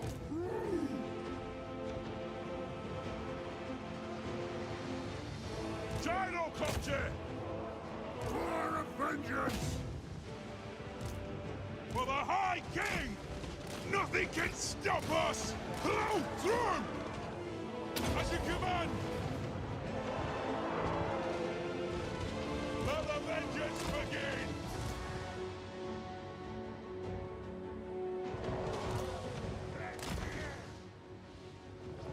Let the vengeance begin!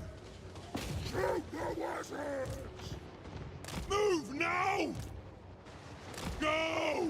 Charge! Range far! Range fast!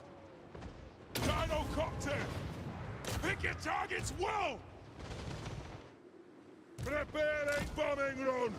Range far! Range fast! Let me get my tool!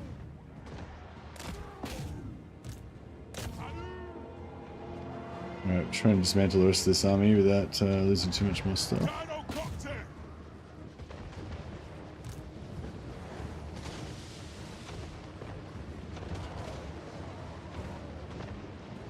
Shield works! Gyrocopter! How about them? For the cannons and gore! Gyrocopter! Move! Strike out! The clans unite!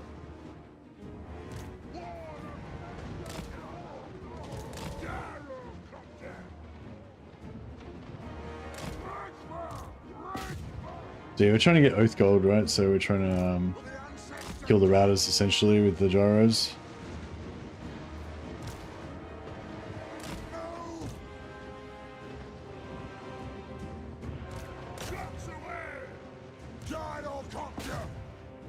Oh, actually, there's no Oath Gold because it's fucking settlement battle, so we don't give a shit about Oath Gold. Damn it. Yeah, exactly. So settlement battle, no Oath Gold. Forgot. Just my Oath Gold muscles just kicked in. An autopilot. Vengeance!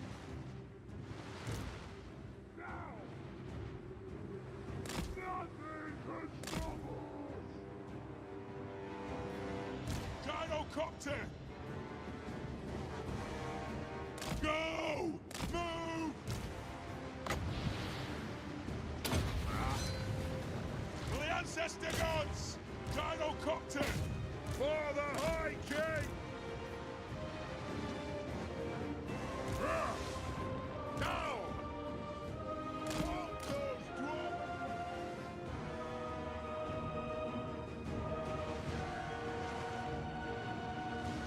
Vengeance! Dive bomb! Charge! Strike out!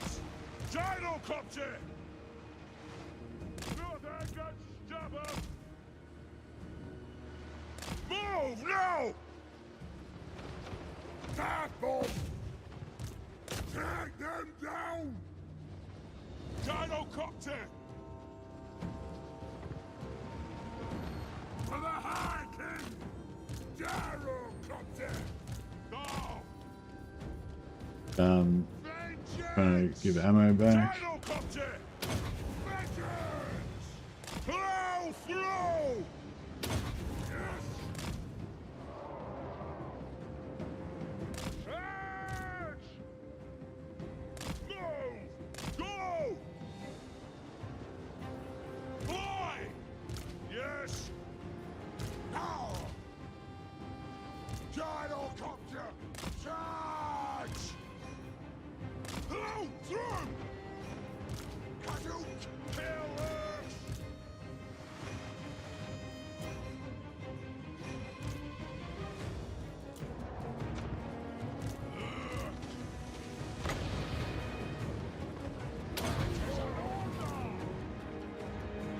Range far! Range fast!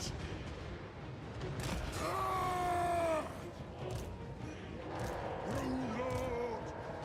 Range far, range fast! At once! Kazoo! Kill orcs! Battle ready! Alright, good. Now we can just do a bombing run over here. Gyrocopter! For the ancestors!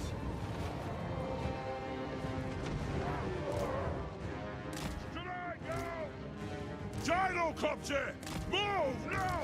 Yes! Moving out! War of vengeance! Gyrocopter! Prepare bombing run! Rock out! Go! Pursuit down! Trying to reorganize these. Zero's my bomber group. One's my still have ammo group. Go! And yeah.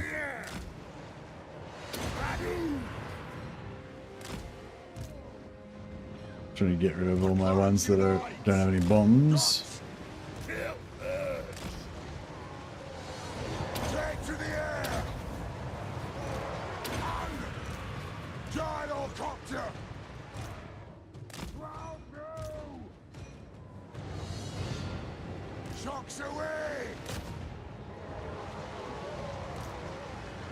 Gyrocopter! Okay, I'm pretty much done now. Nothing can stop us! Wow, through! And... Rage fire! Rage fast! Nice. I enjoy living the good life, getting paid for nothing. Oh, they still managed to get a couple of kills there. Gyrocopter!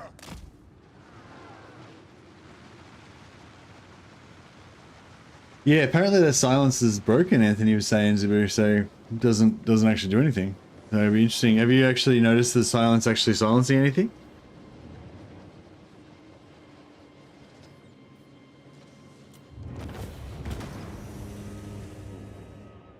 So yeah, so no Earth Gold because it's a settlement battle, which is kind of bullshit, but it is what it is. I feel like there should be more Earth Gold in settlements, if anything. Like when Thorgrim was saying that speech before, you know, like better search through their all their refuse and garbage and shit to find our old relics that have been hidden away there.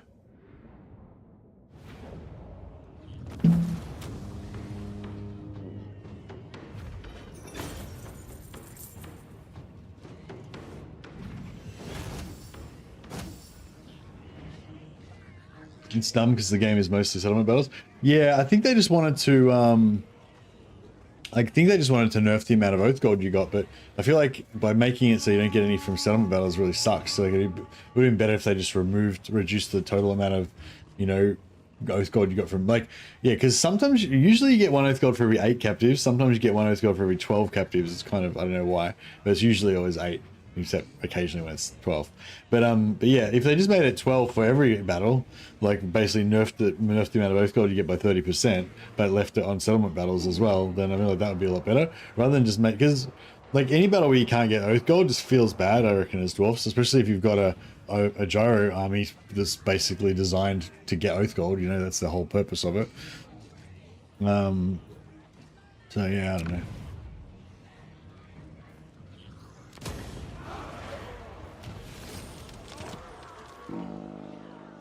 My anger burns bright.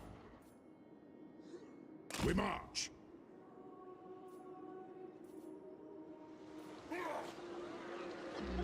Time for a reckoning. Ready.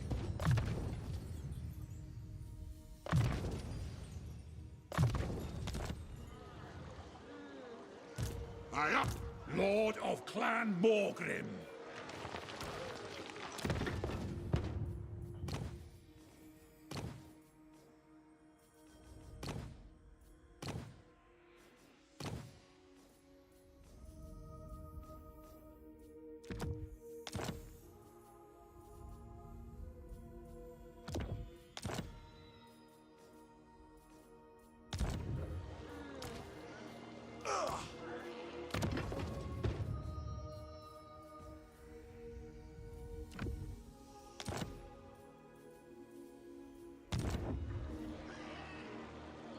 I don't think I'm gonna get rid of this lord. Wisdom of Valea. Let us begin. But we might need him. Oi, back off. Yeah, I don't need this lord, he's not gonna be able to do anything. What orders? Aye, that is an agreement. Done. A binding oath.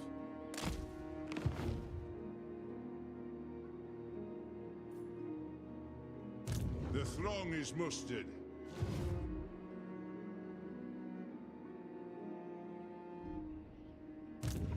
Ricky, master of runecraft. What do you want? Vengeful rune lord. Alright, get some extra movement, get some more triangulation.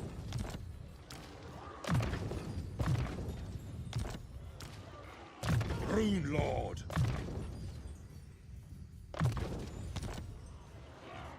Yeah, I think we're okay there. Gonna go to hold the line. Yeah, this guy I guess we don't really need.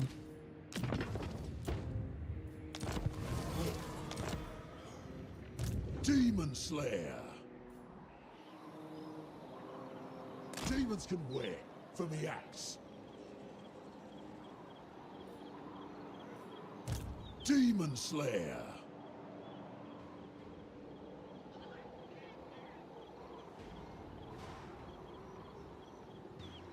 Keep your axes close. Oh, time for a rest. Hey, Rilzito, coming from the mean streets of Mordheim. Oh, Rilzito is raiding us. Thanks so much for the raid, Rilzito. Appreciate it, buddy. And yeah, you've been playing some Mordheim today? It's awesome. Chuck you a shout out. So anyone wants to subscribe to the Rilzito on Twitch, I'll follow you. I'll follow you. I'll be able to see if you're on so I can raid you back. But yeah, I'm glad you've been playing some Mordheim. Mordheim is awesome. Hey, Bombay Mix just subscribed with Prime on Twitch. Thanks so much, Bombay Mix. I appreciate it, buddy. I'll pop you on the role of the ever-growing role of glory as well. Like we must be able to we must be ready to rename some characters. Let's get some of these renames in. Yeah, so we're just trying out the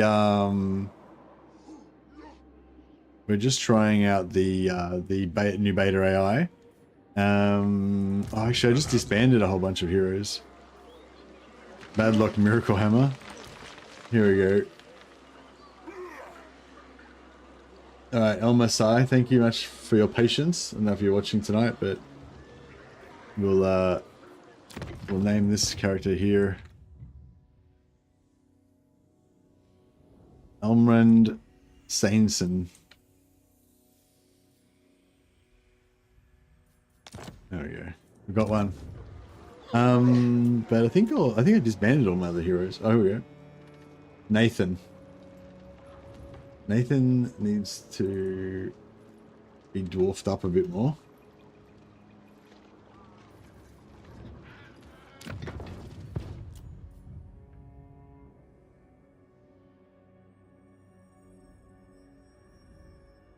How about Nathan? Nathan. Nathanson. Nathanson.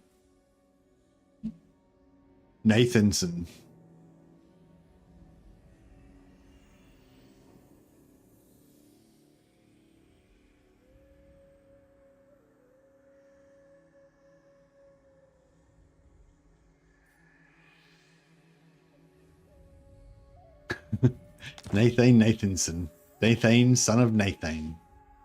From the long line of Nathans. I'm glad you approved. Sorry about my lack of originality. Alright, I don't like to rename lords usually unless they get up to like a level 15 or so they've got a decent chance of making it level 20. So we might hold out for a little bit for the rest. Trying to get Dragon Slayers. 3 turns. We get one more Thane, but we can't really. Next turn we could build the Deeps finally in Terra's Karak.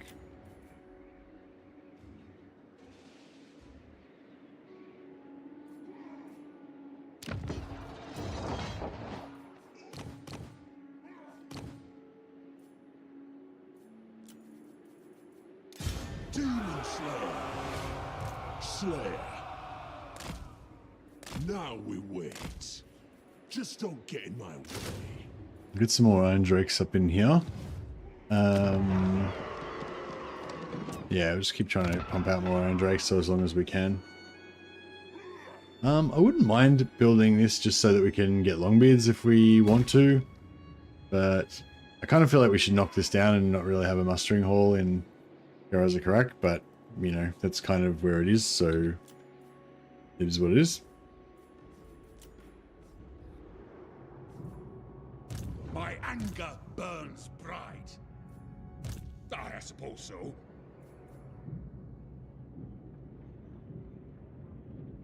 We can't all have a chronicler like Doctrine, can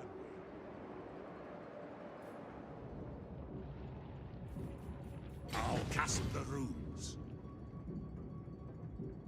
Can't really get anywhere. Armed and ready is as good as done. Casting the runes.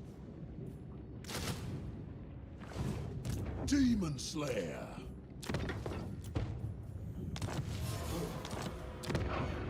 I don't think anyone can reach this right now. A moment can be spared, but no more. I can sell him the Tower of Gorgoth at some point.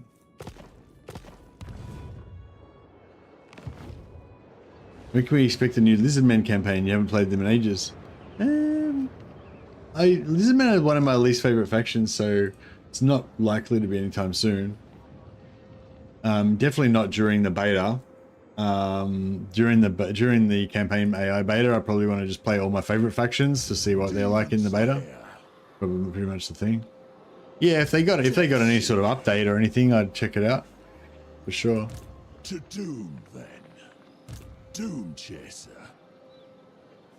My throng seeks only death.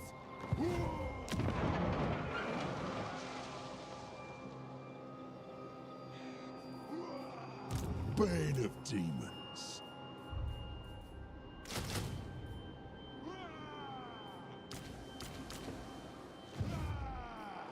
Leave it to me. Come with.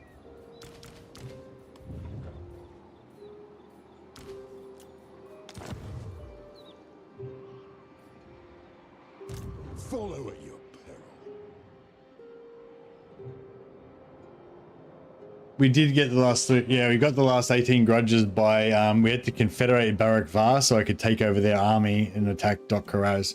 And yeah, we got the last 18 grudges and we hit Nolan.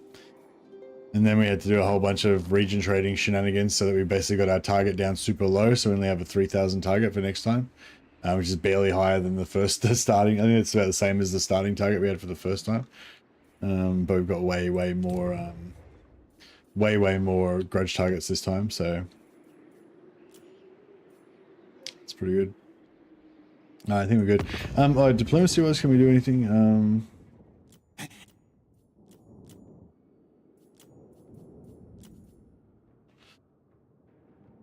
I think that I kind of feel like I feel like Scragg's gonna get screwed over. So we could probably take. How much longer? No, he hasn't even got any money anyway.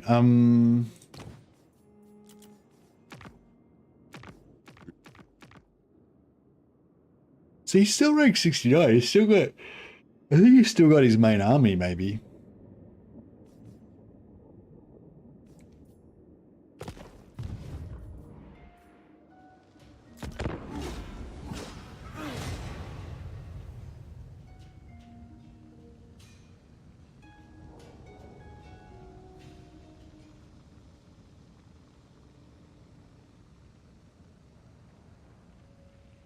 How's Zafbar doing? I'm not sure.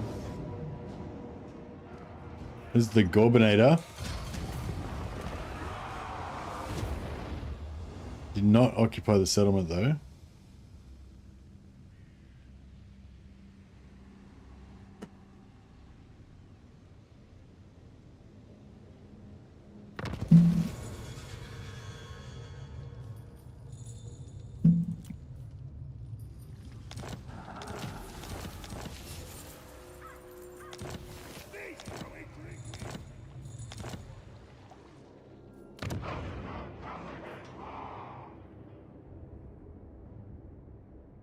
So,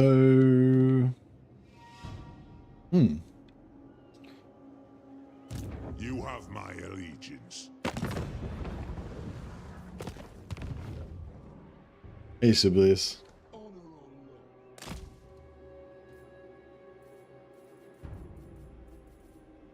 Factions encountered. Here we go. Long have I fought and suffered for my people.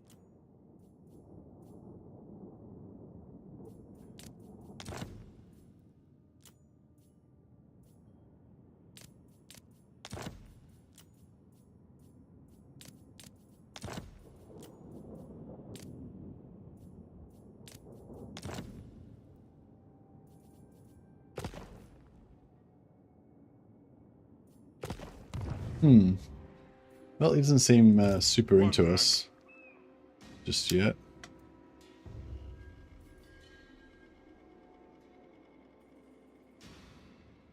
Might just respec him. Yes.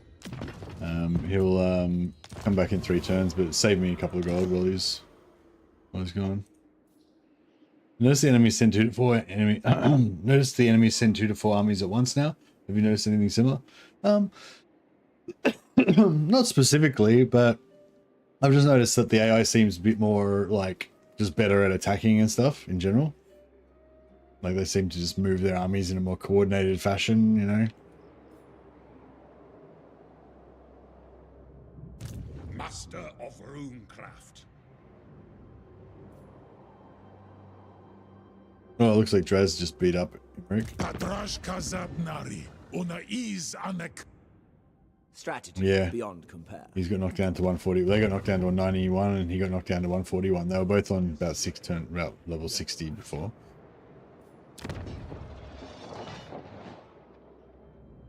What? Can I help you?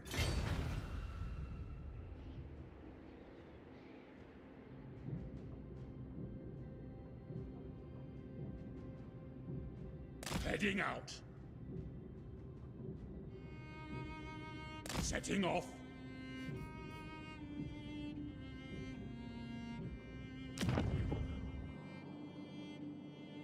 Right, I feel like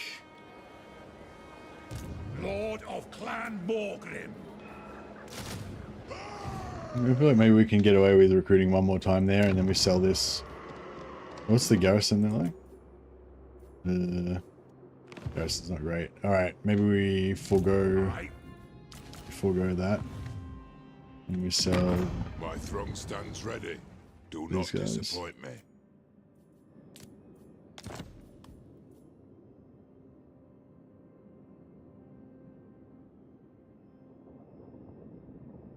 Hmm. Go on then.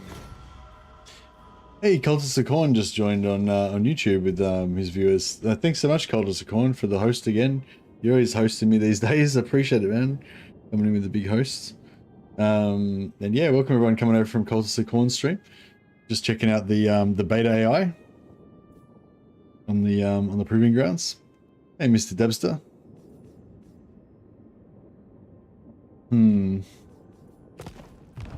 Hey, jump on the heads. Welcome. Yeah, welcome everyone coming over from Cultist of Corn stream. Yeah, just playing the beta AI, just checking it out. I played Karl Franz a couple of days ago, and now I'm playing Thorgrim, just kind of playing those classic campaigns that, you know, we're pretty familiar with. So you've got a pretty good idea of what the enemy factions normally sort of do. Yeah, so we can sort of see if we can notice what the difference is with the AI and stuff. So yeah, so if you're interested in my take on what's going on with the AI, I didn't actually talk about much today, but if you go back to the start of yesterday's stream VOD or any of the other ones, like I sort of talk about it for the first 10 minutes or so. Excuse me. You can tell when I'm talking about it because I've got the patch notes up on screen. But yeah, I guess in general,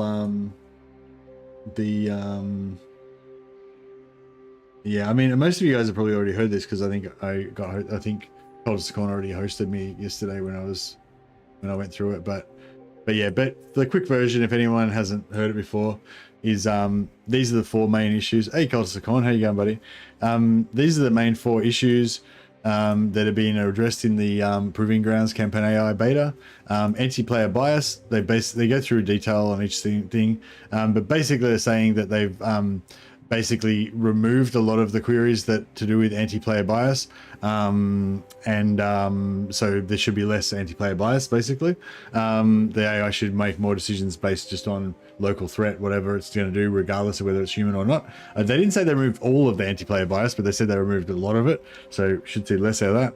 Distance scaling, this seems to be the thing that maybe has fixed it the most. Instead of the AI just kind of waffling along and not really knowing what to do and seeming to just kind of dither back and forth and shit, it seems a lot more decisive now. If it goes to war with somebody, it'll just go after them, you know, rather than kind of faffing around as much. I feel that's what it seems like anyway. Seems like the AI is a lot more aggressive and better. Yeah. Aggression, they changed the aggression levels. No, I don't really understand. You can read through the description yourself if you want. I don't really understand what they said about it, but I guess they tweaked the aggression levels. They just basically said the idea of it is to make the AI more aggressive, but not suicidally aggressive, where it's going and attacking factions while leaving its cells vulnerable to getting wiped out, kind of thing. Work on a balance there, I guess. And faction potential, they tweaked the faction potentials again, but the major headline of it is that normally when each faction rolls a random faction potential roll at the start of the campaign, and that kind of just determines how strong they're going to be in the campaign, especially for auto resolve and, you know, some economy bonuses and other stuff. And basically, especially when they're off screen in areas where you haven't explored yet, basically the AI fighting against the AI, the faction potential kind of determines who's going to win pretty much. So yeah, all major factions have a strong stronger faction potential, but it's within a variable random range. And then all the minor factions have a weaker faction potential within a variable random range, and there potentially can be some overlap there. But now they've made a new category. So there's major factions, stronger, mostly stronger, weaker factions, mostly weaker, and there's a new category of kind of like important minor factions that are stronger than the normal minor factions, I guess. To sort of try to keep them, try to keep some of those important ones alive, like the Elector Counts of the Empire, some of the High Elf factions, some of the Dwarf factions, that you might want to keep as your allies or whatever. So anyway, that's sort of like the headlines of it, and we've been just checking that out. So the AI hate you less for no reason now. I think the idea is that the AI is going to like not just declare war on you for no reason as much. They're not going to ignore obvious local enemies in order to attack you when you're further away as much. They're not going to leave themselves vulnerable to get wiped out by other factions that are nearby while they attack you instead. That kind of stuff. But like as to whether it's been effective or not, I have no idea. But that's like the idea of it. I haven't really noticed anything bad that the AI has done in my campaigns. Like they seem pretty, like this guy's going to war with me. He moved a bunch of armies over and was kind of scary. Gorbad was, trying to move a bunch of armies up, but I've kind of been screwing him over with his campaign shenanigans, with the settlement shenanigans and stuff. But yeah, like the AI seems pretty aggressive, especially versus not so much. Like I haven't really, I've noticed the AI behaving differently and being a bit more decisive towards me, but like definitely versus the other AI factions, the AI, they seem more like better, They seem better against everyone, including me, I guess. But yeah, I wouldn't say it's like heaps more overwhelmingly harder than before, but I feel like the AI does seem a little bit more sensible, basically. But yeah, I haven't really noticed any, the goal of any of these AI changes is to make the AI act more like you would expect and want them to act, so less instances of you seeing the AI doing something stupid and being like, oh my God, this AI is fucked, and yeah, I haven't seen any examples of that so far. So far so good, I guess, basically. If I was going to say any criticism, the only criticism I would say is maybe it seems a lot more random now, and there's like different factions like becoming dominant, that you wouldn't normally see and stuff like that. And in some cases, it seems a little bit out of whack. Like Anthony was saying, like in his campaigns, Zuthbar keeps wiping out the vampires, like wiping out Von Carstein all the time. And yeah, they even said that in the blog, like they wanted to set it up so there was a bit of a randomness, but they wanted it to be like so that major factions would win their areas at least some of the time. So they don't necessarily want to make it like it was before, where the major factions would always win their areas and no minor factions would ever win. But they wanted to make it so they would at least win some of the time. So I guess they're saying they don't want it so that there's a minor faction that always wins, but they're happy if there's a minor faction that sometimes wins. So if Zuthbar sometimes wipes out Vlad, then they're fine with that. But if Zuthbar wipes out Vlad every single time, then that would be a bit overtuned and not how it's supposed to be. I guess that's what they're going for.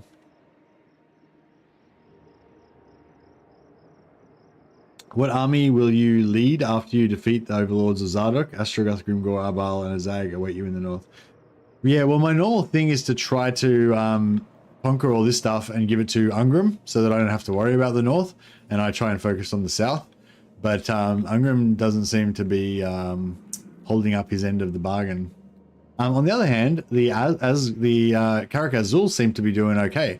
Normally, Karak Azul, it's just like, it's like a leak. It's like a bucket that's got like bullet holes through it, and you're pouring water into it. If you try to keep Azul alive, it's just like the more you try and help them, the more they just fucking lose everything and just get murdered and shit. Whereas in this one, like I wouldn't say they're gonna win, necessarily become a superpower, but I've given them a few regions and they didn't like immediately fucking fall over and implode.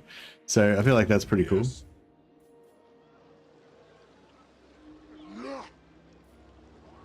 I do. Aye. Yes. Aye. Vengeful Runelord. Onward! Oi! Back off! Iron-willed. By the fort, father! My axe thirsts for war.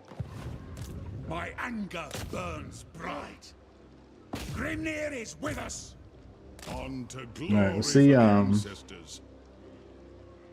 See how this works out. Doom's this way. This could be a good one for Oathgold as well, actually. Vengeful Rune Lord. Someday.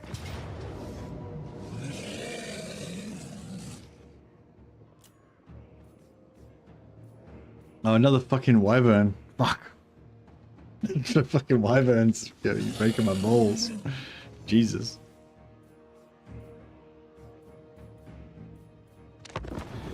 Allies have felt pretty active for me on the beta. I noticed that they usually have a lot more higher level characters now too. Good for stealing. Oh, nice. Yeah, I feel like my allies were doing all right in my Carl Franz campaign as well. A bit, just a little bit better than normal. Like, didn't really notice it too much, but yeah, they didn't seem. Yeah, mainly just don't seem to like just instantly die as badly as they did before. I feel like. Didn't steer away from allying with AI because AI goes completely nuts anytime I do. Yeah, I don't know. Yeah, it seems like in the live version, I feel like vassaling works really well, but like alliance is not necessarily working that well. Vassals are definitely better, for sure.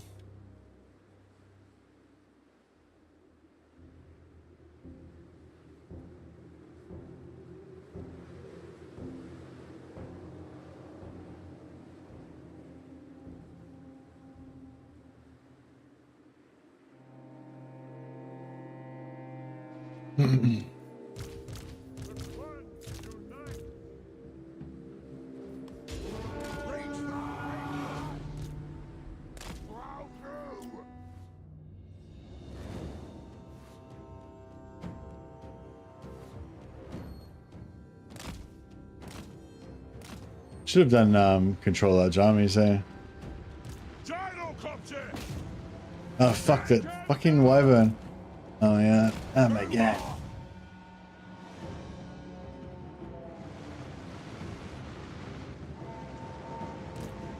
Understood, Lord. Strike out. Preparing bombing run. Charge! Gyrocopter! Move now! Range far! Range fast! Get them! Or not! Yes! Kill Urks! Get moving! Do the wizards! Move now! Range far! Range fast! Move! Gyrocopter! For the ancestors! Gyrocopter! Let the vengeance begin! Prepare bombing run! Gyrocopter! Read him on blood! Fire and the gold! Go! Kill us! Shoot the wizards! Pick your target well! Kill Urks! Shocks away! Charge! This wyvern's fucking breaking my balls. Saves so much ammo as well to kill it. Move now! Move! Aye! For the ancestors! Preparing bombing run! Castle! The clans unite! Kill Urks! Come on! Gyrocopter! Move! Kill Baron! Ho! The clans unite! Oh shit. What the fuck are they doing over there? Oh, whatever. Go over there. Gyrocopter! With a covered ankle! Right fast! Right fast! Gyrocopter! Hello, through! Strike out! Go! Wow, through! They have wronged us! Yes! Nothing gets stubborn! We kill that fucking wyvern yet? No. Take 'em down! No, still not dead.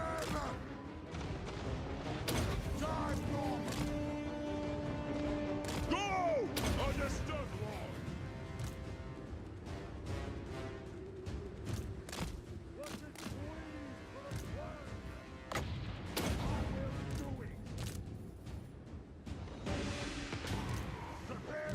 Kill that fucking wyvern.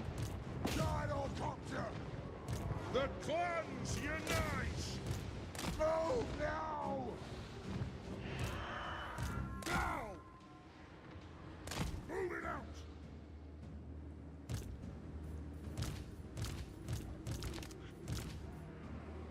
Move! Go! Range far! Range fast!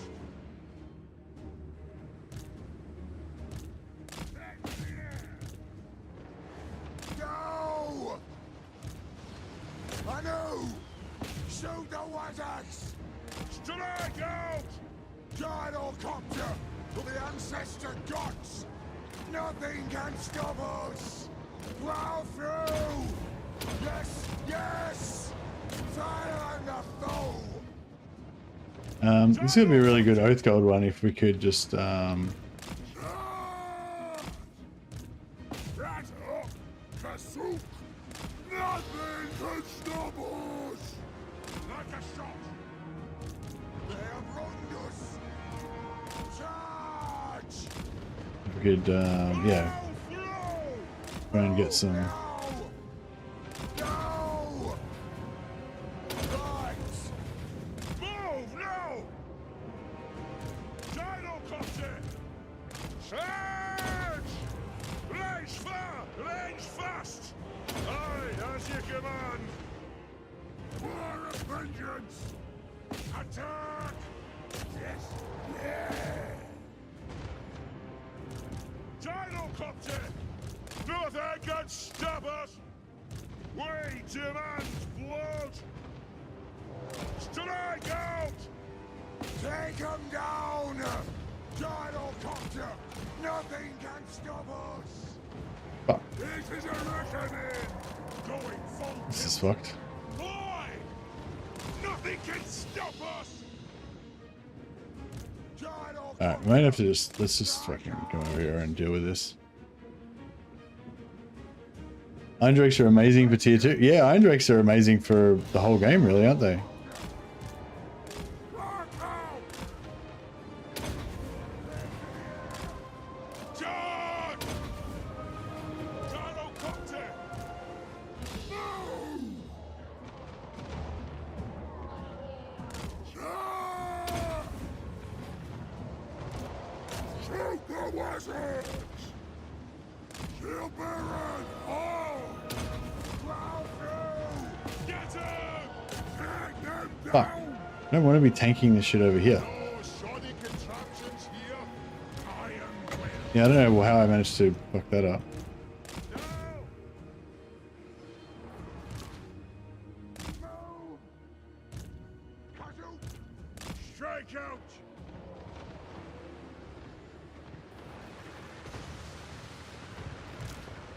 Range fast! Gyrocopter! Dahl! Shifting! Rune Ricky! By the fort, father! Gyrocopter! They have wronged us! Kazoo! Chops away! Demon Slayer! He's getting fucked up. God! He needs to just bring these guys forward. Think my lord will! A worthy order! What? With haste! Gyrocopter! He did.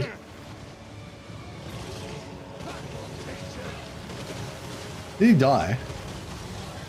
He fucking died. What the fuck?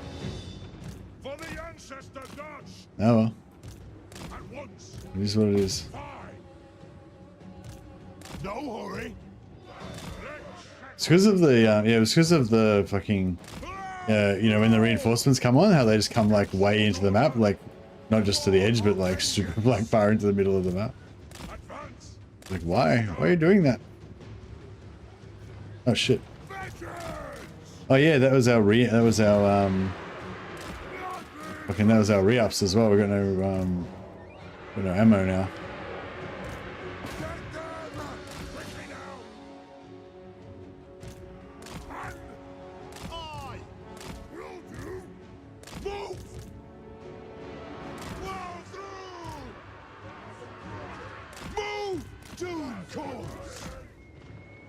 He's fucked.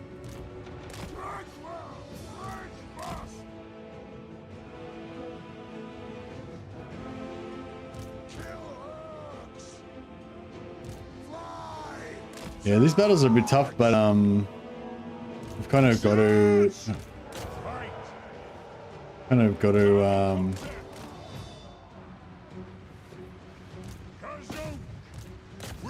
we've got to be doing damage to these armies, because otherwise we're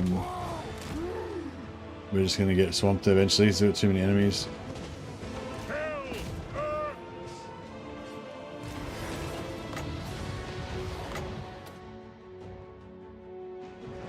Ah, fuck. Move! Move now! Kazakan, Kazakin, hop! For the ancestor gods! Nothing can stop us! Charge! Pump those dwarfen legs! Iron drinks! Aye! Kill the orc splitters! For the Eye King! Yes!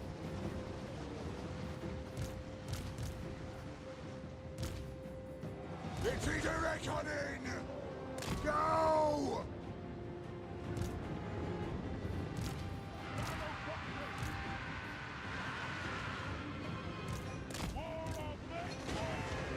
Move! Move! Yeah, we're way too close. Yes! And fly! Gyrocopter! The clans unite! Move now! I will do it! Shifting! It'll get done! Gyrocopter! Move! Let the vengeance begin! Plow through! Get moving! Strike out! Range fast! Go! Dive bomb! Nothing can stop us! Plow through! Move! No, that's it. Yeah. The clans unite! I don't think we're gonna get I don't think we're gonna get as much. Vengeance! Move now! Pick your target well! Gyrocopter! Take to the air! Scarf! For the High King! I don't think we're gonna get as much oath gold as I would have liked.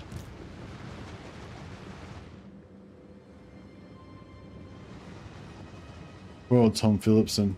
I think he might have had a tankard on him, which is the even more tragic fate.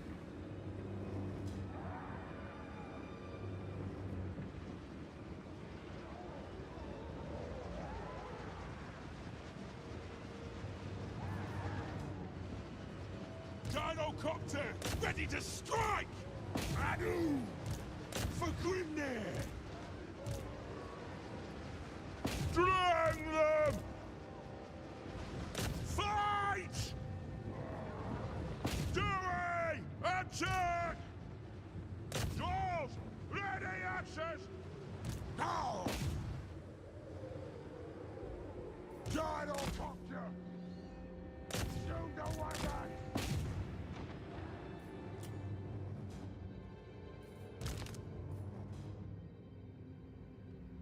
All right.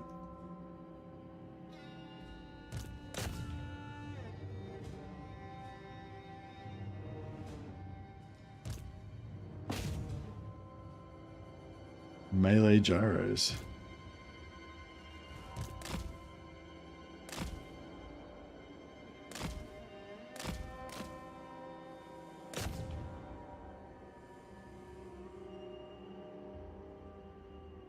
Maybe we could try and take a replenishment on this one, but yeah, I really want that Oath Gold, assuming that we get a decent amount.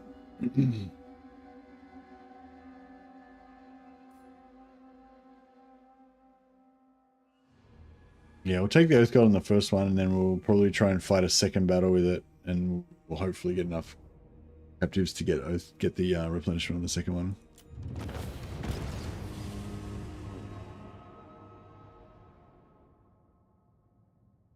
Hey Phoenix, yeah, definitely some noticeable changes. I just talked about it a little while ago. If you want to scroll back through the VOD, you can see when I've got the patch notes up on screen. That's when I'm talking about the changes to the beta AI. Also, I didn't do it at the start of this stream, but if you look at any of my previous VODs from the last few days, like at the start of each stream, I've been talking about the AI changes and stuff. Phillipson.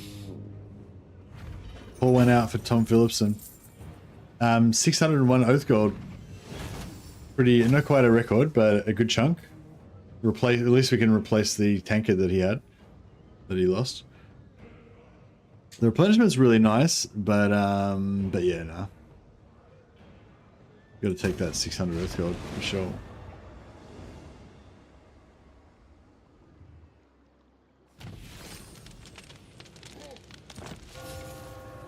Oh no, it was Elmrand Sainson. It wasn't Tom Phillipson. Bro. Elmrand. Surely a cruel jest by the gods. I know. Elmrand Sainson. I only just renamed that character like fucking 5 minutes, well, you know, half an hour ago. Oh well. The candle that burns half as long burns twice as bright. No, the candle that burns twice as bright burns half as long. Oh, Elmrand, you burned so brightly.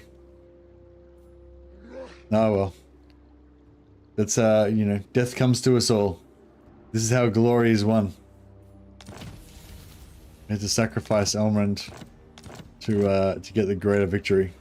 Well, actually, his death was completely avoidable, and it was down to purely the incompetence of his commanders. But we won't tell his parents that. We'll say he's died bravely, doing an absolutely mission critical task.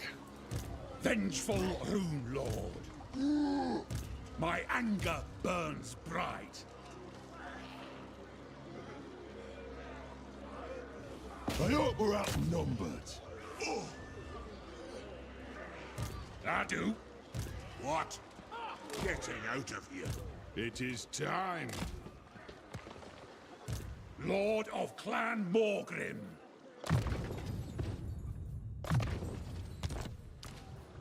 It's as good as done.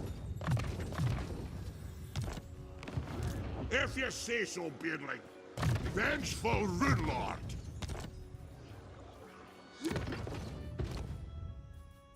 Yeah, I think we just lost the tankard. I mean, and a great dwarf, obviously, as well, and a tankard. But mainly the tankard.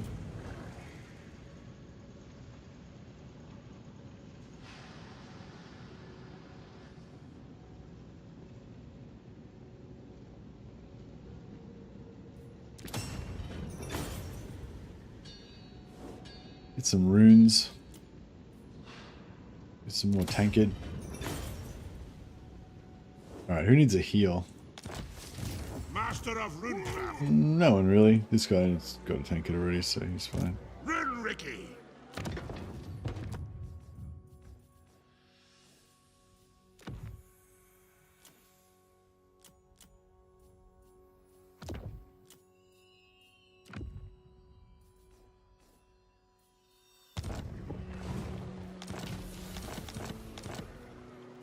Rune Lord. By the ancestor god. Oh, they've still got the War Army. That's cool. We can get heaps of we should be able to get heaps of. Well, I should take the replenishment, but I'm probably gonna just take the Earth Gold again. Because we're savages like that. You gotta always be Oath Golden. Man, I wish we could get a dwarf faction for wish we could get a dwarf faction for Mordheim, but yeah, obviously there's no more development happening on Mordheim, but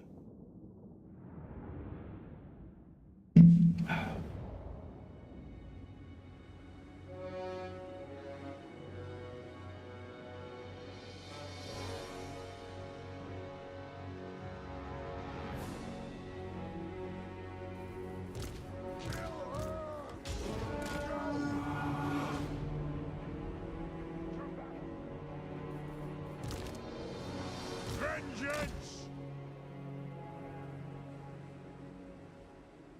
Charge!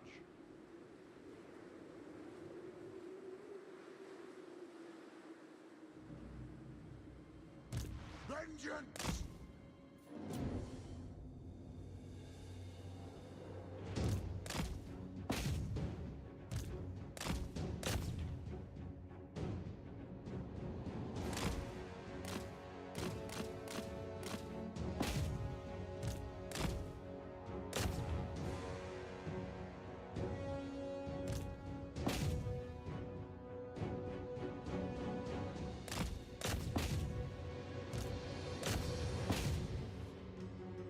let's just try and take out one settlement, one unit at a time, so that that unit will break, and we can, you know, rout all of its troops.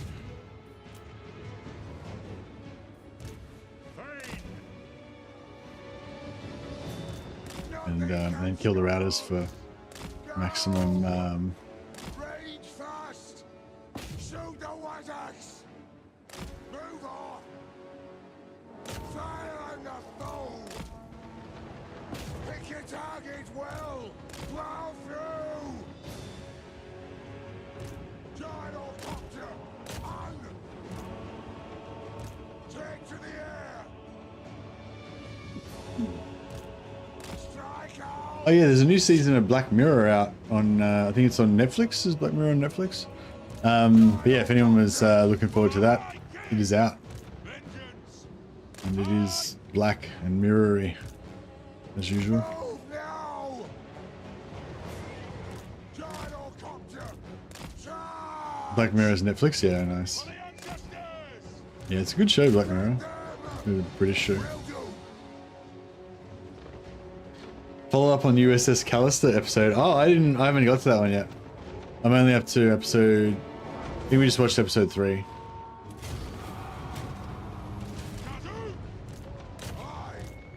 Move! War of vengeance! Blow through! Come on! Preparing bombing run! Go! To the wizards! Gyrocopter! Move now! Yes, Lord! Get him!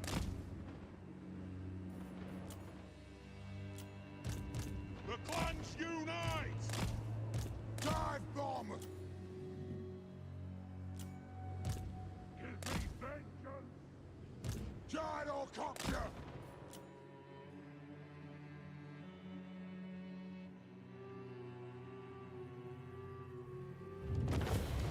Huzzah. That show no longer feels like sci-fi. I see everything that happens as feasible. Yeah. Yeah, it's yeah. It's yeah, Black Mirror is pretty it's a bit of a dark kind of view, but it's definitely like it all seems kind of relevant, you know.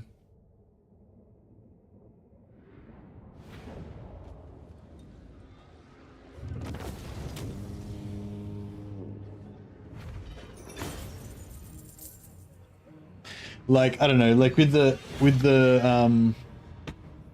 like with the episode about the brain surgery with the towers and stuff, with the, you know, the local coverage and all that. That, you know, that one they could have made the story about, you know, how you can go to like your local ombudsman if there's you can go to your local ombudsman if there's like you know, a company that's abusing its, you know, customer or whatever and blah blah. You know, like they, you know, they could have done it as more of like an educational thing of how to stand up for your rights and how, you know, even if they don't help you, how you can go to the media or you could get community action groups or, you know, blah, blah, whatever. You know, but that obviously wouldn't be appropriate for the show because the show is like a kind of a horror, you know, because sci-fi moral horror type of show. You know what I mean? So it's meant to be, you know, kind of dark and hopeless and fucking fucked up and shit, you know. But yeah, it's good though. I think cyberpunk is our most realistic future. Cyberpunk's awesome, but cyberpunk is like this 80s version of what the future would be like. This very like kind of punk rock 80s version of the future, which is totally ridiculous now, but actually it was probably always totally ridiculous, but it's pretty cool though. It's really cool. I fucking love cyberpunk.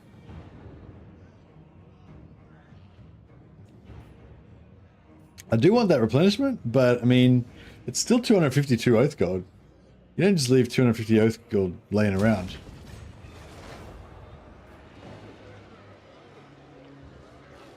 Black Mirror is amazing. Love anything that's a throwback to shows like the Twilight Zone. It kind of is a bit Twilight Zone-y, isn't it? It's very different because it's much more like speculative fiction kind of a thing. Like not so much like Twilight Zone was. I mean, I guess Twilight Zone was kind of like that, but Twilight Zone was a bit more like weird and wonderful tales where it didn't worry too much about whether it made any sense or anything. Whereas Black Mirror is like, you know, a bit more kind of, yeah, like speculative fiction, kind of commenting on social change and stuff like that. And yeah, I feel like it's pretty cool. Let us begin. My anger burns bright. What do you want? Vengeful Rune Lord. Rune Lord. Yeah, I don't know. Like, I don't think it's a direct correlation with Twilight Zone. I was just saying, I think it's got a little bit of a Twilight Zone flavor to it sometimes, but I think it's a bit of a different type of show. Like, yeah, what was I watching the other day? I can't remember. I was watching something the other day. Oh yeah, there's this really shit movie that's got like Chloe Moretz in it, where she's like a pilot on a plane, and there's like monsters on the plane and shit. It's in like World War II. I can't remember what it's called now, but it's like I mean, it's not like really, it's kind of cool, but it's like in this super like B grade like pulpy comic book style, you know, like Shadow in the Cloud. Yeah, that's the one. You know, those like really old school stories, like kind of like, you know, like that Zap Brannigan is based on and shit like that. Like just some kind of like hero, like Indiana Jones kind of, just like kind of stories of some kind of dude who's like a, you know, hero adventurer Chad who just goes around, you know, fighting Nazis and fucking rescuing, you know, queens and fucking doing whatever, you know, just with his natural Chadness or his all American chin action, you know, that kind of thing. It's sort of like that, but like a bit of a different take on it or whatever. But yeah, I felt like that show was very Twilight Zoney, but in some parts anyway, you know. But yeah. It's also had the guy from Viva La Dirt League in it. Oh, did it? Was he one of the dudes in the show? Anthology short story and unfortunate outcomes, or story getting flipped on its head. Yeah, true. Yeah, definitely got some elements of it. But like I said, it's more in time. It's the difference I was sort of pointing out is it's more in terms of those like shows where it's just like some kind of weird and wonderful tale without too much worry about whether it makes any sense or it has any real meaning or anything. Whereas, you know, Black Mirror is like very, like every story is very much like got a very strong specific message, you know what I mean? Like it's not like just random fucking stories of shit that seems crazy or whatever. I Demon Slayer. To doom, then. More means to kill. Armed and ready.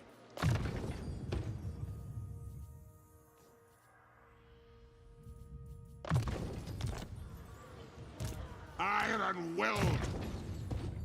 I don't know, maybe I don't really remember Twilight Zone very well, so yeah, maybe Twilight Zone was a lot more like that than I remember.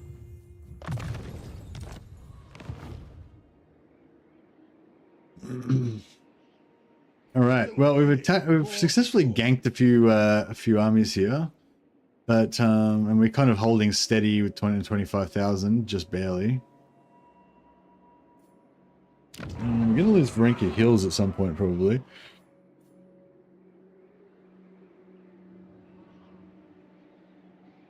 Yeah, he played in Shadow in the Cloud, not a very memorable movie. No, it was very much a B-grade pulpy movie, but I thought it was kind of cool for all that. You know, it still was kind of cool movie in a way. Demon Slayer. There's a grim there in a bush.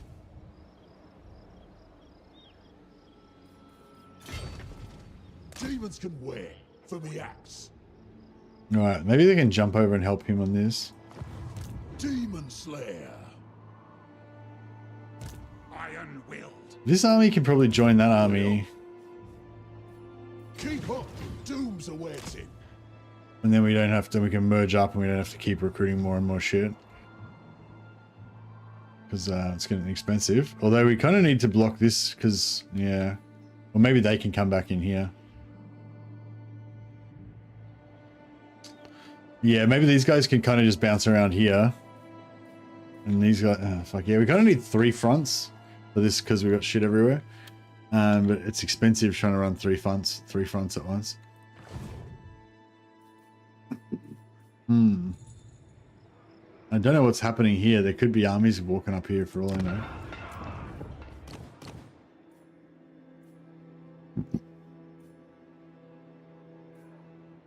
Grimnir. Aye, lad, what can I do? Yes. All right.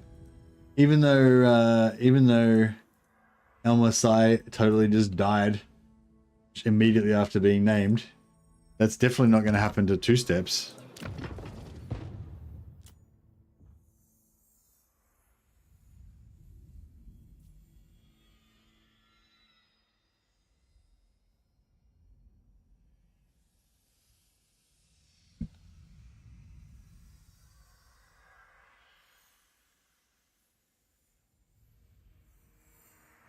Bromry 2-step, engineer, and also scout / commando.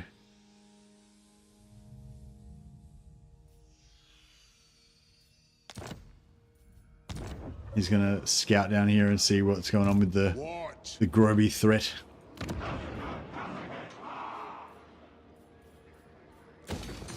Let's get some deeps happening.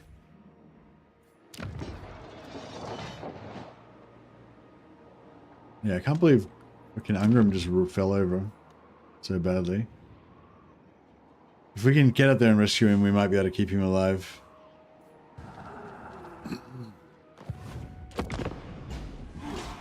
Oh yeah, I didn't do anything with these guys. I should have placed them more strategically rather than just leaving them where they happen to be standing.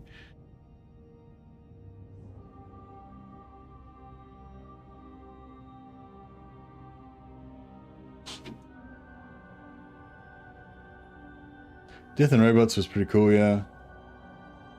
Yeah, anthologies are cool. Yeah, fuck, I knew it. Yeah, I knew we were going to lose that.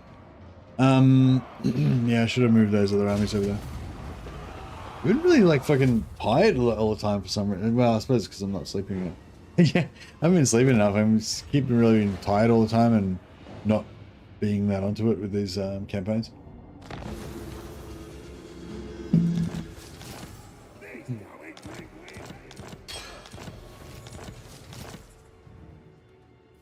What mods are we running? No mods. This is the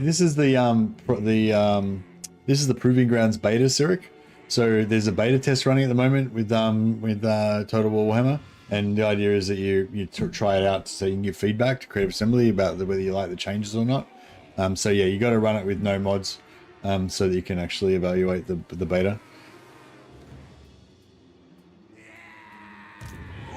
My anger. Well, you don't have to, but if you're running mods, then no one cares about your feedback because it's just like, oh well, we don't know if it's the mod or the so you basically got to play it without mods. You're not right in the head. Yeah, just sitting in here and just ambushing everybody that comes in is working out all right, but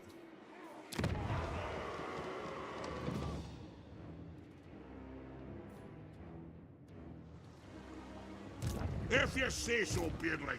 anthologies are great because the writing is focused and short stories don't need to rely on setting up anything longer than the episode.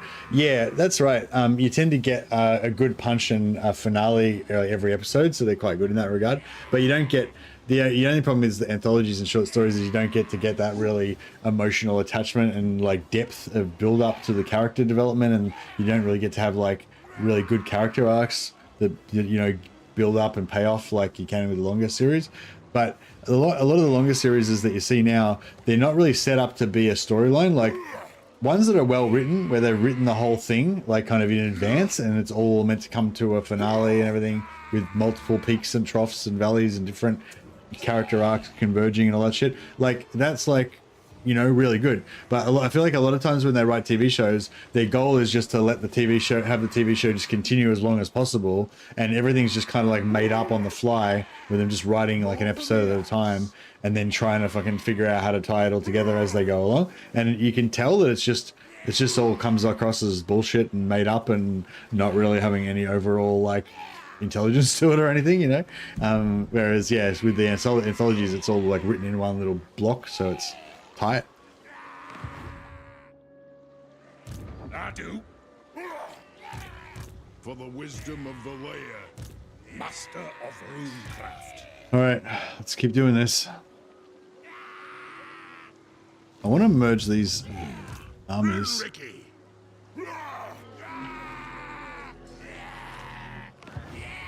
I'm done ready.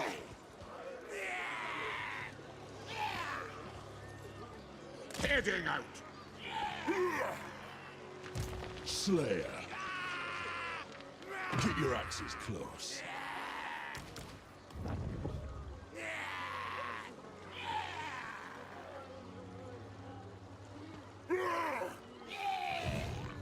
What? Time for a reckoning. Bane of demons. Right, we might take him out. Just My axe thirsts for war. Krang, attack! Rune Lord, let us begin. Yes, it's as good as done.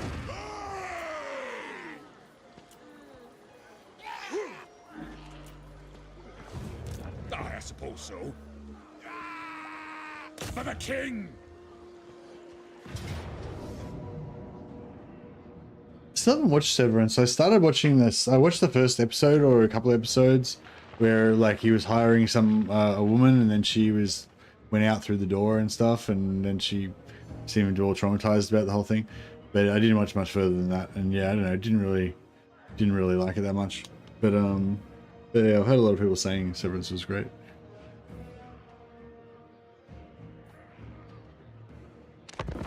What are my hopes for the siege changes? I don't know, just that they'll find some way to improve the sieges, I guess. I've talked about the sieges a fair bit before. Like, I don't think that they've got any hope of like really getting a good result from the sieges. I hope I'm going to be wrong. Yeah, like I just think with the sieges, like even if there's different problems with the sieges. So there's like the butt ladders thing. There's like, it's not really much point holding the walls because it just works out better tactically to just stay inside the walls. Fucking what else? The pathing's the big one. Pathing inside the settlements is all fucked up. If you put ladders up, then that fucks up the pathing to get through the walls. If you open up the gate, they don't necessarily go through the gate. Like, the towers, like people don't like different things about the towers. They're too strong, they're too weak. They don't like the fact that you can set them up like a MOBA. They don't, they might want to have them already built beforehand or whatever, so there's all these things that you could fix with sieges, right?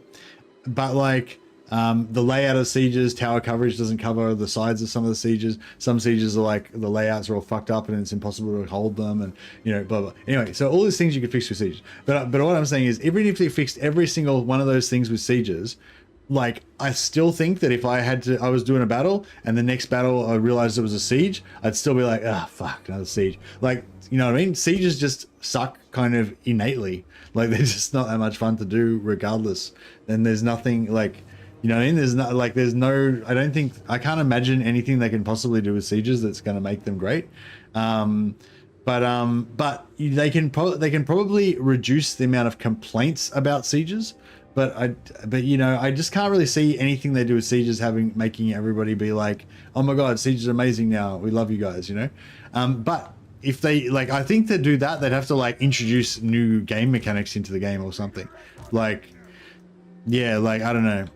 I just don't see how they can really get a good result out of the sieges, you know. So I don't know, but I mean, I guess it's sort of the same with the AI as well. Like, and it's good that they're still working on the AI anyway. Maybe that's the thing. Maybe it's not, the goal isn't really to get everybody applauding how great the sieges are. Maybe it's just to quiet down all the people like raging about how bad the sieges are. You know, maybe that's what the goal is. Strike out! Nothing can stop us! The clans unite! Go! Darrow Copter! Alright, so we can take out these Move off! Preparing archers. Babylon!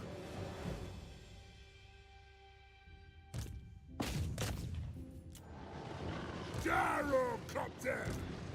Move! Rock out! Where's your target's world? Shocks away! Oh fuck! Jesus fuck! They got two fucking wyverns this time. Holy shit! I don't know if we can handle two wyverns. Is that another fucking wyvern? Holy fuck! They're everywhere. There's 3 wyverns. Oh shit! I think we've met our match. I think the time of the gyro is over. I don't know if we can handle 3 fucking wyverns.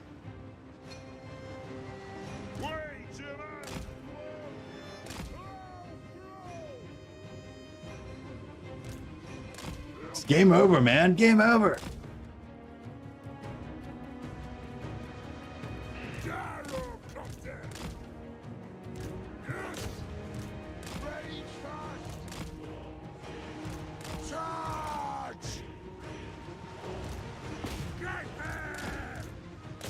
Target well!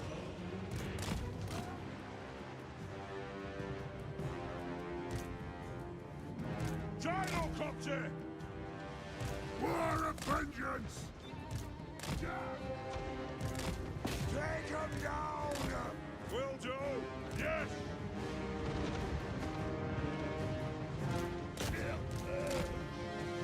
Gyrocopter!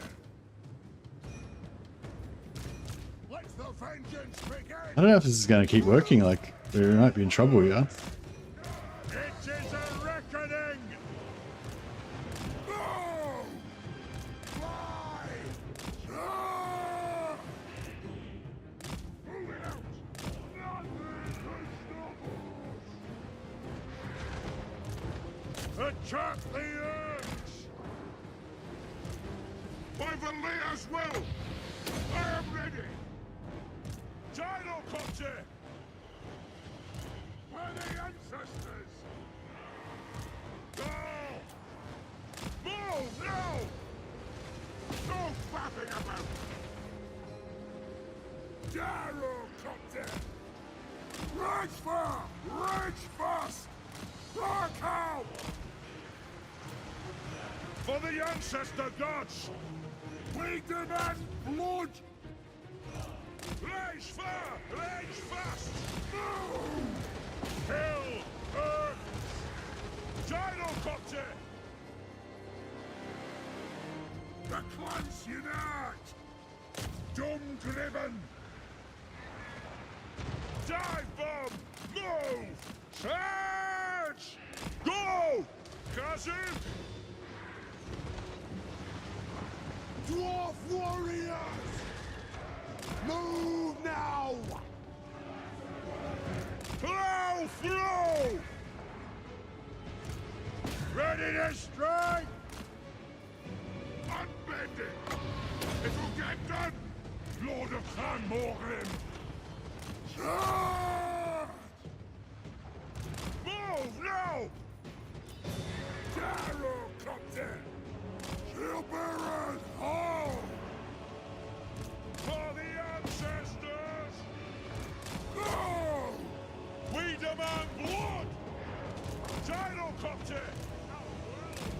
Got the fucking all these freaking things. Yes! Range far! Range fast! Nothing can stop us! Go! Gyrocopter! Fly! Gyrocopter! Shoot the wyverns! Range far! Range fast! Strike out! Come together, lads! A fucking another one of these fucking things. Jesus fuck.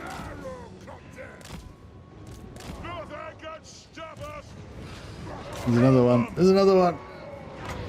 All right. I am ready. It is in order. We will have vengeance. Fuck, he's getting wrecked. Take to the air. Let the vengeance begin. Wow. Move now.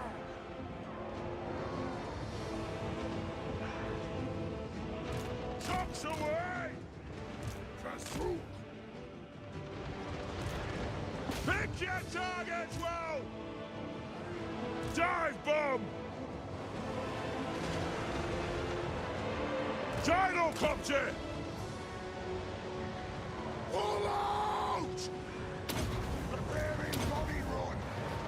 Plow through! We are relentless! Take them down! Move! Gyrocopter! I need to get these guys back further in here. They're not, Charge! No! No! Gyrocopter! Move now! All right! For the Cutters Encore! Gyrocopter!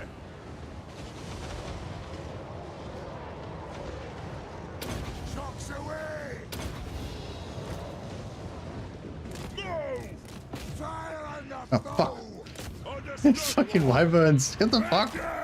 Get away from me. Jesus.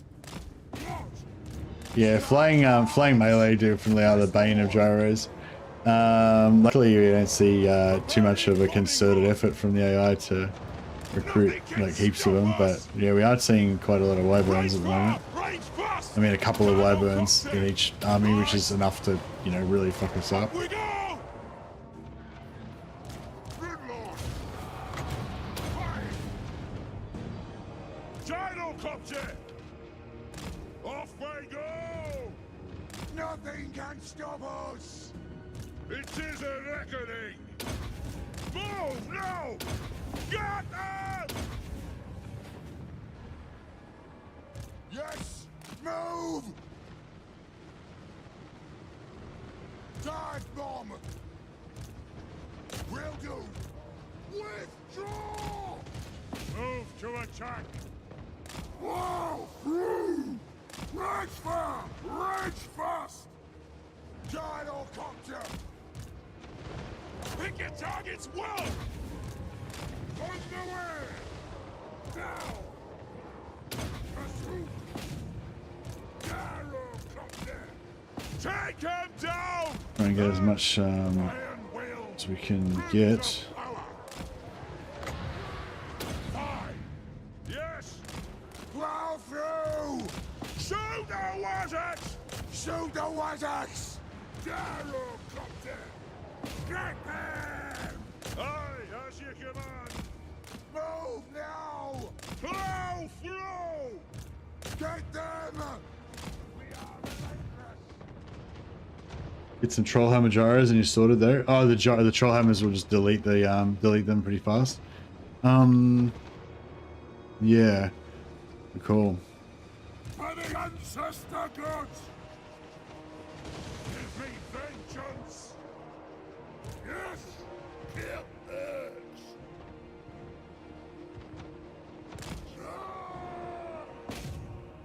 Gyrocopter! Rage fast!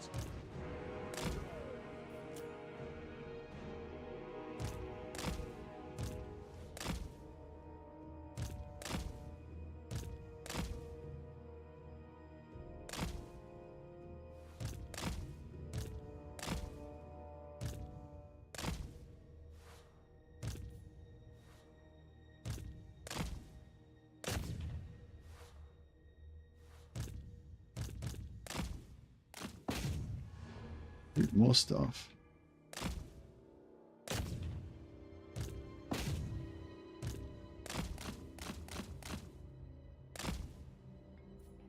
Love Joros, they're so damn good, especially as Malachi. Yeah, they're pretty good for everyone, really, but yeah, especially Malachi.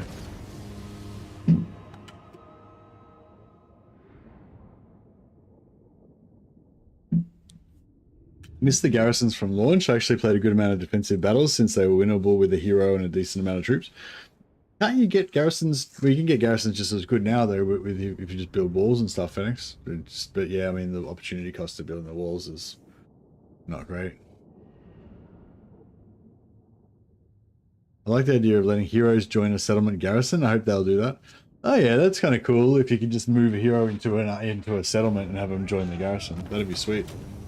Yeah, they should. Yeah, that'd be really cool. Actually, they should make heroes be able to attach themselves to garrisons. Yeah, that'd be fun, especially with like animals and stuff.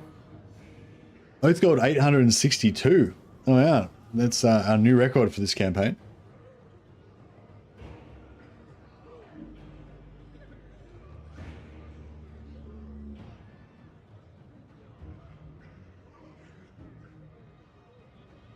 Are they ever going to get rid of arse ladders? They always make me hate defense sieges. I don't know. I mean, I wouldn't be surprised. I mean, I would be very surprised if they weren't considering stuff about the ladders in the defense sieges, in the siege rework, you know, or the siege beta that they're planning.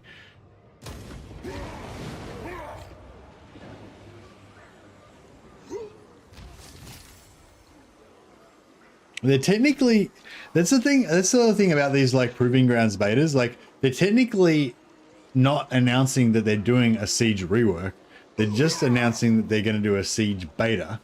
So they're going to try out some ideas about things that might be able to help with sieges and do a beta on it.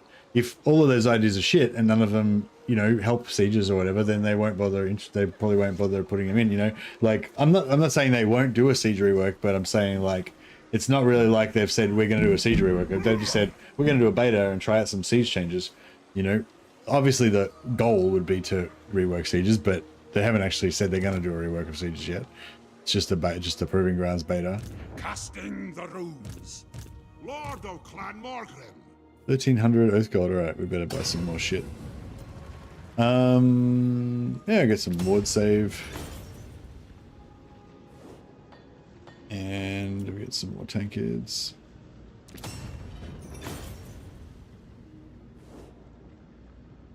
And another tankard.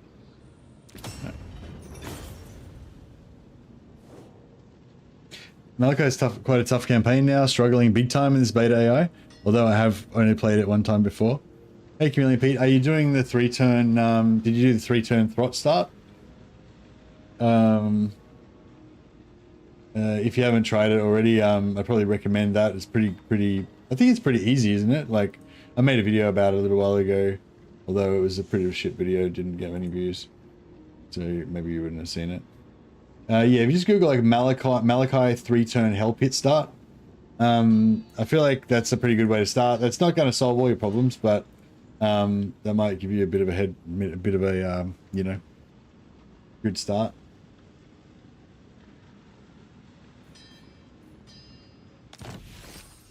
Thanks again to everyone that helped me with that video. It's definitely a community effort. Rune Lord. 3 turns, haven't seen that one. Usually do it on turn 4. Yeah, turn 4 is fine, whatever, yeah. Same shit, basically. Time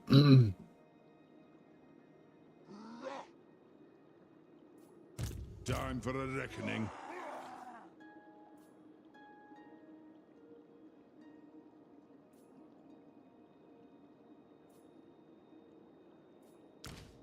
Oh yeah, you're probably past that already now, I guess. Yeah, of course you're already past that, yeah.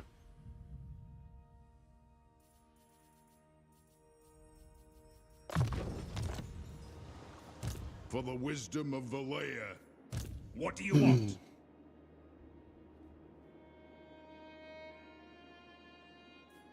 Yes?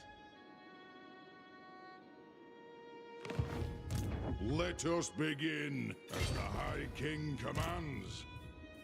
It's as good as done. Hmm.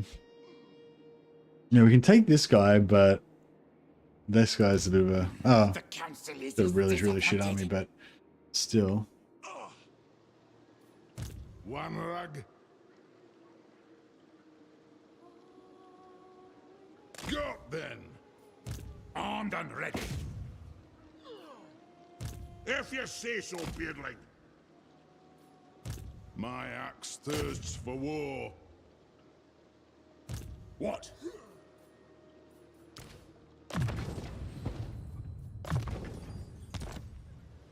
Can I help you?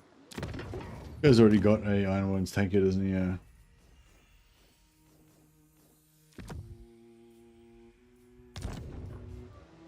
Rune Ricky, Lord of Clan Morgrim. Punishment or armor and physical resistance? Well, that's a hard one. The vigor loss reduction is really nice as well. Yeah, I gotta go armor, obviously. Gotta go to the armor.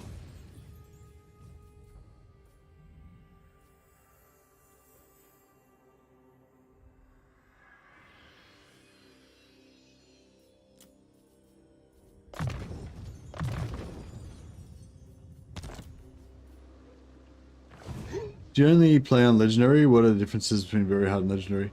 Aeons? Yeah, I only play on Legendary. I don't really know the differences, sorry.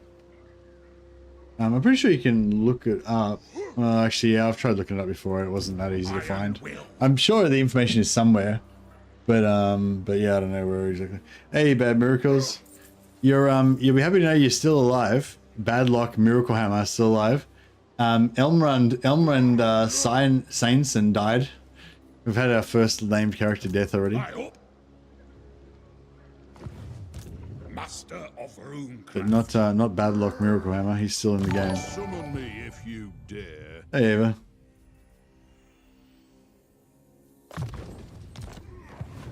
Vengeful Rune Lord.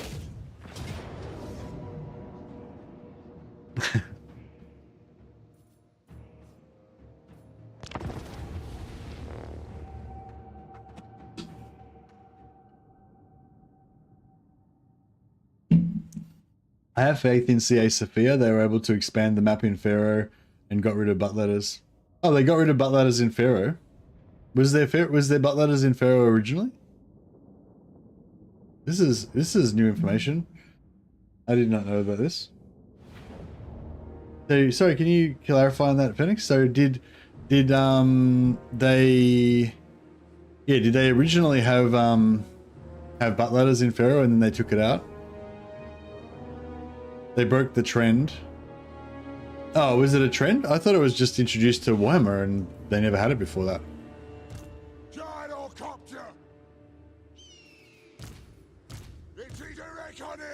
Yeah, I feel like with Warhammer even from Warhammer 1, they basically had this mentality of like, we're going to be doing a shitload of content. We're going to need all of our development time just to work on content because we've got, 100 factions we've got to do with like thousands of different characters and everything. So basically, everything else except for content, we're going to just make it as bare bones and shit as possible. And like, I felt like that's kind of how they did it in the early days with Warhammer 1. And then like they started to slowly add in like some of the old mechanics as special faction mechanics. But I feel like they intentionally kind of, well, I don't know. I mean, who knows what they're, but it occurred to me that maybe that's what they were doing. Maybe that's a better way of saying it.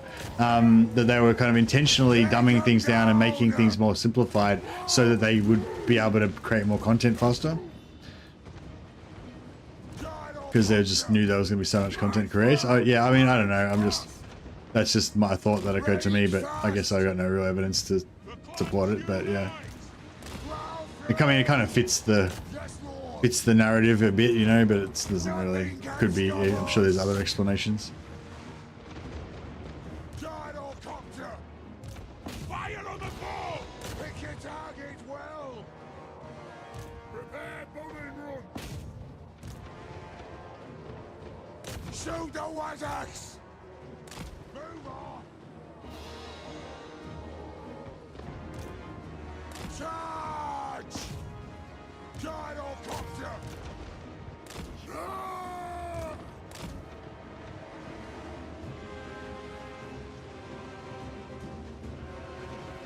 For the Corazon Corps! Pick your targets well! Shoot the wizards!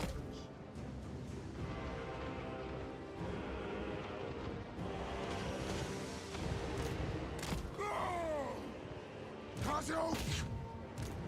Understood. Gyrocopter! Preparing body run! Pick your targets well! Gyrocopter! They have wronged us! I'm gonna try and get a bit of replenishment out of this, I think. I mean, maybe I'll just end up taking Oath Gold again if it's a bit of, if there's a bit of Oath Gold involved, but Yes! I have a Servant of Chaos distracting me, I do indeed. He's a cool little dude.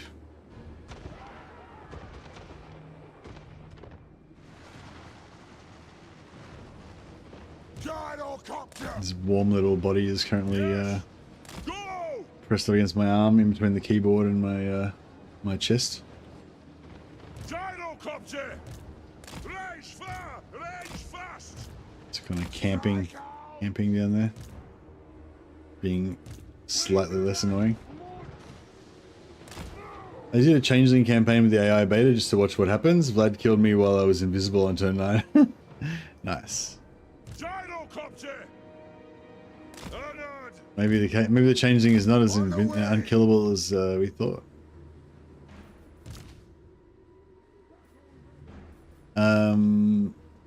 Yeah, waiting on a heal on this guy. Gyrocopter! We are relentless!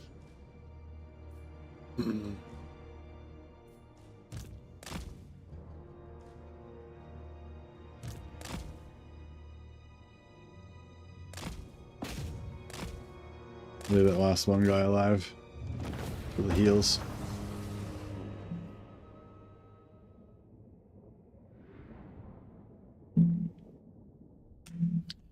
I'm interested in seeing whether CA will strive to do 40k Total War justice out of the gates, or if it's your standard 4-faction limited experience that expands via DLC, a la Total War Warhammer Fantasy. Yeah, it'll be the same as Total War Warhammer Fantasy, I reckon. If they tried to make like 26 factions for Warhammer 40k straight away, they'd be, you know, 26 completely shallow, really shit factions. You know, and then we'd just be like, this sucks, and we have to wait for 26 reworks before they actually get good. I'd say it'll be exactly the same as Warhammer.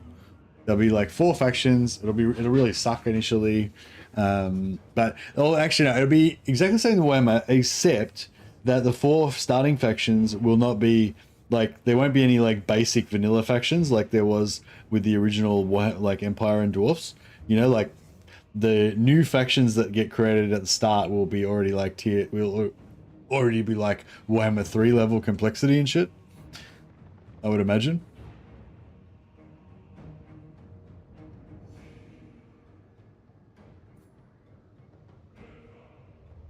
Doesn't necessarily have to be 26 factions at launch, just a bit more depth than Ultramarines, Goth, Leviathan, and Black Legion. Yeah, well, that's what I'm saying. I hope there is a bit more depth, not width.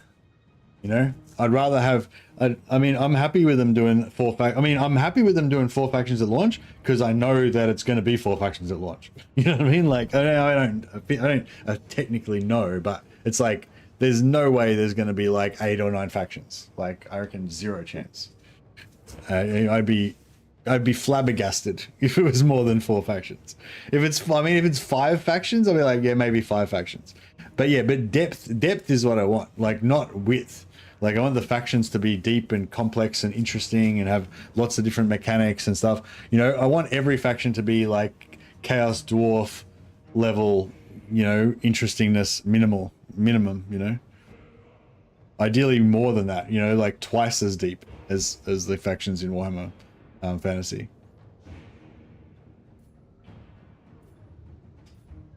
All right, fuck it. I'm gonna give in.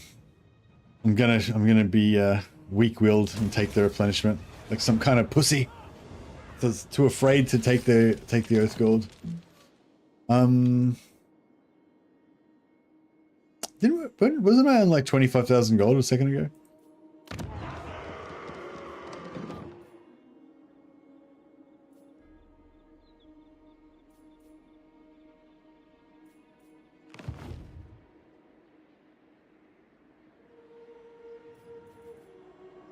Bro, you're about to get yeeted.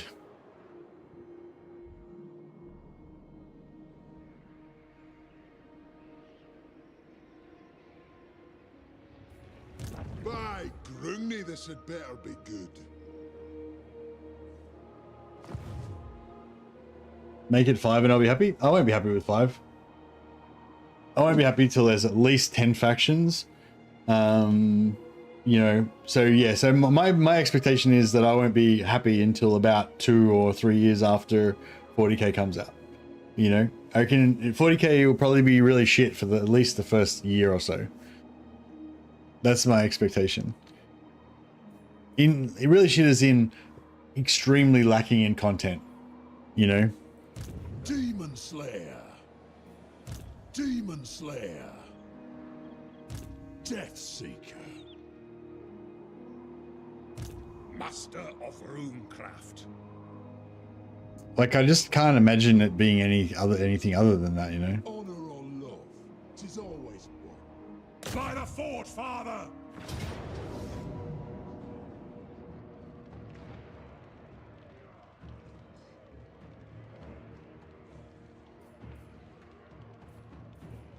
Vengeance! I really feel like I should come up here and rescue Ungrim, but I kind of feel like, what's the point? He's just going to roll over and die anyway. And I can't really defend all this area up here by myself.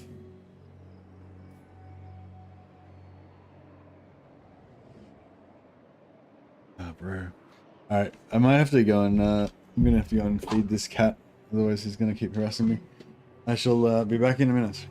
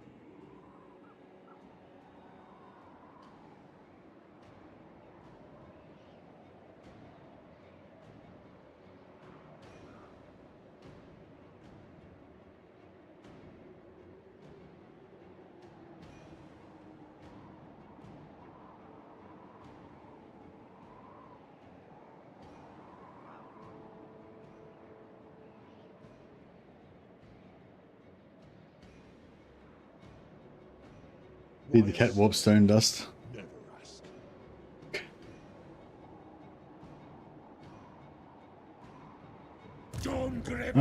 Slayer. For my oath. All that rock above feels grand. Follow at your peril. Quickest way through is down. More moving, less whinging. Alright, fuck it. I'm gonna send that guy up there. This guy, I'm gonna... What do we got here? So get rid of that. So we'll have 14. For Karazanko. Oh, maybe we won't get rid of that. We have 15, 16, 17, 18, 19, 20, 22. We get well, 2 more units out of here. I guess we'll get rid of these 2. To doom, then.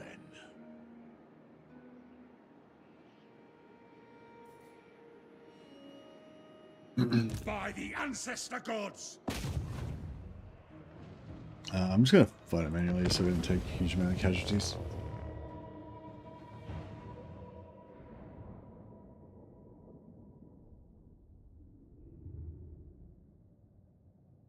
Yeah, what day is it? Is that April? Yeah. Yeah, maybe sometime before the end of the year they'll announce the next game. I you know, assume it will definitely be 40k, but I don't know for sure.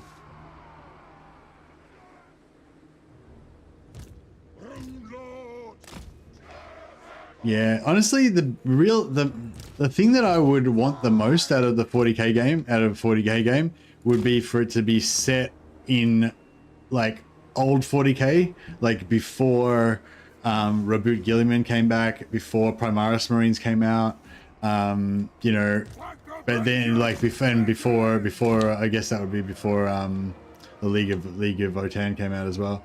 But I don't mind League of Votan, but yeah, I would really like it to be like pre Primaris and pre Reboot Gilliman, like Dawn of War 1, Dawn of War 2, yeah, because like, you know, apart from like, yeah, because in that older 40k, it was same as with fantasy. They sort of did the same thing to fantasy and 40k, but they did it in different ways. In fantasy, they just blew it up, but in 40k, they just kind of blew it up, but they didn't blow it up in a way. But like 40k was always kind of like fantasy. It was always in that like 5 minutes to midnight, like there's the universe is like, you know, on the edge of chaos, about to be overwhelmed, you know, humanity's totally fucking doomed, but they're still holding on somehow, you know, and it's like everyone is definitely fucked, you know. But then they just had like Rabuti come back, and there's this whole like age of hope and shit, and like it's just, I don't know, do you know what I mean? It's like it's like this sort of fundamental change or whatever, I feel like. And it just, yeah, I don't know, I kind of like the old one version better. Hope is for Tau fans. Yep, that's right. Yeah, anyway, but yeah, I sort of hope, I would sort of wish that it would be set in the old 40k, but I think that Creative Assembly, no, sorry, I think Games Workshop is onto it now. Like with the first one, Games Workshop was like, oh yeah, if you want to make it in old world, that's fine. You know, we don't give a shit really what happens. Probably won't even make any money out of this computer game nonsense. You know, you know. But now they know that there's shitloads of money to be made, and they know that they can leverage their miniature sales off of the computer game. So they will 100% force Creative Assembly to make it set in the current timeline with Primaris and Rebute and all that sort of shit. So yeah, it would definitely be Ultramarines probably as the main faction, which is not really my 40k, you know, like I know there is that whole like Ultramarines noble thing and everything. That's not really the 40k that I'm into, you know. I'm into like the fucking Flesh Terrors and the Carcharodons and stuff, like, and the you know, to live in these times is to live in the most evil empire imaginable. The fucking laughter of thirsting gods. Shoot! Go! Hit your targets well! Dive bomb! Nothing can stop us! Move! But yeah, I'm sure it'll be Ultramarines will be the poster faction for sure.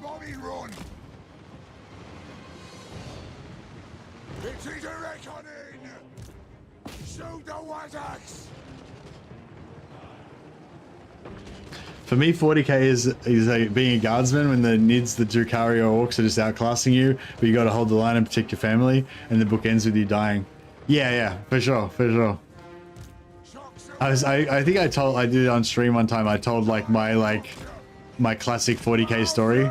It's like you're like special forces, like Cadian Shock, you know, that it's like a special team that's been put together to save the planet, and you've got to like, you know, I think this actually is the storyline to one of the stories, you know, and you have to get to the reactor to like stop the thing before it, like whatever, but then you find out that, you know, that the whole mission was actually organized by this traitor that's like a servant of Zeech, and it's like, you know, actually gonna like destroy the fucking reactor, is actually gonna kill all of your own people and sacrifice them to Zeech and shit like that, and the dude that you trusted was actually like a traitor and shit, and like blah blah blah. But then, like, you know, somehow you still like get all the way to the end and fucking do the thing, and then you know, and save the day and all that kind of stuff. But then you die, and then as you're dying, you find out that even that was another trick of Zeech, and actually they did want you to save the thing and whatever, and it was all fucked up. So basically, not only do you die, but also, you know, everything was bad, and you didn't save anyone. Just however bad you think it is, it's worse than that. It's even worse. that's how it is. That's classic 40k in my mind.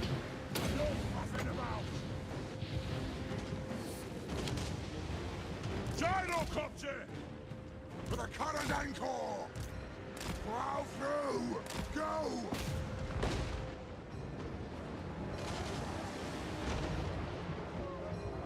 Defiant and unbound! Aye! Grudge thrower! Fire! Gyrocopter! Yes! God! The clans unite! Tower halt!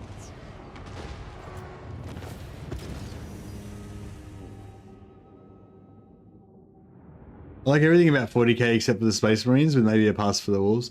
I really like Space Marines, but I feel like they are overrepresented in the tabletop and stuff. Like, yeah, I really like stories like, I can't remember, there's a story where there's a Space Marine, there's just one Space Marine, and they come across him. It might have been one of the Colonel Schaefer's Last Chances or something like that. There's like a squad of like Imperial Guard, like, you know, riffraff that have been cobbled together to do some kind of special forces type of mission, and they come, I think they come across an Inquisitor, and that's doing other shit, like that's got her own mission or his own mission separately, and the Inquisitor's got this retinue follower that's a Space Marine. I can't remember, I just remember he was all in black armor, but I can't remember what chapter, if they knew what chapter he was. Oh, I think he was like maybe another one of those like chapters, not well-known chapters, but anyway, I think he'd like lost his weapon at some point, so he had like no gun, and he's just like going along, and at some point like they have to get through some building, and so he's just like kicking holes in like concrete in like, you know, rockcrete or fucking ceramite slabs or whatever, like kicking holes through and like just shoulder barging through walls so that they can escape and stuff. And yeah, it's just like there's just like one Space Marine, you know, and he's unarmed because he's like lost his gun somewhere, and he's just kind of like going around using himself as a human battering ram to sort of rescuing these dudes. And but yeah, I feel like that's where Space Marines are cool, where their inhumanity and their like kind of godlikeness kind of really comes to the fore. Like Imperial Guard stories that have Space Marines in them, like, is the best version of Space Marines, I think. Whereas like the actual Space Marine novels where everyone's a Space Marine just going around being chads, it doesn't really have the good contrast, you know. Armed and ready. Aye. What? Yeah, they're best when they're viewed from you know, 2 feet down. You know, like, yeah, best when they're viewed from the point of view of the humble guardsman, I reckon. Lord. Demon Slayer.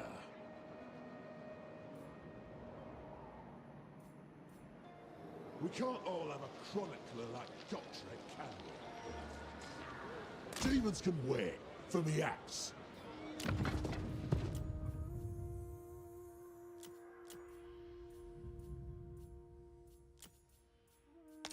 Demon Slayer.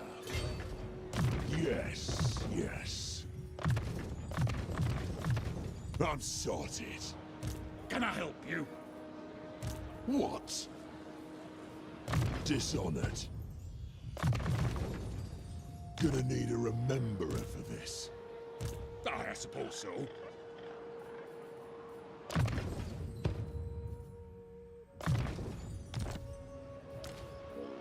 Lord of Clan Morgrim.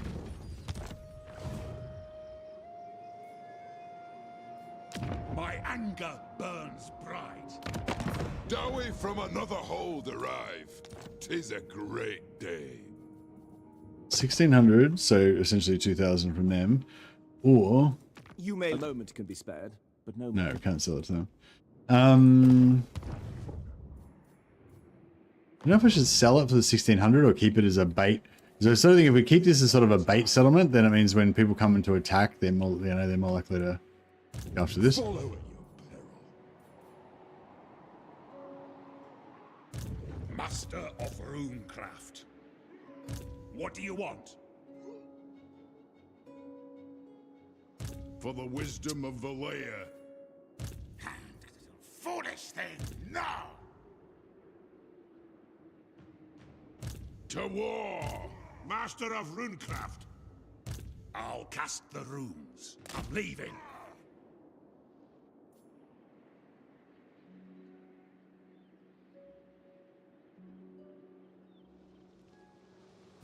I do! Let us begin. My axe thirsts for war. Rune Lord. Vengeful Rune Lord.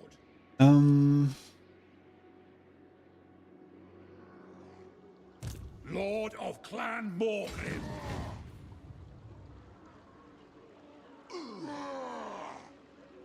I'm off. Vengeful Runelord! I'm leaving. My axe thirsts for war.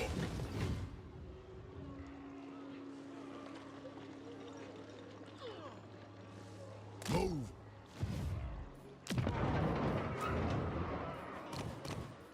I'll just put another level 1 guy here. We can use him as a tagger if we need to. Master of Runecraft. Yes! Armed and ready. Got? My anger burns bright.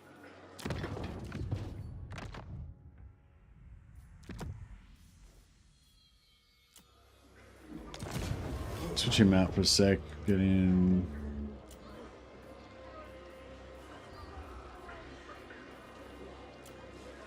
Bernoth Dumb Tamer.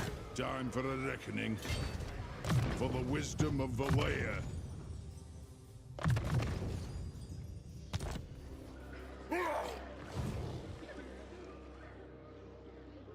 Yarrick's pretty cool. You have any Imperial allies? What's the chances of you getting some siege tanks? Siege tanks? As in steam tanks?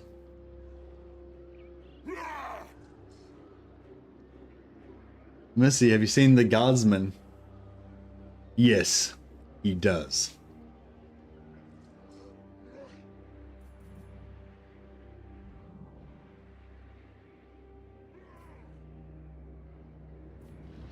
Aye, it'll be done. Rune Ricky. For my oath. Demon Slayer. My anger burns bright. And Second engineer here. summon me. We've got an engineer in here. We got, no. One rag ready. Am I missing a fucking hero in there or something? Slayer. How many heroes do we have before? I feel like we're losing heroes. They're dropping off. For war. They're dropping like flies.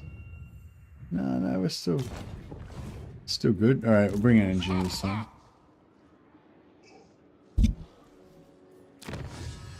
Muscle crossbows. Yeah, I guess so. Just while we wait for more. Astartes. Astartes is the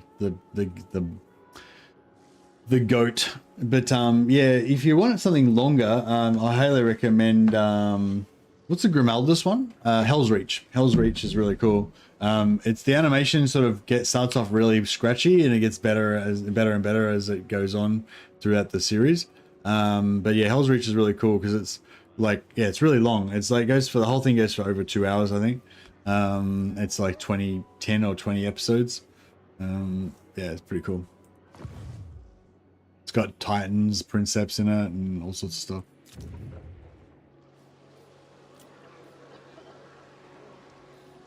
I really like, it's got a really good pre-battle speech in it as well.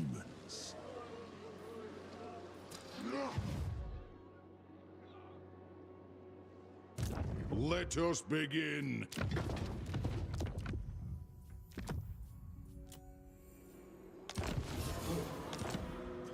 Yeah, I need to try to reduce our costs a little bit. Lord of Clan Morgrim. How are we going with our legendary lords?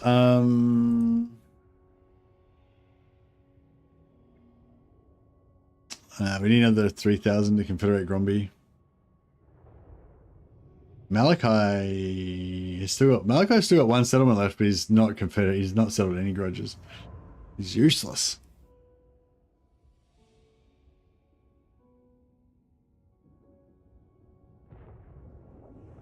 Maybe I should Confederate Thorek because he's got 8 regions. I could sell off. I could flog off for thousands and thousands of gold. That could be good. The scar, don't ask. There's also the secret level episode. Yeah, the secret level episode was cool, but I feel like the secret level episode was a bit too... It was a bit too much like a Space Marine 2 trailer or something, not so much like a... you know, like a... Yeah, I don't know. Like, both the Guardsmen and Astartes are kind of cool because they're both fan-made creations, and so they're both like... They're both made with that sort of like a really, I feel like a really pure kind of vision of trying to, you know, create something that's really properly 40k, you know, whereas I feel like the secret level episode is a bit more like a sort of a marketing thing, you know what I mean? Like, almost. I'm not saying they did it as a marketing thing, but I mean, it's got that vibe. I feel like more like it's a marketing thing rather than like, I don't know. Yeah, maybe I'm not, maybe that's not the right thing. Yeah, but it's like, yeah, I don't know. Like, yeah, like the guardsman is just, it's basically just the story of some guardsman that's just gotten left behind basically by his unit, and he's injured, he's fallen through a floor, a collapsed floor, and he's just surrounded by gene stealers and he's about to die. And like, that's, you know, it's just like a, you know, perfect 40k storyline for me, you know. Whereas, yeah, the secret level thing is just kind of like Space Marines just being ridiculously overpowered kind of thing. It's like, you know, no, there's nothing to, it's not really like, it's got 40k characters in it being badass, but that's just a very superficial layer of like what 40k is about, you know. I feel like it's not really, it didn't really nail the essence, you know. Whereas Astartes is fucking amazing, you know. It kind of Astartes like just nails everything, you know, nails every level. It nails the like ridiculous fucking insane badassery of the Space Marines, but then it also nails the just fucking total bleakness of the setting, you know, and just, I don't know, how harsh everything is and stuff, you know. And then it also like nails, and then they just get teleported to like where the fuck and what the fuck is going on, but it's bad, but you know it's bad, you know, like you don't really know what the fuck's going on, but you know it's bad, and it's like I don't know, I feel like Starter's just nailed it so well. Master of runecraft. You can't even really put it into words, but you just watch it and you're like, yep, this guy gets it. Sure enough. Fuck it, I'll just click enter because I don't even know what I'm doing.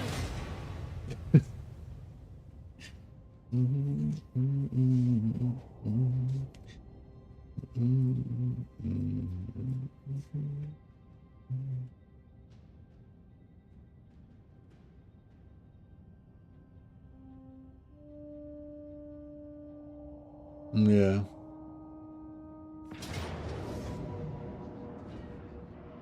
God damn.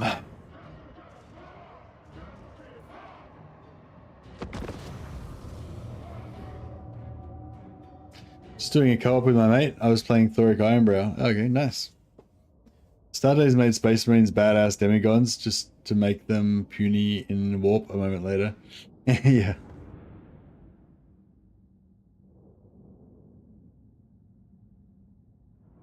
Goddamn rats, indeed. Yeah, no, Stardays is so cool. Oh man, are you pumped for a Stardays 2? They did it. There's a trailer for a Stardays 2. I feel like we should watch it right now. So let's take them with us when we go.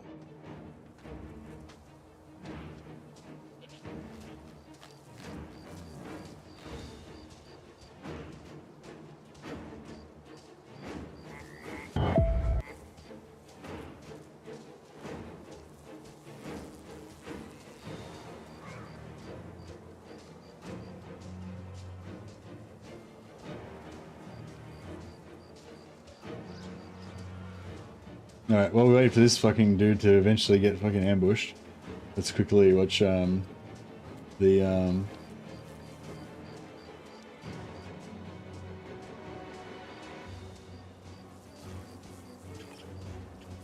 Stardays 2 trailer.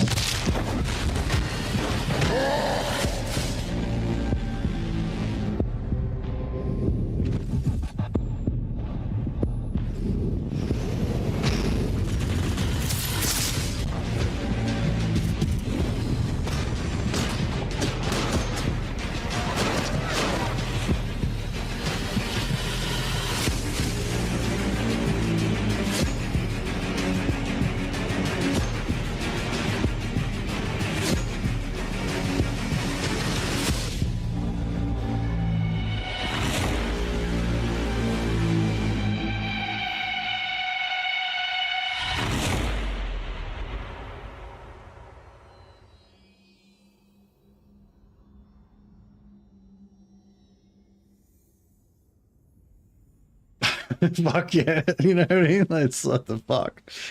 So fucking good. Oh, so fucking good. Jesus fuck. Like, it's just, just like, right, fucking electricity goes through my body when I watch that shit. So good. Fuck. It's just so, like, I don't know, you just can't even put into words. It's like, it's so like Warhammer, you know? Yeah, exactly. Give that guy the entire Warhammer Plus budget. Exactly. Just give him everything. They made his fictional chapter canon. It's so cool. Yeah, it's super awesome.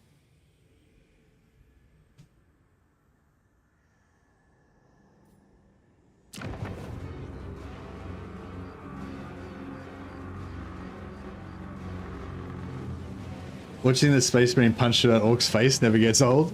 Yeah, I love that scene where the is it the Emperor's Executioners? I can't remember who it was now. It's the yellow and black dudes.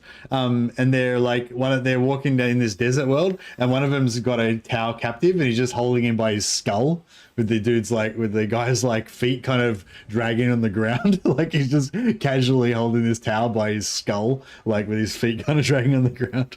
It's I don't know, it's so brutal.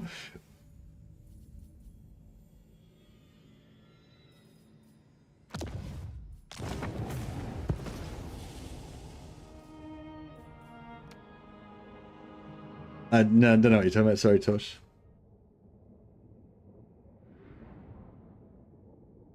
Doesn't sound like anything related to my interests.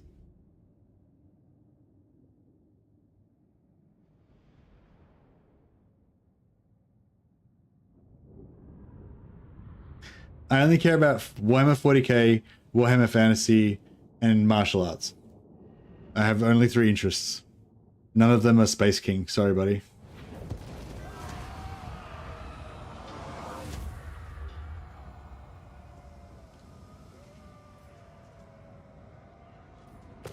Oh, can I... Space King is a 40k parody. Oh yeah, I don't like comedy and I don't like to laugh. Sorry.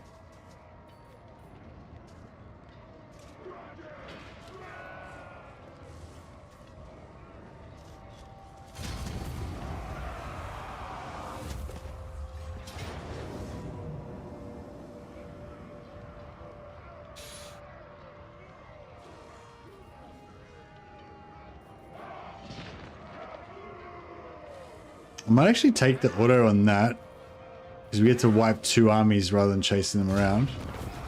Yeah, that was beautiful. I will take the money. Which Skaven faction do you think is the strongest? I've been trying to play at them as them, but it's rough. Hey, Cooper Trooper. I'm not really an expert on Skaven. Sorry, buddy. Is there a...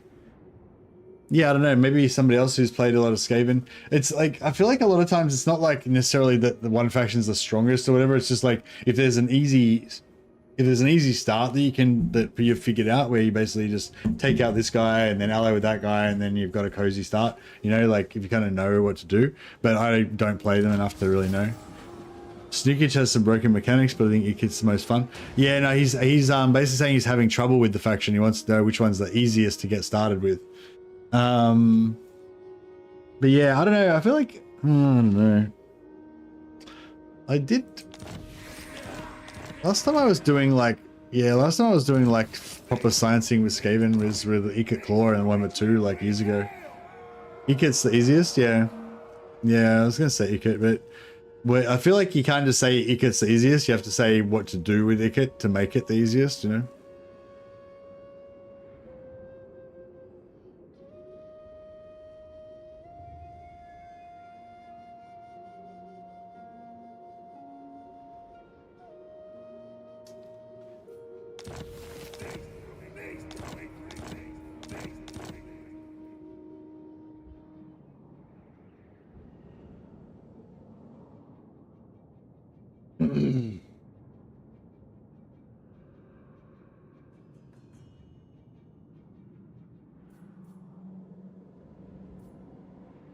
I think Throt is harder now with Malachi, Kislev, and Arbal. Yeah, I should play Ikit Claw again.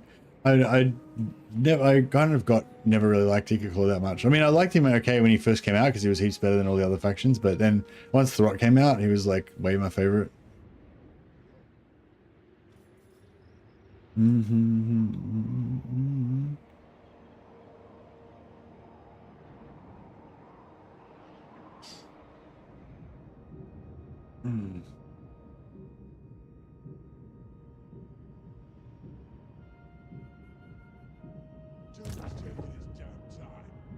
Demon Slayer. It's all falling apart because I feel like I need to finish off Draz to help Imric, and if I went and killed Draz, then I think Imric would be pretty sweet here. But I feel like I need to go and kill Azag, otherwise fucking Grim. Otherwise Ungrim's gonna get fucked up. Oh, Ungrim's kind of hanging in there. But not really.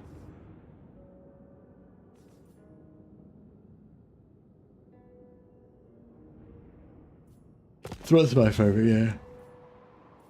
But because Throt's my favorite, I haven't played any of that. I barely played any other Skaven Lord apart from Throt for the last, you know, ages. Lord of Clan Morgrim.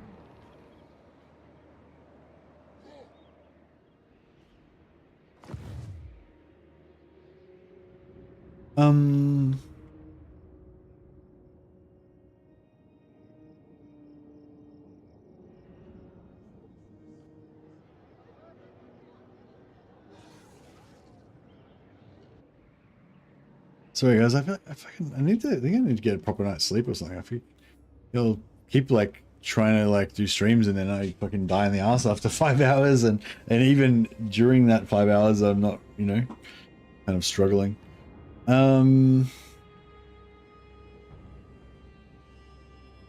All right, so we need to did I stay up all night playing Bannerlord? Nah, I just, yeah, I've been like, I don't know, last few, yeah, normally I kind of sleep for a few hours during the day, which is probably what you think of as at night, and then I have a nap for a couple of hours, 2 or 3 hours before streaming. But what I've been doing instead is just having a slightly longer sleep. So instead of like, I'll sleep for like 5 or 6 hours after I stream, like, you know, in the next few hours I'll go to bed for like 5 or 6 hours, and then I'll get up, hang out with Mrs., have dinner, whatever, and then have a nap for like a couple of hours before I start streaming at my normal time. But lately I've been just like starting streaming later because I've slept in because I've been too tired. So I've slept for like 5 hours instead of 2 hours, and then because I slept 5 hours, I was not that tired. So then I just didn't sleep during the day, and fuck, what am I even talking about? Anyway, like I fucked up my sleep pattern basically. And yeah, so I've not been sleeping enough. But yeah, basically, I've been staying up all day, either playing Bannerlord or doing whatever, and then not getting enough sleep. I think that is the problem. Armed and ready. Mercy's sleeping in 5 hours of sleep. Yeah, well, no, normally I have a nap for 2 hours, but I've already had a previous sleep for like 5 or 6 hours, you know, and then that kind of adds up, you know. But what I've been doing is like skipping the 5 or 6 hours sleep and then trying to have 2 hours sleep. Doesn't work. End up sleeping for 5 hours, and then I skip the 5 hours sleep again because I slept a bit, and you know, it's like this kind of, I don't know, just rolling fucked up sleep pattern thing. Anyway, doesn't matter. I will sort it out.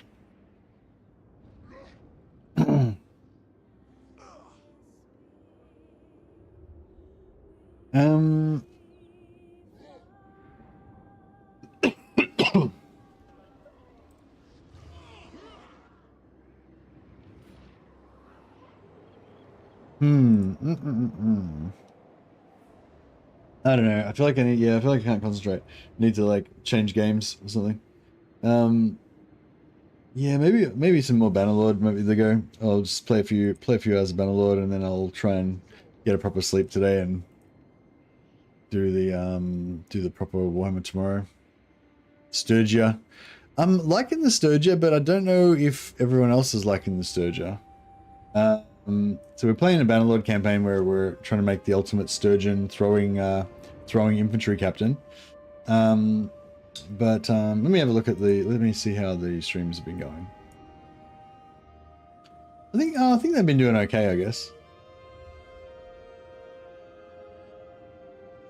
Yeah, I guess about the same as any Bannerlord streams. Yeah, I guess they're doing all right. All right, let's do a bit more. We'll do a bit of Sturgia. Probably just a short stream because I'm having like bodily pains and things. I'm struggling a little bit. But yeah, I feel like I can just kind of like totter along in Bannerlord without needing to use my brain power too much. Whereas because this is requiring me to think too hard and I can't quite do it, so I'm just getting frozen all the time. You're just getting like Mercy loading screens continuously. So yeah, I'll try and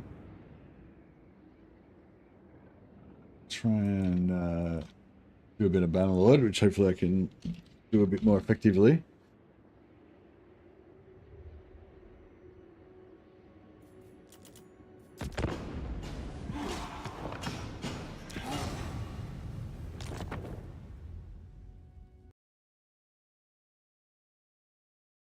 Yeah, so I've been playing a lot of the Old Realms mod for Bannerlord lately. Highly recommend you check it out. I'll probably start a new campaign of Old Realms again soon. But yeah, I've been missing the vanilla as well. But yeah, Old Realms is a Warhammer fantasy mod for Bannerlord, so highly recommend you check it out if you haven't seen it already. And of course, we've got the War Sales DLC coming out in June, couple months away. So yeah, both of those are pretty exciting. But just if you haven't I'll just put a link to the new stream so you can click on that and go over to the new stream.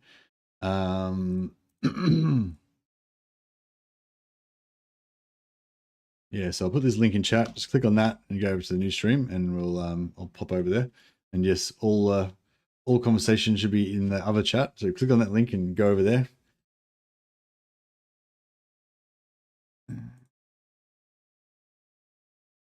Start that stream. And we'll hunt you over there. So yeah, click on that link. Hopefully it'll redirect you, but if not, just click on the link and I'll see you in